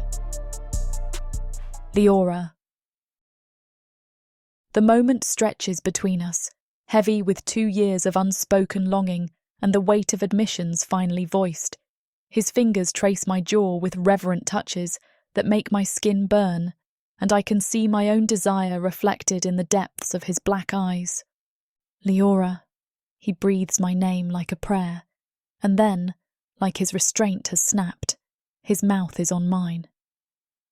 The kiss is hesitant at first, soft, questioning lips that press against mine with careful restraint, as if he's afraid I'll bolt if he moves too quickly, too boldly.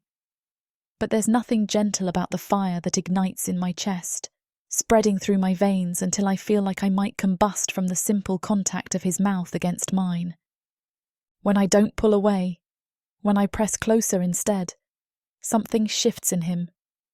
His hand slides to cup the back of my neck, fingers tangling in my curls as he deepens the kiss with devastating thoroughness. His mouth moves against mine with growing confidence, tasting and claiming in ways that make my breath catch and my body arch toward him instinctively. God, I'd forgotten this feeling. The electric thrill of being wanted, of having someone touch me like I'm precious instead of something to be used.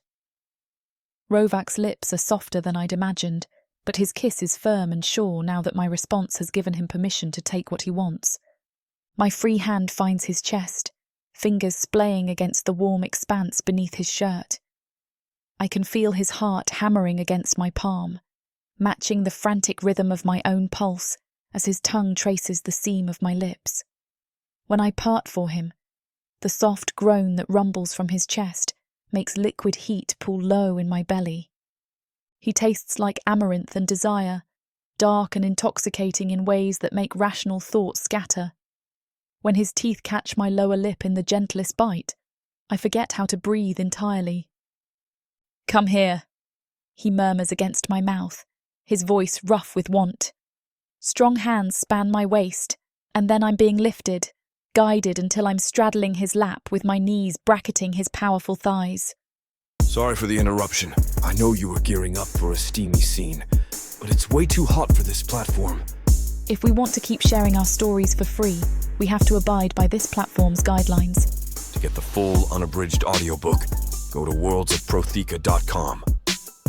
Browse through unabridged audiobooks, countless ebooks and bundles offered at a discount. If the thought of me whispering all the dirty details into your ear isn't enticing enough, use discount code YouTube30 to get 30% off of all digital products. Story after story, audiobook after audiobook, the Worlds of Protheka are waiting for you. Protheka's magic is eternal. But unabridged, it's unforgettable. When I finally come back to myself, awareness returns in embarrassing clarity. I'm straddling Rovac in his garden, having just climaxed like some desperate creature, while grinding against him like we're teenagers, stealing moments behind the stables. The flush of shame that follows pleasure makes my skin burn for entirely different reasons. I scramble off his lap, legs unsteady as I try to put distance between us. I need to check on Nala. It's a flimsy excuse and we both know it. Nala is sleeping soundly, has been for hours, but I need space to breathe and think and figure out what just happened between us. What it means, what comes next, whether I've just made everything impossibly complicated. Leora, wait. He reaches for me, but I'm already backing toward the house on shaking legs. I should make sure she's okay, I stammer, hating how breathless I still sound. How thoroughly I've just lost control of a situation I should have seen coming. I flee before he can stop me, my body still humming with the aftermath of release and my mind spinning with the implications of what just passed between us. Because there's no pretending this was just friendly comfort or an accident of proximity. This was desire, raw and mutual, and completely catastrophic to the careful balance I've been trying to maintain since my return. And now that it is exploding, I don't know what to do. Chapter 21. Rovac. Moonlight casts silver shadows across stone path as Leora stalks toward me, amber eyes dark with want as she presses her body against mine. No fleeing, No second guessing. Just Leora, warm and willing in my arms. And I'm aching for her. "I need you," she whispers against my throat, her breath hot against my skin. Her hands work at the clasps of my shirt with desperate fingers, and I let her strip it away, my own hands mapping the curves I've memorized from stolen glances over the years. As much as Samara and I want to finish what these two characters have started, it looks like this chapter is about to get too hot for this platform to handle. Unfortunately, we have to pause here because their guidelines won't allow us to reveal the spiciest details. They keep bringing you these free audiobooks. We have to follow their rules. But don't worry. You can experience the full, unabridged version over at worldsofprotheka.com, where the boundaries of passion and fantasy collide. Use code YouTube30 for 30% off any of our unabridged audiobooks set in the rich and immersive worlds of Protheka. Protheka's magic is eternal. With these scenes, it will be unforgettable. I wake with a strangled gasp, my body slick with sweat and achingly hard beneath the sheets. The phantom sensation of her around me lingers for torturous seconds before reality crashes back, leaving me alone in my bed with nothing but the taste of impossible dreams. Damn. I scrub my hands over my face, trying to banish the vivid images still playing behind my eyelids. The way she'd moved against me, the sounds she'd made, the feel of being buried deep inside her heat. All of it felt real enough to leave me shaking with want. But it wasn't real. And that kiss in the garden, the way she'd climaxed in my arms before fleeing, that only made everything more complicated. Because now I know she wants this too, but I also know how quickly she can pull away, how easily I could lose her again if I pushed too hard, too fast. There are still secrets between us, still pieces of her story I don't understand. She won't tell me why she left, won't explain where she's been or who Nala's father is. And until she trusts me with those truths, until I know she's choosing me freely and not out of obligation or fear, I can't pursue this the way every instinct is screaming at me to do. The cold reality settles over me like ice water. I want her with a desperation that's becoming harder to hide, but wanting isn't enough. Not when she could disappear again at the first sign of pressure. Not when I still don't understand what drove her away in the first place. I force myself out of bed, heading for the basin to splash cold water on my face and get control over my traitorous body. Dawn is already painting the sky in shades of crimson and gold, which means breakfast will be soon. Which means seeing her again, pretending last night didn't change everything between us. By the time I make it to the sitting room, she's already there with Nala, cutting small pieces of fruit for the child's breakfast.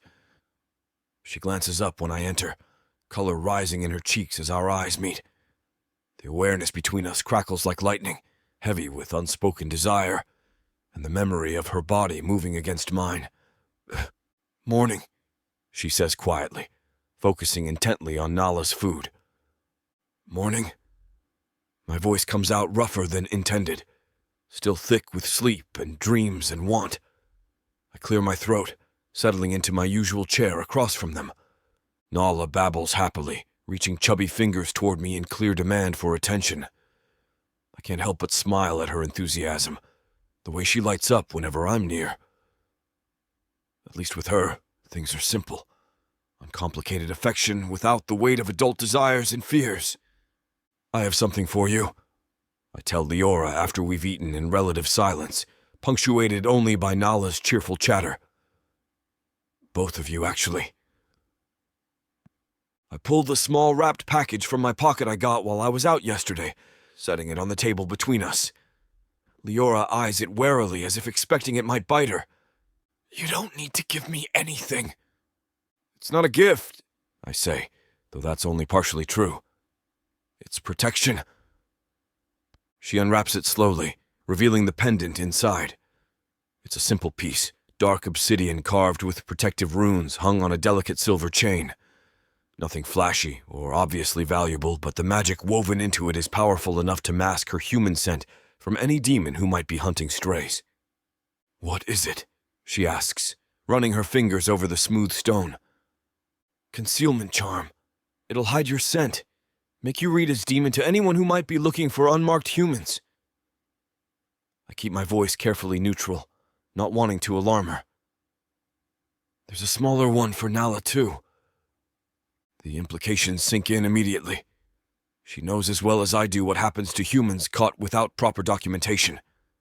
The fear that flashes across her face makes my chest tighten with the need to reach for her, to promise she's safe here. "Thank you," she whispers, her voice thick with emotion. I don't know what to say. "Say you'll wear it." I stand, moving around the table toward her. "Here, let me." She turns in her chair, lifting her hair so I can fasten the chain around her graceful neck. My fingers brush against her nape as I work the clasp, and I feel the tiny shiver that runs through her at the contact. The urge to press my lips to that sensitive spot, to taste her skin and make her gasp my name, nearly overwhelms me. Instead, I focus on securing the pendant, making sure it lies properly against her throat. Not a collar marking her as property, but protection freely given. Safety without strings attached. When I finish, she doesn't immediately drop her hair. Instead, she turns slowly in the chair to face me.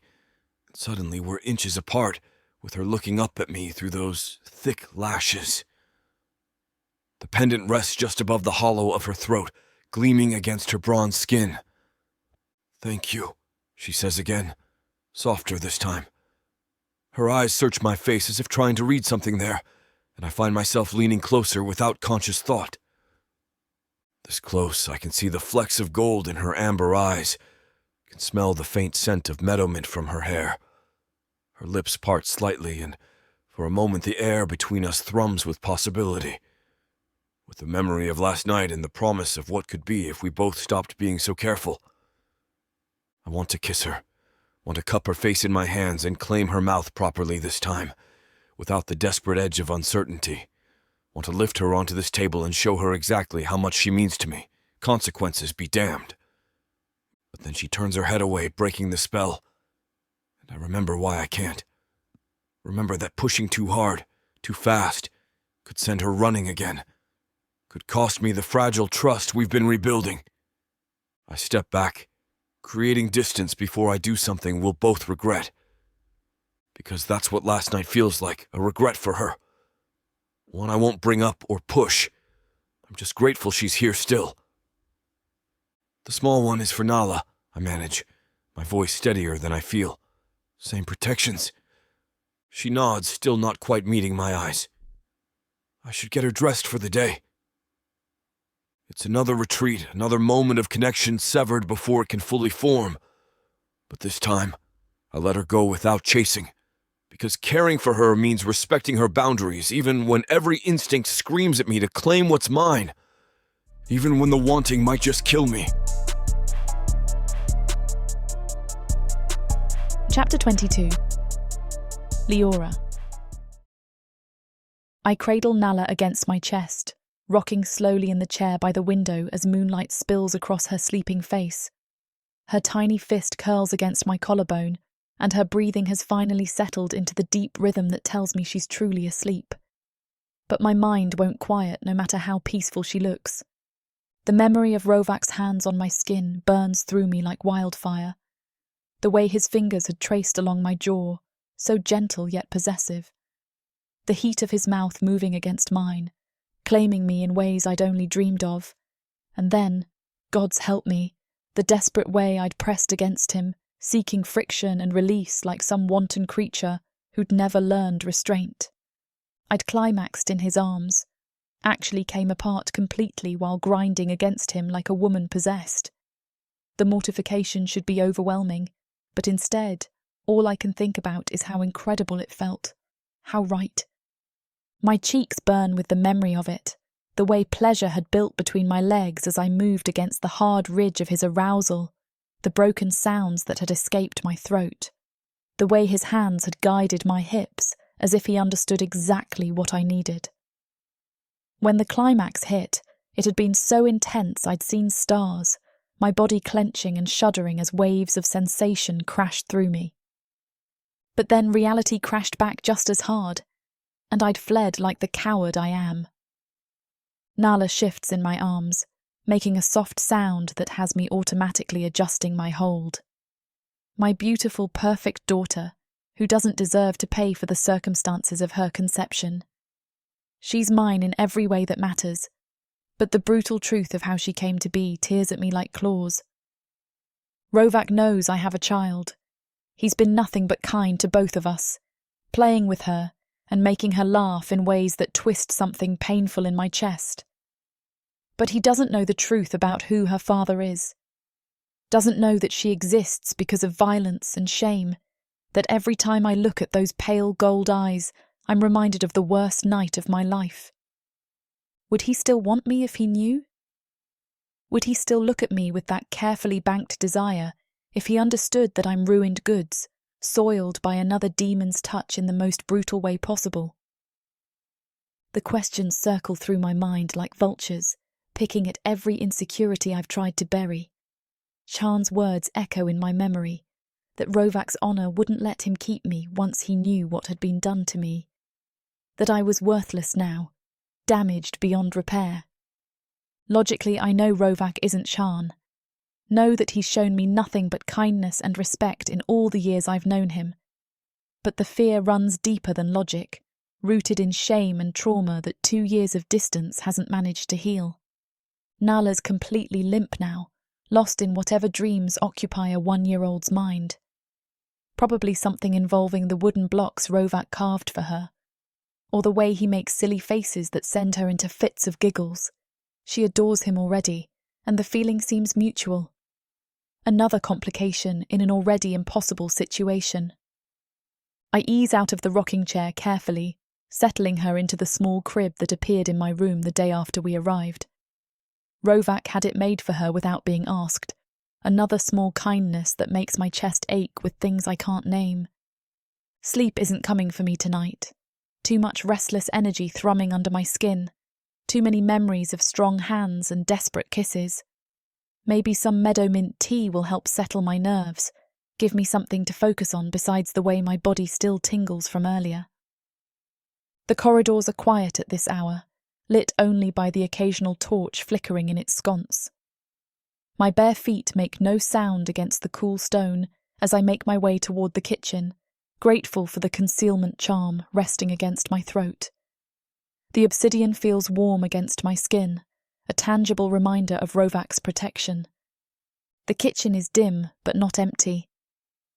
Avanor sits at the small table in the corner, nursing what looks like a cup of amaranth. His silver hair catches the lamplight as he glances up at my entrance, navy eyes sharp despite the late hour.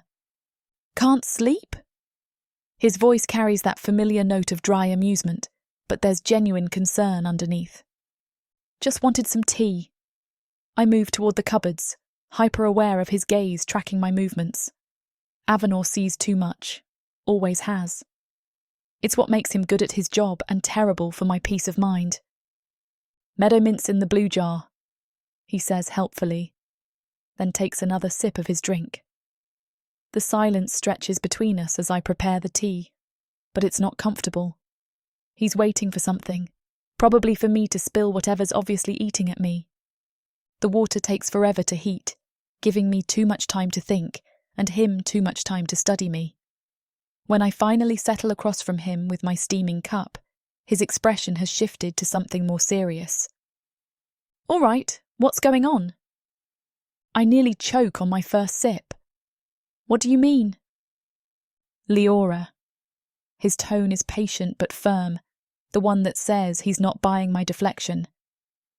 "You look like someone who's been wrestling with demons all night, and not the literal kind." Heat floods my cheeks before I can stop it, and his eyebrows rise slightly at my reaction. Damn him for being so perceptive. "It's nothing." "Right." He leans back in his chair, crossing his arms over his chest. The movement emphasizes the lean muscle of his forearms, the deadly grace that makes him so effective as Rovac's guard. "Try again." The tea burns my tongue as I take another sip, buying time I don't really have. Avanor will sit here all night if necessary, waiting me out with that infinite patience he's perfected over the years. "Rovac and I start, then falter. How exactly does one explain what happened in the garden? We kissed. Something that might be satisfaction flickers across his features, gone too quickly to be certain. About time. It was a mistake. Was it? He tilts his head slightly, studying me with those unsettling eyes. Because from where I'm sitting, it looks like something that should have happened years ago. You don't understand. Then explain it to me. The simple request hangs between us, heavy with implications. Part of me wants to tell him everything, to finally share the burden I've been carrying alone. But shame holds my tongue, makes the words stick in my throat like thorns. I did more than just kiss him. The admission comes out barely above a whisper, but Avanor's enhanced hearing catches it easily. A slow smirk spreads across his face. How much more? My face burns hotter. I sort of rode him, with our clothes on. Good for you. His reaction is so matter-of-fact that I nearly spill my tea. Good for me. Avanor, I practically attacked him like a woman who wants the man she cares about. He shrugs, as if it's the most natural thing in the world. Trust me, he didn't mind. The casual dismissal of my mortification stuns me into silence for a moment. It was still a mistake. Why? Such a simple question, but it cuts straight to the heart of everything I can't say. Because I'm ruined. Because if he knew the truth about Nala, about what Shan did to me, he'd see me differently. Because I'm not worthy of someone like him. If Rovac knew everything about me, he wouldn't want me. The words taste bitter on my tongue, but they feel true in my bones. Avanor's expression shifts, becoming more serious. That's ridiculous. Is it? I meet his gaze directly, letting him see some of the pain I usually keep hidden. You don't know what I've done. What's been done to me. If he knew the truth about everything, he'd realise I'm not worth the trouble. For a long moment, neither of us speaks. Avanor studies me with those penetrating eyes, and I have the uncomfortable feeling he's seeing more than I want him to, more than anyone should. You're wrong, he says finally, voice gentler than usual. But I can see you're not ready to believe that yet. He doesn't push, doesn't demand explanations I'm not ready to give. It's one of the things I've always appreciated about Avanor. He sees everything but respects boundaries, even when he disagrees with them. He cares about you, he continues, swirling the amaranth in his cup. More than you realise. Whatever you think would change his mind, you're wrong about that too. The certainty in his voice makes something flutter in my chest, hope and fear tangled together in impossible knots. You don't know. I know him. Avanor's interruption is quiet but firm. Better than almost anyone. And I know he'd walk through fire for you without hesitation. Has been walking through fire for you, actually, ever since you disappeared. The reminder of those 2 years hits like a physical blow. 2 years of hiding, of raising Nala alone, of believing I was protecting him by staying away. But according to Avanor, all I'd done was cause him pain. I should go back to bed, I murmur, suddenly exhausted by the weight of everything unsaid. Probably. But he doesn't move to stop me as I stand, just watches with those knowing eyes. Leora? I pause at the doorway, not quite turning back. What? Stop punishing yourself for things that aren't your fault, and stop punishing him for things he doesn't even know about. Chapter 23. Rovac. The Zarin's hooves clatter against the cobblestones as we make our way back through the winding streets. The negotiations with the Eastern port merchants had gone well enough. New trade routes secured, tariffs renegotiated in our favor. Standard business that usually leaves me feeling satisfied with the day's work. But today, my thoughts keep drifting back to the estate. To her.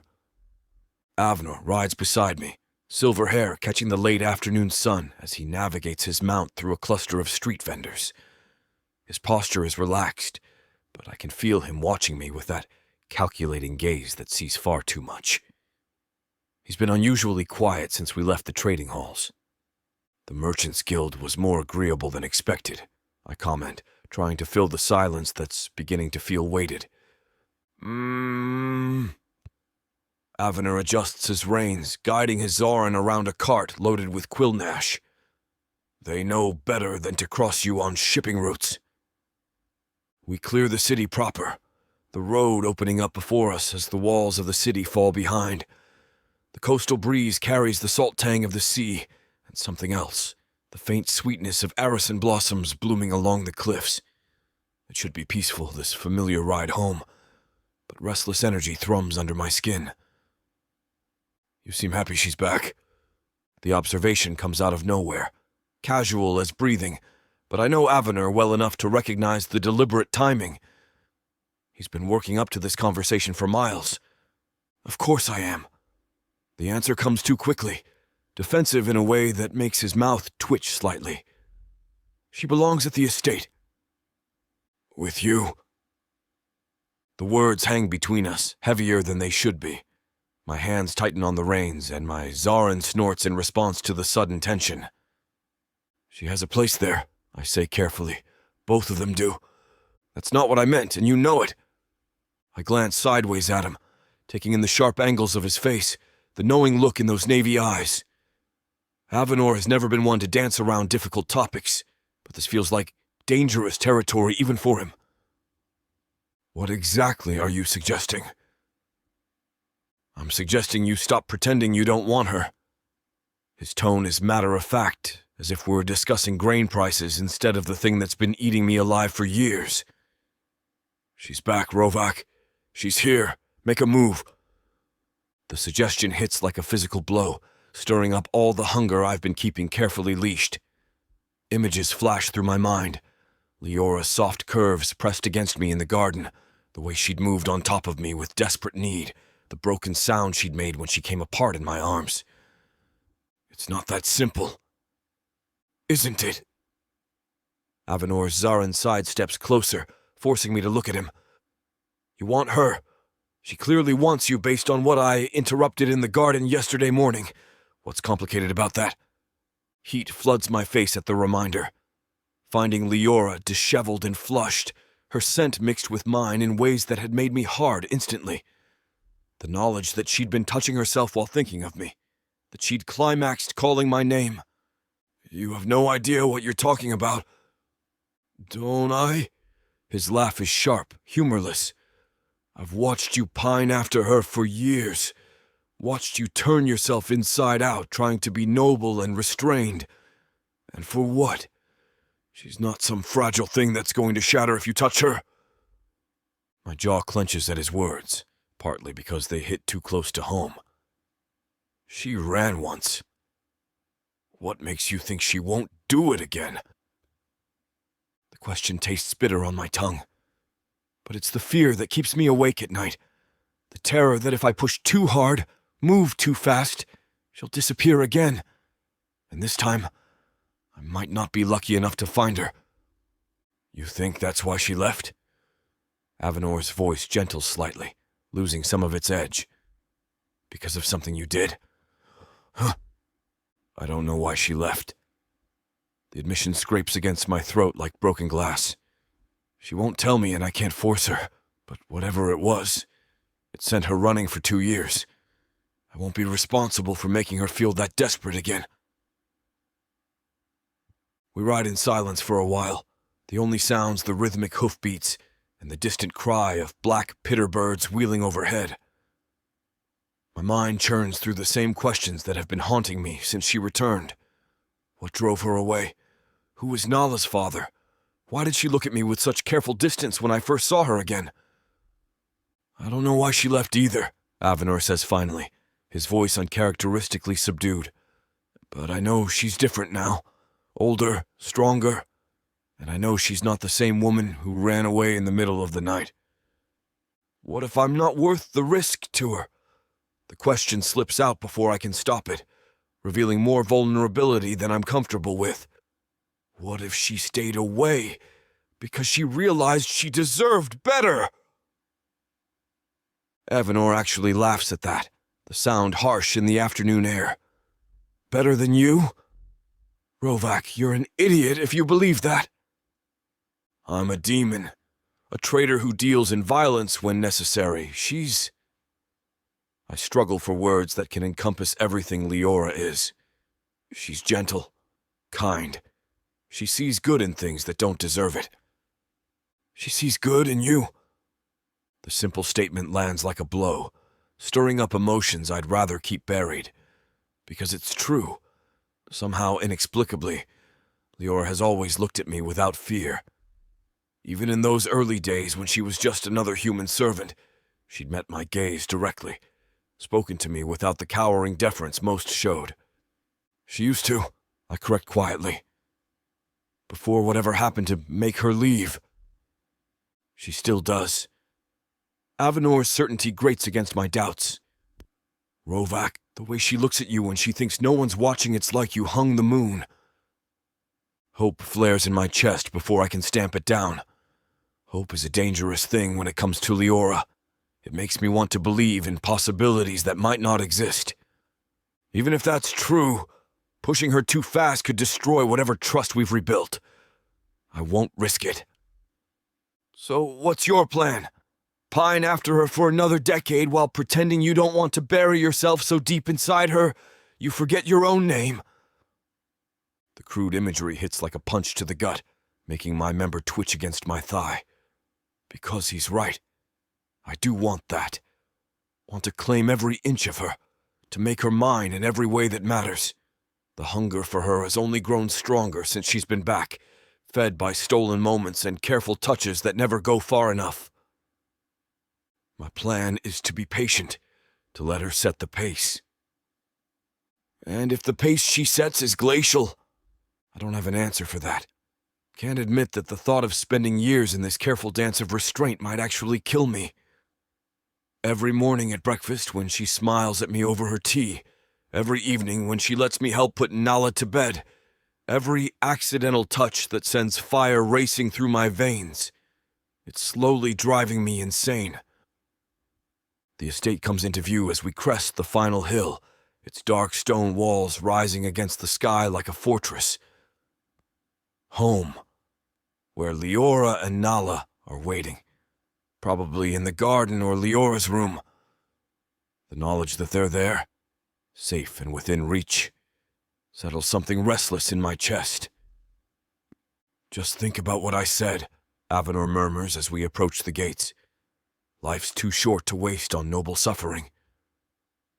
I grunt non-committally, but his words follow me as we enter the courtyard and hand our mounts over to the stable hands. The familiar routine of returning from business should ground me, but instead I find myself scanning the windows for a glimpse of mahogany curls or listening for Nala's bright laughter.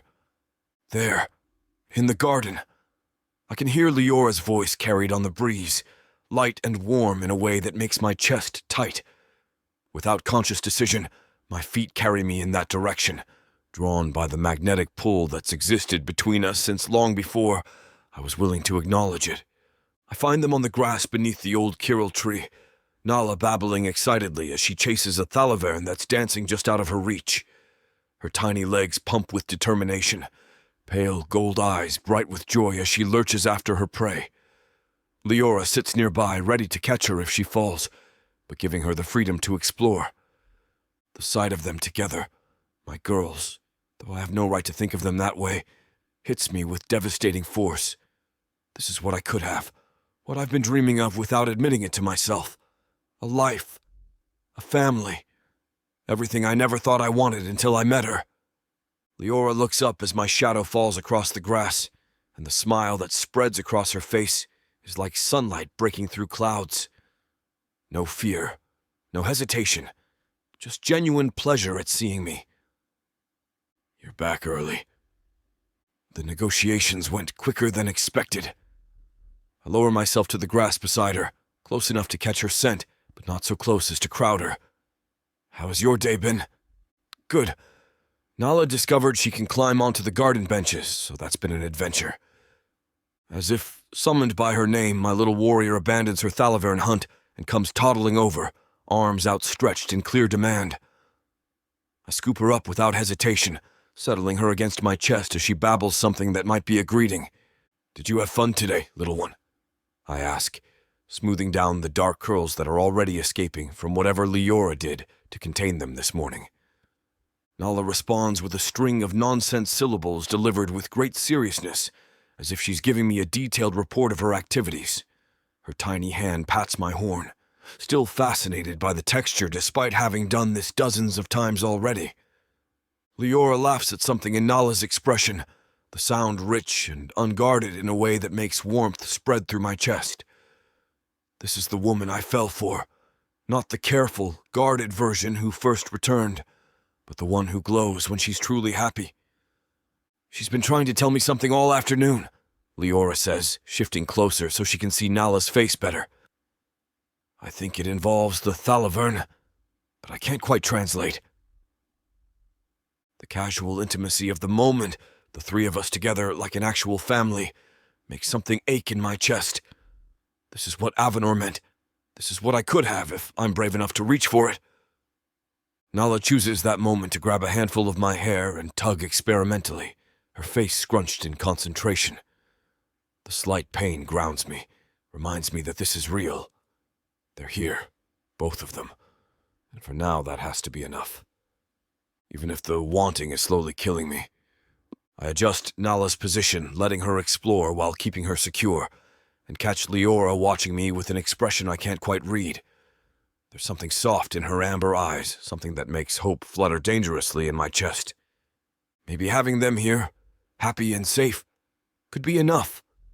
Maybe watching Leora smile and helping raise the daughter she clearly adores would fill the hollow spaces in my life that I'd forgotten existed. Maybe the constant ache of unfulfilled desire would eventually fade to something manageable. But even as I try to convince myself of that comforting lie, I know the truth. Want doesn't fade. It grows, fed by every shared moment and stolen glance. The hunger for her has roots that go too deep to simply starve away. For now, though, I can pretend, can sit in this garden with the two people who've somehow become my whole world and imagine that this careful distance is sustainable, that I can keep my hands to myself and my heart locked away indefinitely. Nala discovers my ear and decides it needs thorough investigation, her tiny fingers surprisingly gentle as she traces the pointed tip.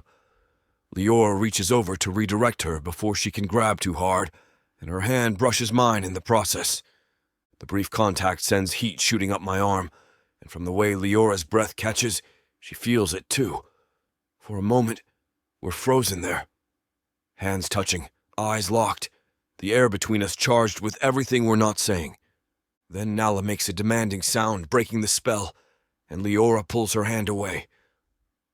But the flush in her cheeks and the quick flutter of her pulse at her throat tell me everything I need to know. She wants me too. Avanor was right about that much. The question is whether either of us is brave enough to do something about it. Chapter 24. Leora.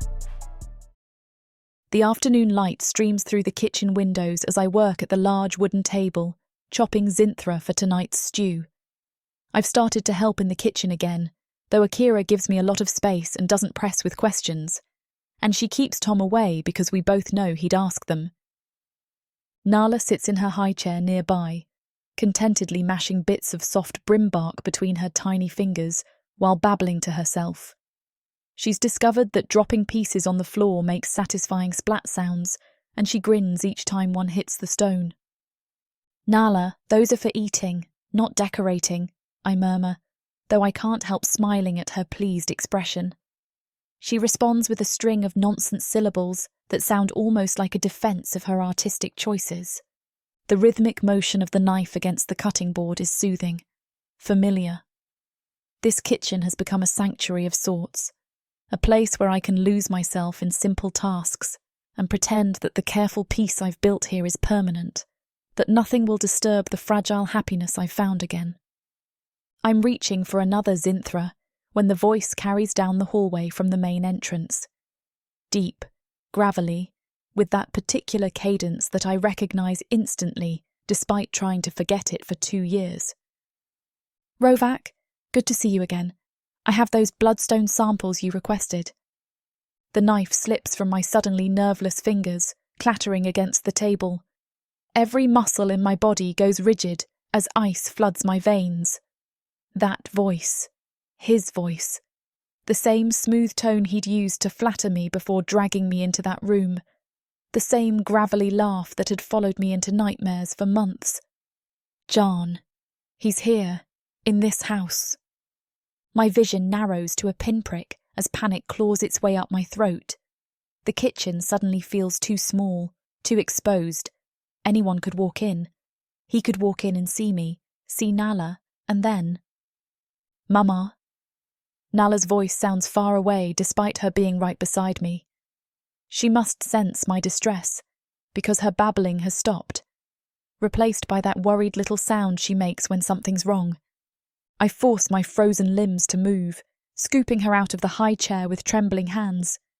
She's warm and solid against my chest, real and precious, and mine to protect. The thought galvanizes me into action. "We're going to play hiding," I whisper against her dark curls, trying to keep my voice level even as my heart hammers against my ribs. "Quiet game, baby, like we used to play." Nala seems to understand, or at least she settles against me without protest as I edge toward the kitchen's back entrance. My bare feet make no sound on the stone floor, but every step feels impossibly loud. The voices from the main hall drift closer as I slip into the servants' corridor. "Quality has improved significantly since the last shipment," Chan is saying, his words carrying that false charm I remember too well. "I think you'll be pleased with the consistency." Rovac's response is muffled by distance, but the sound of his voice should be comforting. Instead, it only makes panic spike higher. He doesn't know. He has no idea what kind of monster he's doing business with, what that creature did to me in his own house while he was away. I press myself against the wall, Nala clutched tight to my chest as I try to control my ragged breathing. The corridor stretches before me, dimly lit and lined with doors leading to storage rooms and servant quarters.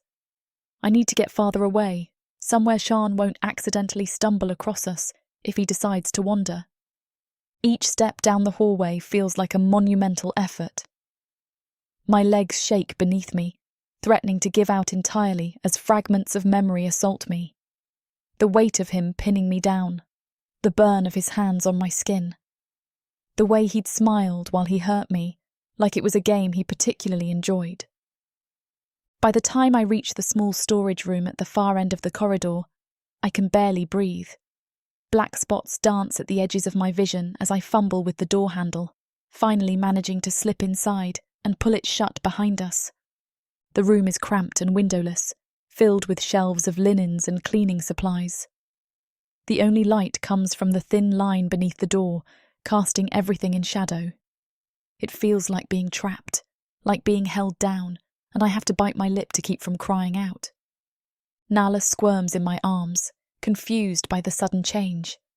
Her small hands pat my face, and I realise tears are streaming down my cheeks. When did I start crying? "Shh, baby," I breathe, settling onto the floor with her in my lap. The cool stone should be grounding, but instead it reminds me of another floor, in another room, where I lay broken and bleeding, while convinced my world was ending. My breathing comes in short, sharp gasps that burn my lungs. The air feels too thick, like I'm drowning on dry land. Nala makes a worried sound and reaches up to touch my face again, her tiny fingers gentle against my skin. She's so perfect, so innocent, the one pure thing to come from that nightmare. Looking at her usually fills me with fierce love and determination, but right now all I can think about is what Shan would do if he saw her, if he realised. The thought sends fresh waves of terror crashing over me. He can't know about Nala, can never know that his violence created something so beautiful and precious. Because if he ever put those pieces together, if he ever tried to take her or hurt her. I double over, wrapping myself around Nayla as sobs tear from my throat. The sound is muffled by her soft hair, but she starts to fuss anyway, picking up on my distress. I need to be stronger than this, need to protect her. But the memory of his hands, his weight, the way he'd whispered that Rovac would never want me now that I was ruined, it's all crashing back with devastating force. "Mama!" Nala pats my arm, her voice small and concerned. "Mama's okay," I lie, pressing a kiss to the top of her head. Just tired. But I'm not okay. I'm drowning in 2-year-old terror, in the certainty that my presence here puts everyone I care about at risk. If Shan remembered me, if he said something to Rovac about the human he'd enjoyed during his last visit, the shame would kill me. The knowledge that Rovac would finally understand why I'm not worthy of the kindness he's shown me. Time moves strangely in the dark room. It could be minutes or hours before I hear footsteps in the corridor outside. Heavy boots that make my entire body tense with renewed panic until they stop outside the door. "Leora!" Avanor's voice is muffled through the wood, careful and concerned. "Are you in there?" Relief floods through me so suddenly it leaves me lightheaded. Avanor. Safe, sharp-tongued Avanor, who's never treated me like something fragile to be handled carefully. Who became my friend when I thought I was beyond friendship. "Yes," I manage, my voice hoarse from crying. The door opens slowly, spilling warm light into our hiding place. Avanor's silhouette fills the doorway, his grey skin pale in the corridor's torchlight. Those navy eyes take in my tear-stained face and the way I'm curled protectively around Nala with swift assessment. "What happened?" He steps into the room, leaving the door open behind him. His presence feels safe, grounding in a way that helps slow my racing pulse. Nothing. The lie tastes bitter on my tongue, but I can't tell him the truth. Can't admit why the sound of Shan's voice sent me running like a coward. I just needed some quiet. It sounded like someone was here to see Rovac. Avanor's expression clearly says he doesn't believe me for a second, but he doesn't push. Instead, he crouches down so we're at eye level, his sharp features softening slightly. "Shan's here on business. He'll be gone within the hour."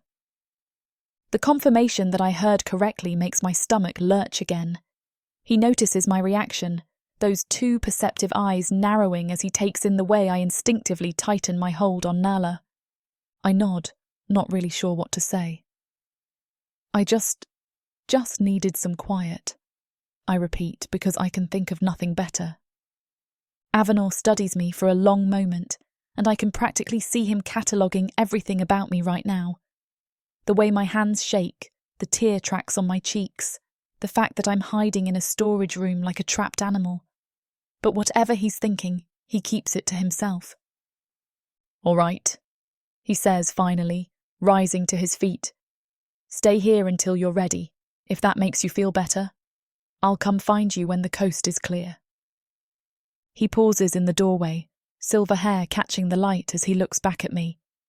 There's something in his expression, concern mixed with a frustration, that suggests he knows I'm not telling him everything.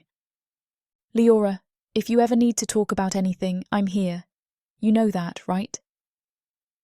The kindness in his voice nearly breaks me apart all over again, because I want to tell him, want to give voice to the poison that's been festering inside me for 2 years. But the words stick in my throat, trapped by shame and terror and the lingering echo of Shan's voice, promising that Rovac would cast me aside if he ever learned the truth. "I know," I whisper. "Thank you." Avanor nods once, then steps back into the corridor. His footsteps fade as he walks away, leaving Nala and me alone in the dim storage room once more. She's been remarkably quiet through this whole exchange, those pale gold eyes wide and watchful as she absorbs the tension she can't understand. "Mama?"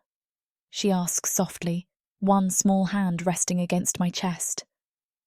"I'm okay, little star." I smooth her dark curls, trying to project a confidence I don't feel. Mama just needed a little break.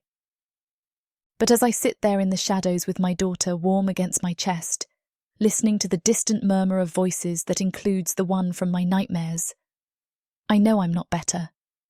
Know that the careful peace I've built here is more fragile than I ever wanted to admit. Because Chan is in this house, breathing the same air, and every instinct I have is screaming at me to run again, to take Nala and disappear before he can destroy what little happiness I've managed to find.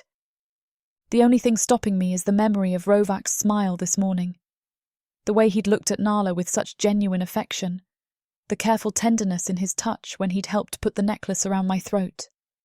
I can't lose that again. Can't lose him again, even if keeping this secret might eventually kill me.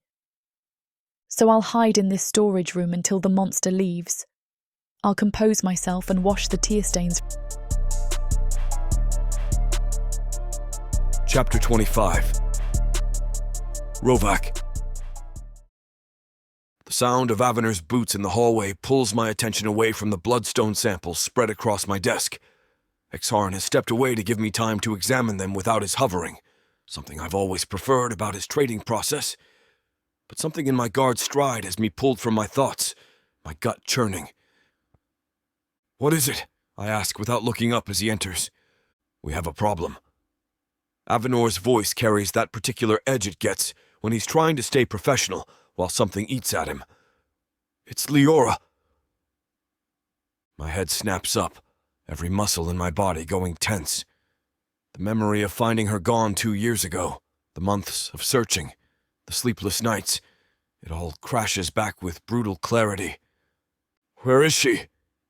"She's safe, I think."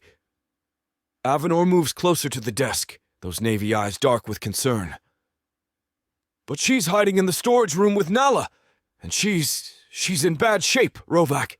Scared out of her mind, crying, shaking like the day she disappeared." The words hit me like a physical blow. I rise from my chair, bloodstone forgotten, every protective instinct I have roaring to life. What triggered it? I think it was Exarn. Avanor watches my face carefully as he delivers the words. "She mentioned she thought someone was in the house. I'm not positive, but I think maybe I don't know.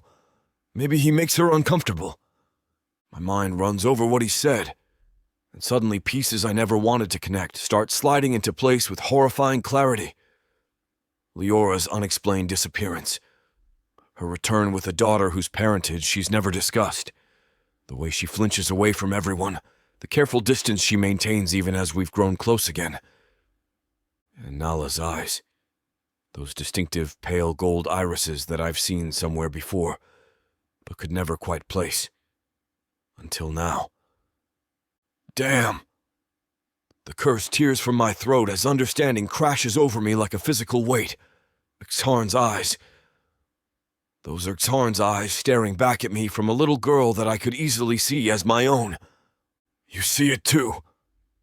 Avanor's voice is grim. The resemblance. My hands clench into fists as rage builds in my chest, white-hot and consuming. She was running from him. When she disappeared, she was running from him. My stomach sours. "You found her upset that day?" Avanor nods, disheveled and crying, though alone when I found her. Rage boils through me, my voice a low growl as I snarl, "Do you think he touched her?" The words taste like ash and fury.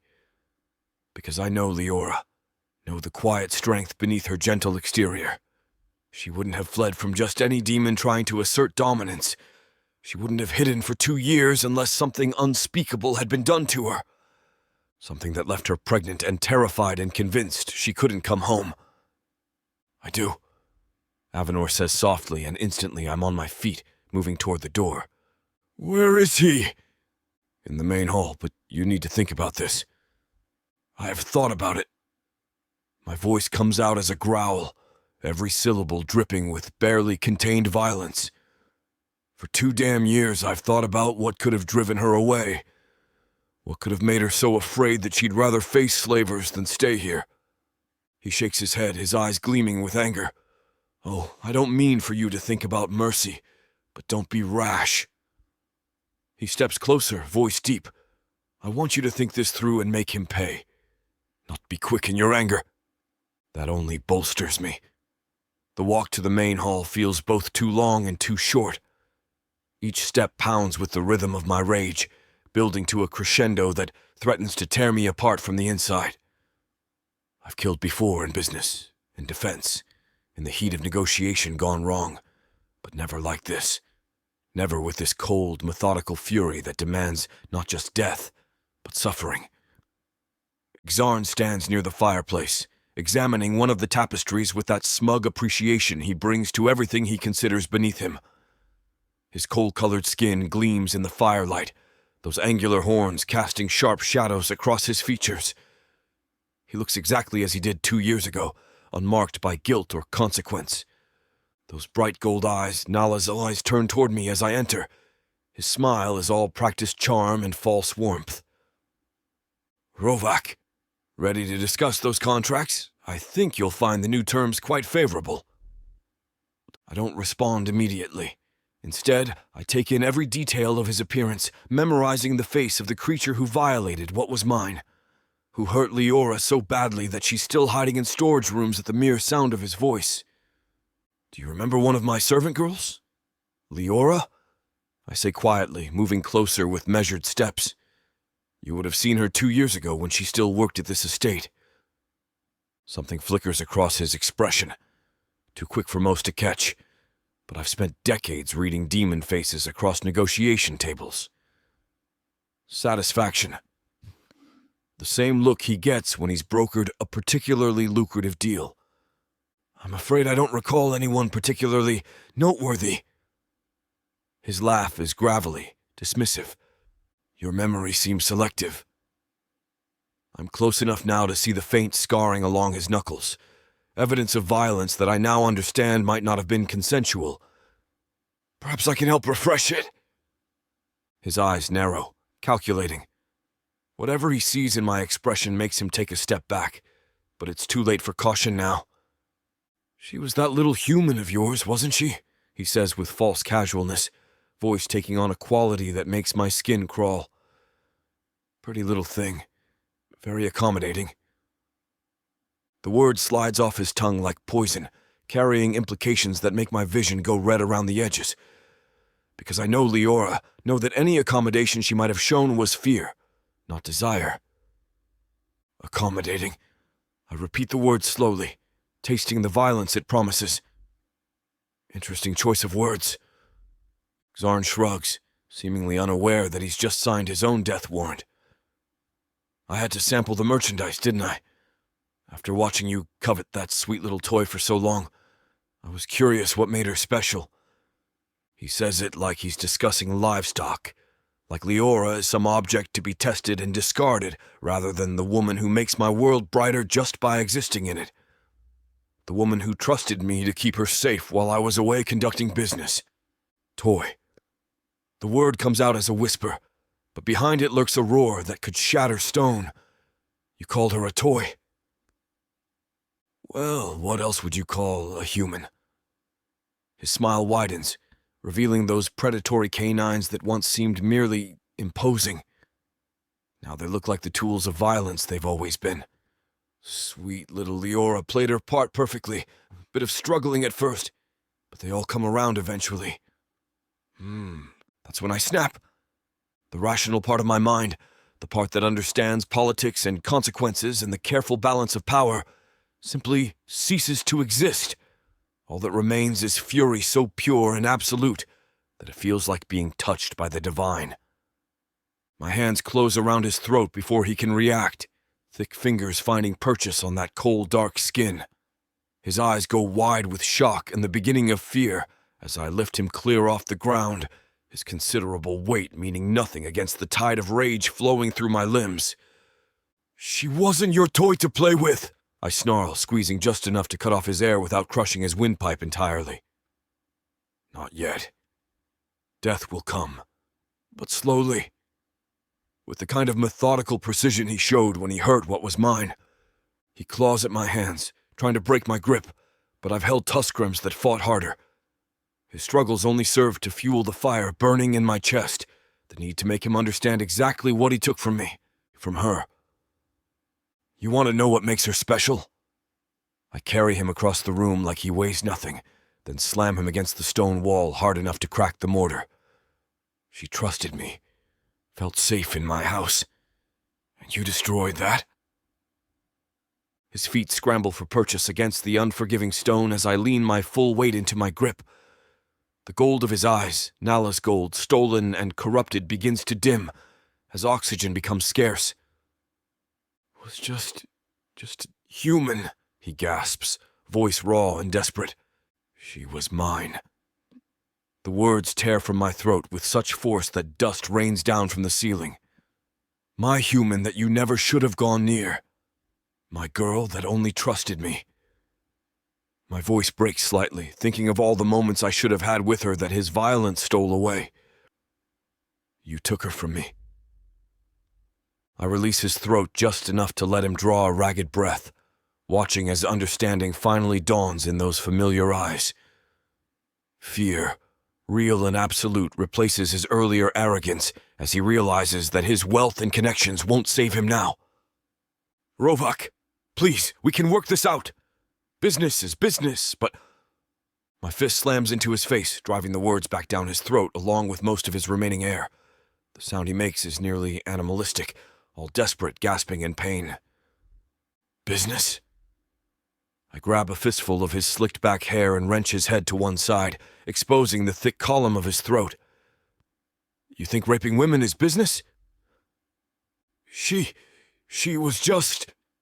Another gasp, weaker this time. A servant, available. The word pushes me past the point of any remaining restraint. Available. As if Leora's presence in my house made her fair game for any demon with an appetite for violence. As if her humanity made her less deserving of basic dignity. My hand moves to his jaw, fingers digging into pressure points that make him whimper. She left because of you. Spent 2 years hiding, thinking she wasn't worthy of coming home because of what you did to her. His struggles are weakening now, blood beginning to trickle from where my nails have punctured his skin. But it's not enough. Will never be enough to balance the scales of what he took from us. Rovac, he wheezes. She's just a girl. No. My voice drops to a whisper that somehow carries more menace than any shout. She's damn near everything. I shift my grip, one hand still holding him against the wall while the other moves to his throat. Not squeezing yet, just promising. My fingers tighten incrementally, cutting off another portion of his air supply. You deserve to feel the pain and fear that you inflicted on her. You deserve to have everything stripped away. Please. The word is barely audible, almost lost in his labored breathing. I didn't know she meant something to you. She's meant something to me since the day she arrived. Each word is punctuated by increasing pressure against his windpipe. And you hurt her. Made her afraid. Made her run. His face is beginning to turn interesting colors now. Purple creeping in around the edges of that cold, dark skin. But his eyes, those damn eyes that I see every time I look at my daughter, are still aware. Still afraid. Good. Here's what's going to happen, I murmur, close enough that my breath stirs the hair near his ear. You're going to die. Slowly.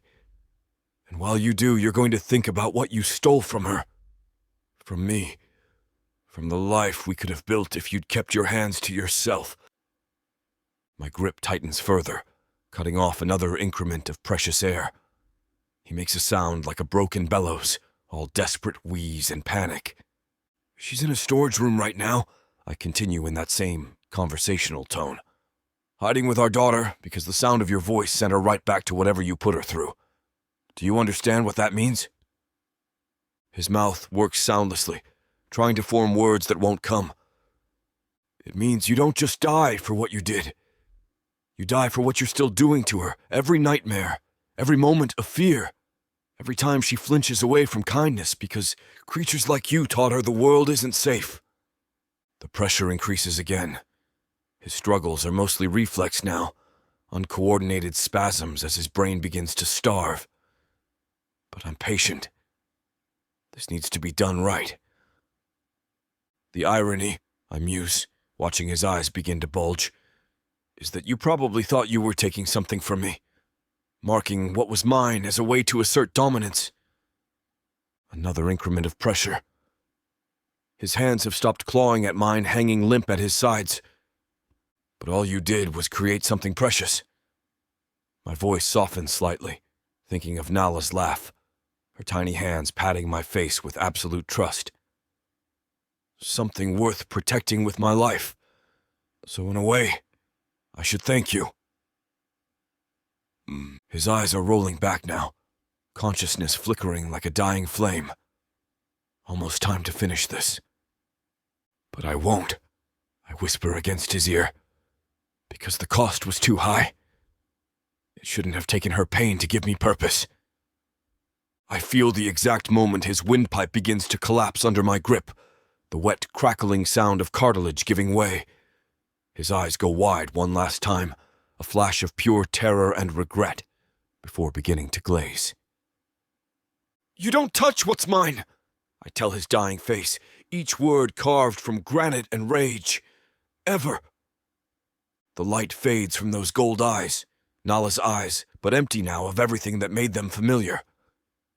His body goes limp in my grip, a dead weight that I hold for another long moment just to be certain. When I finally release him, he crumples to the floor like discarded trash, which I suppose is exactly what he's always been. Orcs, gargoyles, vampires, ice monsters, demons of the dark. These beasts seek war, destruction, and power. And there's only one thing that can tame them. Love. This is your chance to get the uncut and unabridged audiobook bundle. No detail is spared. Use discount code YouTube30 for an additional 30% off of the already discounted price.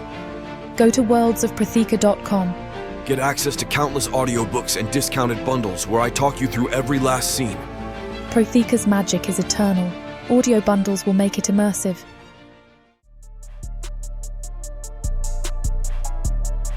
Chapter 26. Leora. The footsteps in the hallway make me shrink deeper into the corner, pulling Nala closer against my chest. She's finally stopped crying, her tiny fists clutching at my dress as exhaustion weighs her down. Every sound outside this door feels like a threat. Every creak of the floorboards a promise that he's coming back. But then I hear Avanor's voice, low and urgent, speaking to someone just outside. "She's in there. Just be gentle." My breath catches. Rovac. It has to be Rovac, which means Shan might still be in the house, might still be looking for me.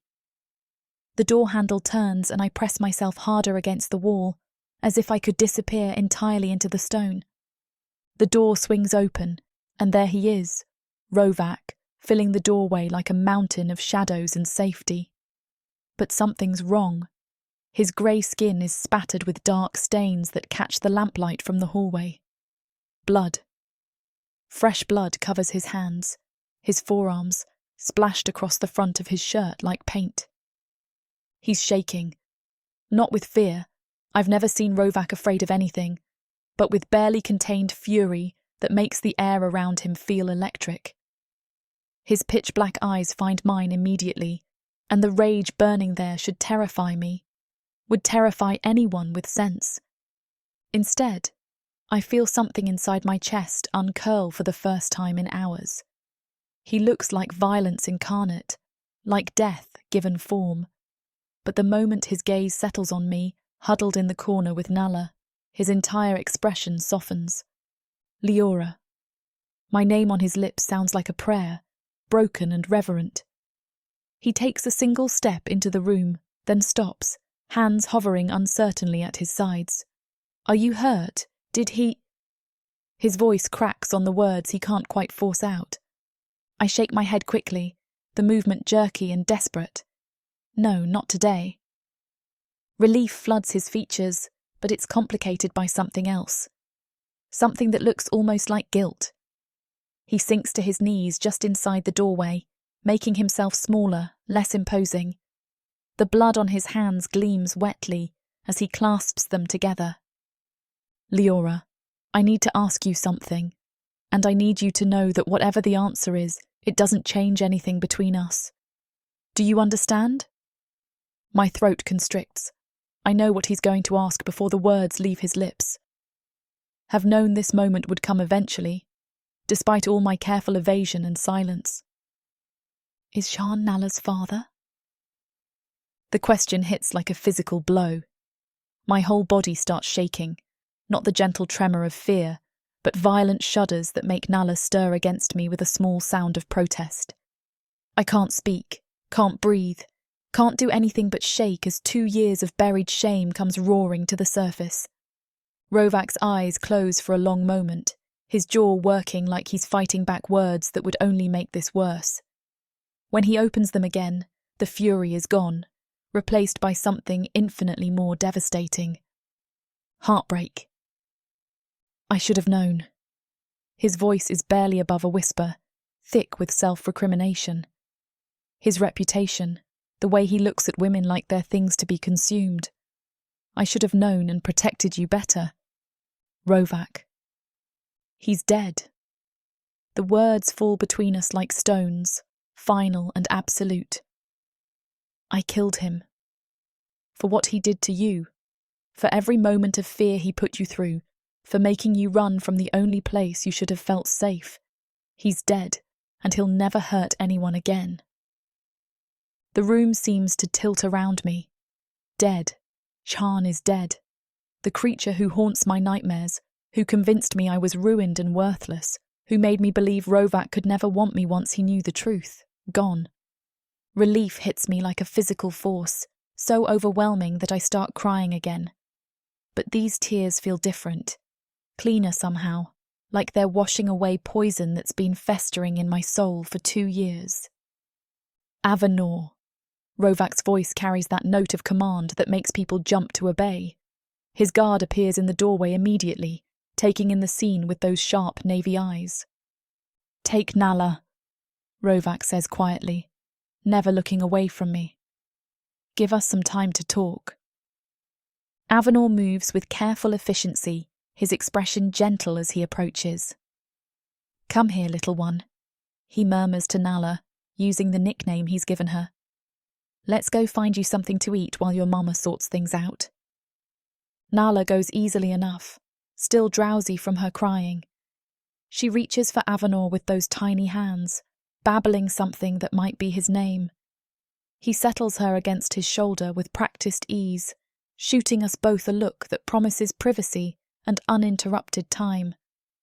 The door clicks shut behind them, leaving us alone in the dim storage room, surrounded by barrels of grain and hanging herbs. The silence stretches between us, heavy with unspoken truths and years of careful distance. Rovac moves closer on his knees, reaching out slowly like he's approaching a wounded animal. When I don't flinch away, his large hands cut my face with devastating gentleness. His thumbs brush away the tears still sliding down my cheeks. I'm so sorry, sweetheart. The endearment breaks something loose in my chest. I failed you. I should have protected you better, should have seen what kind of creature he was, and never left you alone with him. This is my fault. No. The word tears from my throat, raw and desperate. No, it's not your fault. It's not. My voice breaks as the dam I've built around this secret finally crumbles completely. Is that why you left? His voice is so soft, so careful. Because of what he did to you. That's when I break. 2 years of buried pain and shame come pouring out in a rush of words I can't control. He cornered me while you were gone. I tried to stay out of his way. I tried to be invisible, but he saw me and... A sob cuts off the words. Afterward, he told me you'd never want me once you found out. That your honour wouldn't let you keep something ruined. He said you'd throw me out the moment you learned what happened. Rovac's face goes murderous again, but he doesn't interrupt. Just holds my face and lets me purge the poison that's been eating me alive. I believed him. I was so ashamed, so broken. And when you came home, I couldn't even look at you without wanting to disappear. I didn't know I was pregnant when I ran. Didn't find out until months later. By then I was already hiding, already convinced I could never come home. My hands clutch at his blood-stained shirt, desperate for something solid to anchor me. I was so embarrassed, so ashamed. I couldn't bear the thought of you looking at me and seeing what he'd done, seeing how I'd been used, ruined. Now that the words have started, they won't stop. They pour out like blood from an opened wound, carrying away the infection that's been poisoning me from the inside. And when I came back, I wanted to tell you the truth, but I was terrified you'd send me away again, that you'd look at Nala and see him instead of... Another sob. I pulled away from you because I was carrying this secret like a stone in my chest, because I wanted you so badly and thought I could never have you. Not after what happened. Rovac's eyes are wet now, tears cutting silver tracks through the blood spatters on his face. Leora. I want you, I whisper, the admission ripped from somewhere deep and desperate. I've wanted you for years, even before everything went wrong. I love you. I've loved you for so long it feels like breathing. That breaks him completely. A sound escapes his throat that's part growl, part sob, and then his mouth is on mine with desperate hunger. His hands tangle in my hair as he kisses me like I'm salvation itself, like I'm the answer to prayers he never dared speak aloud. When we break apart, both breathing hard, he rests his forehead against mine. I've wanted you since that first time you came to my study with tea and a smile and told me to stop working so hard. Like you were the only one that saw me and cared. For years I've watched you and wanted you and held myself back because I never wanted you to feel trapped or obligated. Like you had to say yes to me because of who I am. His words crack something open in my chest, letting in light I haven't felt in so long. You wanted me? Before everything? Before, during, after. Always. His voice is fierce with conviction. I've been in love with you for so long, Leora. You make me want to be better than I am. Make me want to build something worth protecting instead of just surviving. I'm crying again, but these tears taste like relief instead of salt and shame. I thought you could never want me. Not after what he did. Never think that. His hands frame my face again, forcing me to meet his gaze. What he did to you doesn't change how I feel, doesn't make you less precious or less worthy of love. It makes me want to burn the world down for not protecting you better, but it doesn't change the fact that you're everything to me.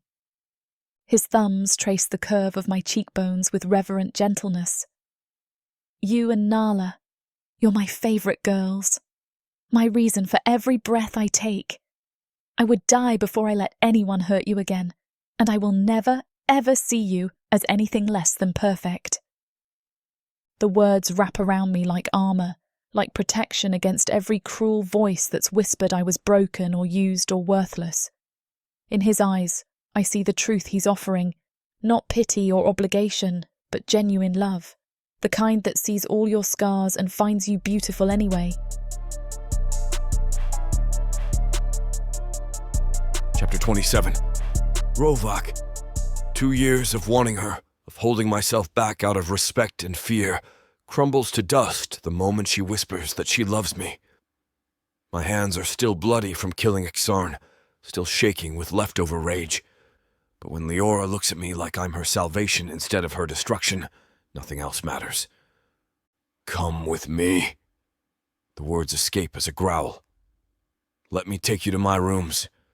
Let me show you how much I want you. Her amber eyes go wide, pupils dilating as heat flares between us. Yes. That single word breaks the last of my restraint.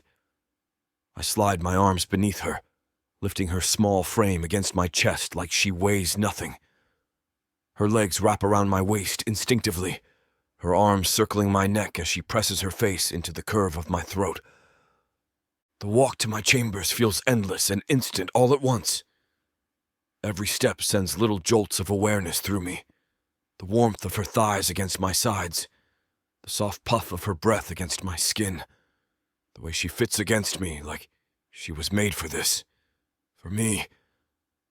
My door slams shut behind us with enough force to rattle the frame. I set her down gently beside my bed, my hands immediately going to her face, needing to touch her, to convince myself this is real.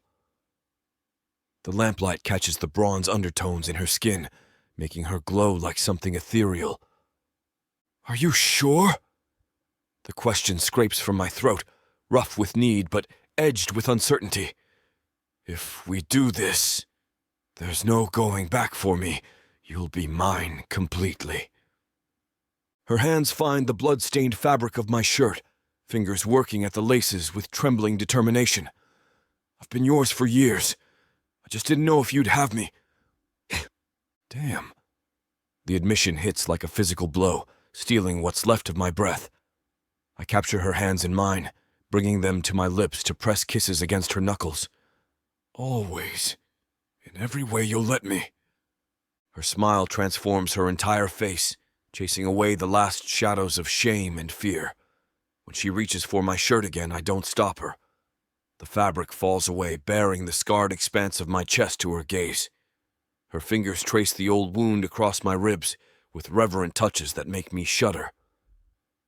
My turn. My voice comes out darker than I intend, heavy with promise. The simple dress she wears fastens at the shoulders with delicate ties. I undo them slowly, savoring each inch of golden skin revealed as the fabric slides down her body. She's more beautiful than my dreams ever dared imagine, all soft curves and gentle strength, marks of motherhood only making her more perfect in my eyes. When she's bare before me, I have to pause just to breathe. 2 years of wondering, of stolen glances and forbidden thoughts, and none of it prepared me for the reality of her naked in my chambers, looking at me like I hung the stars. You're perfect, I whisper, my hands mapping the curve of her waist, the flare of her hips. So damn perfect. Her cheeks flush pink at the praise, but she doesn't look away. Instead, she reaches for me, pulling me down until our lips meet again. This kiss is different. Hungrier, more desperate. All the careful control I've maintained for years dissolves under the heat of her mouth. This scene is about to get too steamy for this platform's comfort.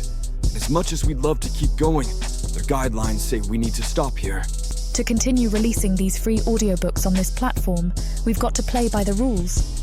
The passion doesn't end here. Visit worldsofprotheka.com to hear the full, uncut version of this fantasy romance, and every daring moment that YouTube can't handle. Use code YouTube30 for 30% off unabridged audiobooks in the Worlds of Protheka. Don't let YouTube hold you back. Immerse yourself in a world of magic, danger, and unfiltered passion. Protheka's magic is eternal. Listen unabridged and you'll never want to go back. That was, she whispers against my skin. Perfect, I finish, pressing a kiss to the top of her head. You're perfect. She tilts her face up to look at me, and the love I see there makes my chest tight. What happens now? I trace the line of her jaw with gentle fingers, still unable to believe she's here, that she's mine. Now we figure out the rest together. You, me, and Nala, a family. The smile that spreads across her face could power the sun. A family. Chapter 28. Rovac. The decision comes to me in the quiet moments after, when Leora's breathing has evened out against my chest, and the weight of everything that's happened settles over us like a heavy cloak. The estate feels tainted now, not just by Soren's presence, but by the years of separation, the The secrets, the careful distance we maintained when we should have been living. I trace patterns on Leora's bare shoulder, feeling the delicate bones beneath her skin. We need to leave. She stirs, amber eyes blinking up at me in confusion. What do you mean? This place. I gesture vaguely toward the door, encompassing the entire estate in the motion. It holds too much pain, too many memories of keeping apart when we should have been together. When we return, I'll sell it. Find us somewhere new. The uncertainty that flickers across her features makes my chest tighten. After everything we've just shared, she still expects me to change my mind, to send her away again. The thought makes anger coil in my gut, not at her, but at every circumstance that taught her to expect abandonment. Her voice is barely above a whisper. I cup her face in my hands, forcing her to meet my gaze. You, me, and Nala. There is no scenario where I let you go again, Leora. You're mine. Now completely. And I'm yours. The smile that blooms across her lips chases away the last of her doubt. She presses her mouth to mine in a soft kiss that tastes like promises and new beginnings. Where would we go? She asks against my lips. We can find a new home for us. Then I ponder it. But we could go on a trip while I have our things moved. She smiles at me softly. I'd like that. 2 days later, we're loading supplies into a carriage while Nala bounces on my hip, babbling excitedly about the adventure ahead. She's dressed in a tiny riding outfit that makes her look like a miniature explorer, her pale gold eyes bright with anticipation. The little nubs of her horns catch the morning light as she twists to look at everything, pointing at the Zarin hitched to the carriage and declaring, "Big." Very big, I agree, adjusting her weight as she tries to lean out of my arms toward the silver-coated beasts. Their shaggy fur ripples in the breeze, twin tails swishing with typical temperamental energy. But they'll take us somewhere special. Leora emerges from the house carrying a basket of supplies, the sunlight catching the bronze undertones in her skin and making her glow. The sight of her in traveling clothes, practical but still feminine, with her dark curls pinned back and her amber eyes bright with excitement, makes something possessive and primal stir in my chest. She's mine. Finally, completely mine.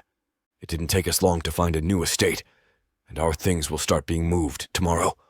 When we return, we won't even have to come back to this house tainted with bad memories. We'll go to our new one that we will fill with much better ones. The journey takes most of the day, winding through the mountains that separate my estate from the coastal regions. Nala alternates between napping against my chest and chattering at the passing scenery, her tiny hands grabbing at everything within reach. When she spots a black pitter bird streaking across the sky, she shrieks with delight, clapping her hands so enthusiastically she nearly tumbles from my lap. "Fly! Fly!" she demands, as if expecting the bird to return for her entertainment.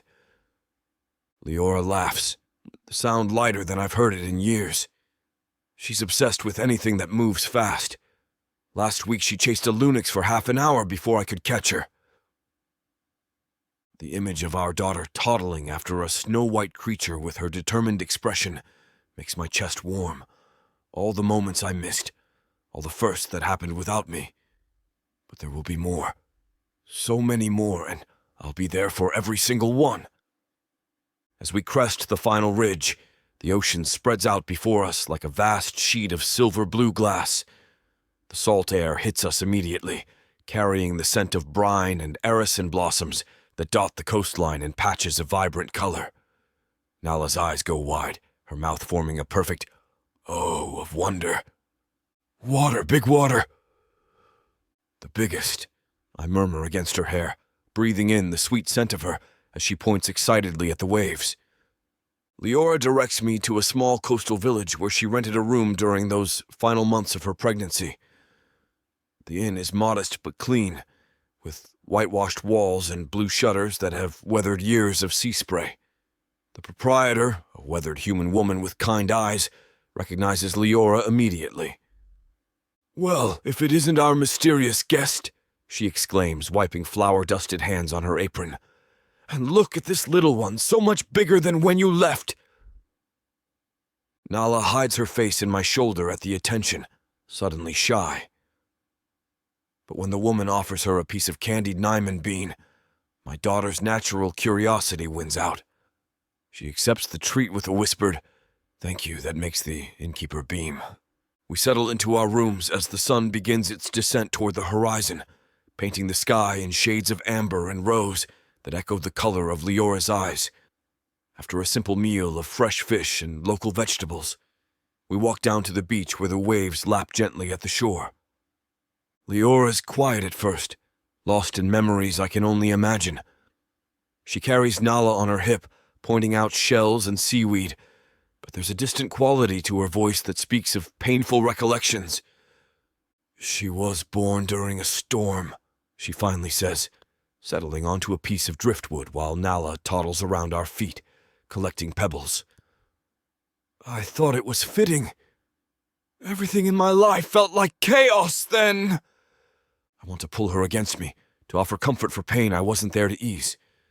But instead, I crouch beside Nala, helping her gather smooth stones while I listen. "The first few months were..." Leora's voice catches. "I was so afraid I wouldn't be enough for her, that I'd fail her the way I felt like I'd failed everyone else." "You didn't fail anyone." The words come out rougher than I intend, edged with fury at whatever convinced her she was to blame for any of it. Least of all her. Nala chooses that moment to stumble, landing hard on her bottom in the sand. For a heartbeat, her face crumples like she might cry. But then she spots a small thalaverne landing on a piece of seaweed nearby. The iridescent wings catch the fading light, and our daughter's tears transform into delighted laughter. "Pretty," she announces, pointing at the creature with one chubby finger. Leora's expression softens, love and wonder mixing in her amber gaze. "She took her first steps right over there," she says, nodding toward a patch of sand near the water's edge. "Early morning, just after sunrise. I was sitting here, feeling sorry for myself, and she just stood up and walked to me like she was tired of waiting for me to stop being sad." The image hits me square in the chest. Leora alone with our baby, struggling with emotions and circumstances that should never have been hers to bear. But also the miracle of Nala's first independent steps, choosing to move toward her mother instead of away, offering comfort in the only way a child knows how. "Show me," I say quietly. Leora looks surprised, but she stands, brushing sand from her skirts. Together, we walk to the spot she indicated, Nala toddling between us with her collection of treasures clutched in both hands. "She was wearing the tiniest yellow dress," Leora continues, her voice growing stronger with the memory. "And she had that determined expression she gets when she's decided something needs to happen." She looked at me like I was being ridiculous for not believing she could do it. I can picture it perfectly. Nala's pale gold eyes bright with purpose, her little face set in lines of stubborn concentration that she definitely inherited from me. The thought makes something fierce and protective rise in my chest. "She's been taking care of you from the beginning," I observe. Leora's smile trembles at the edges. "We took care of each other." The simple statement contains worlds of struggle and determination, of a young mother finding strength she didn't know she possessed for the sake of her child. My respect for Leora, already infinite, somehow deepens further. I pull both of them against me then, unable to resist the need to hold my family close. Nala squeals in delight at being sandwiched between us, dropping her stones to wrap her tiny arms around whatever parts of us she can reach. Leora melts into my side with a soft sigh that sounds like coming home. "We're never running again, I promise, my voice carrying easily over the gentle crash of waves. Whatever comes, we face it together. All three of us." Leora tilts her face up to look at me, and the trust I see there makes my throat tight. "Promise." "I swear it on my honor, on my life, on everything I am." The kiss she gives me tastes like salt air and new beginnings. When we break apart, Nala is pointing excitedly at something over our heads, bouncing in my arms with characteristic enthusiasm.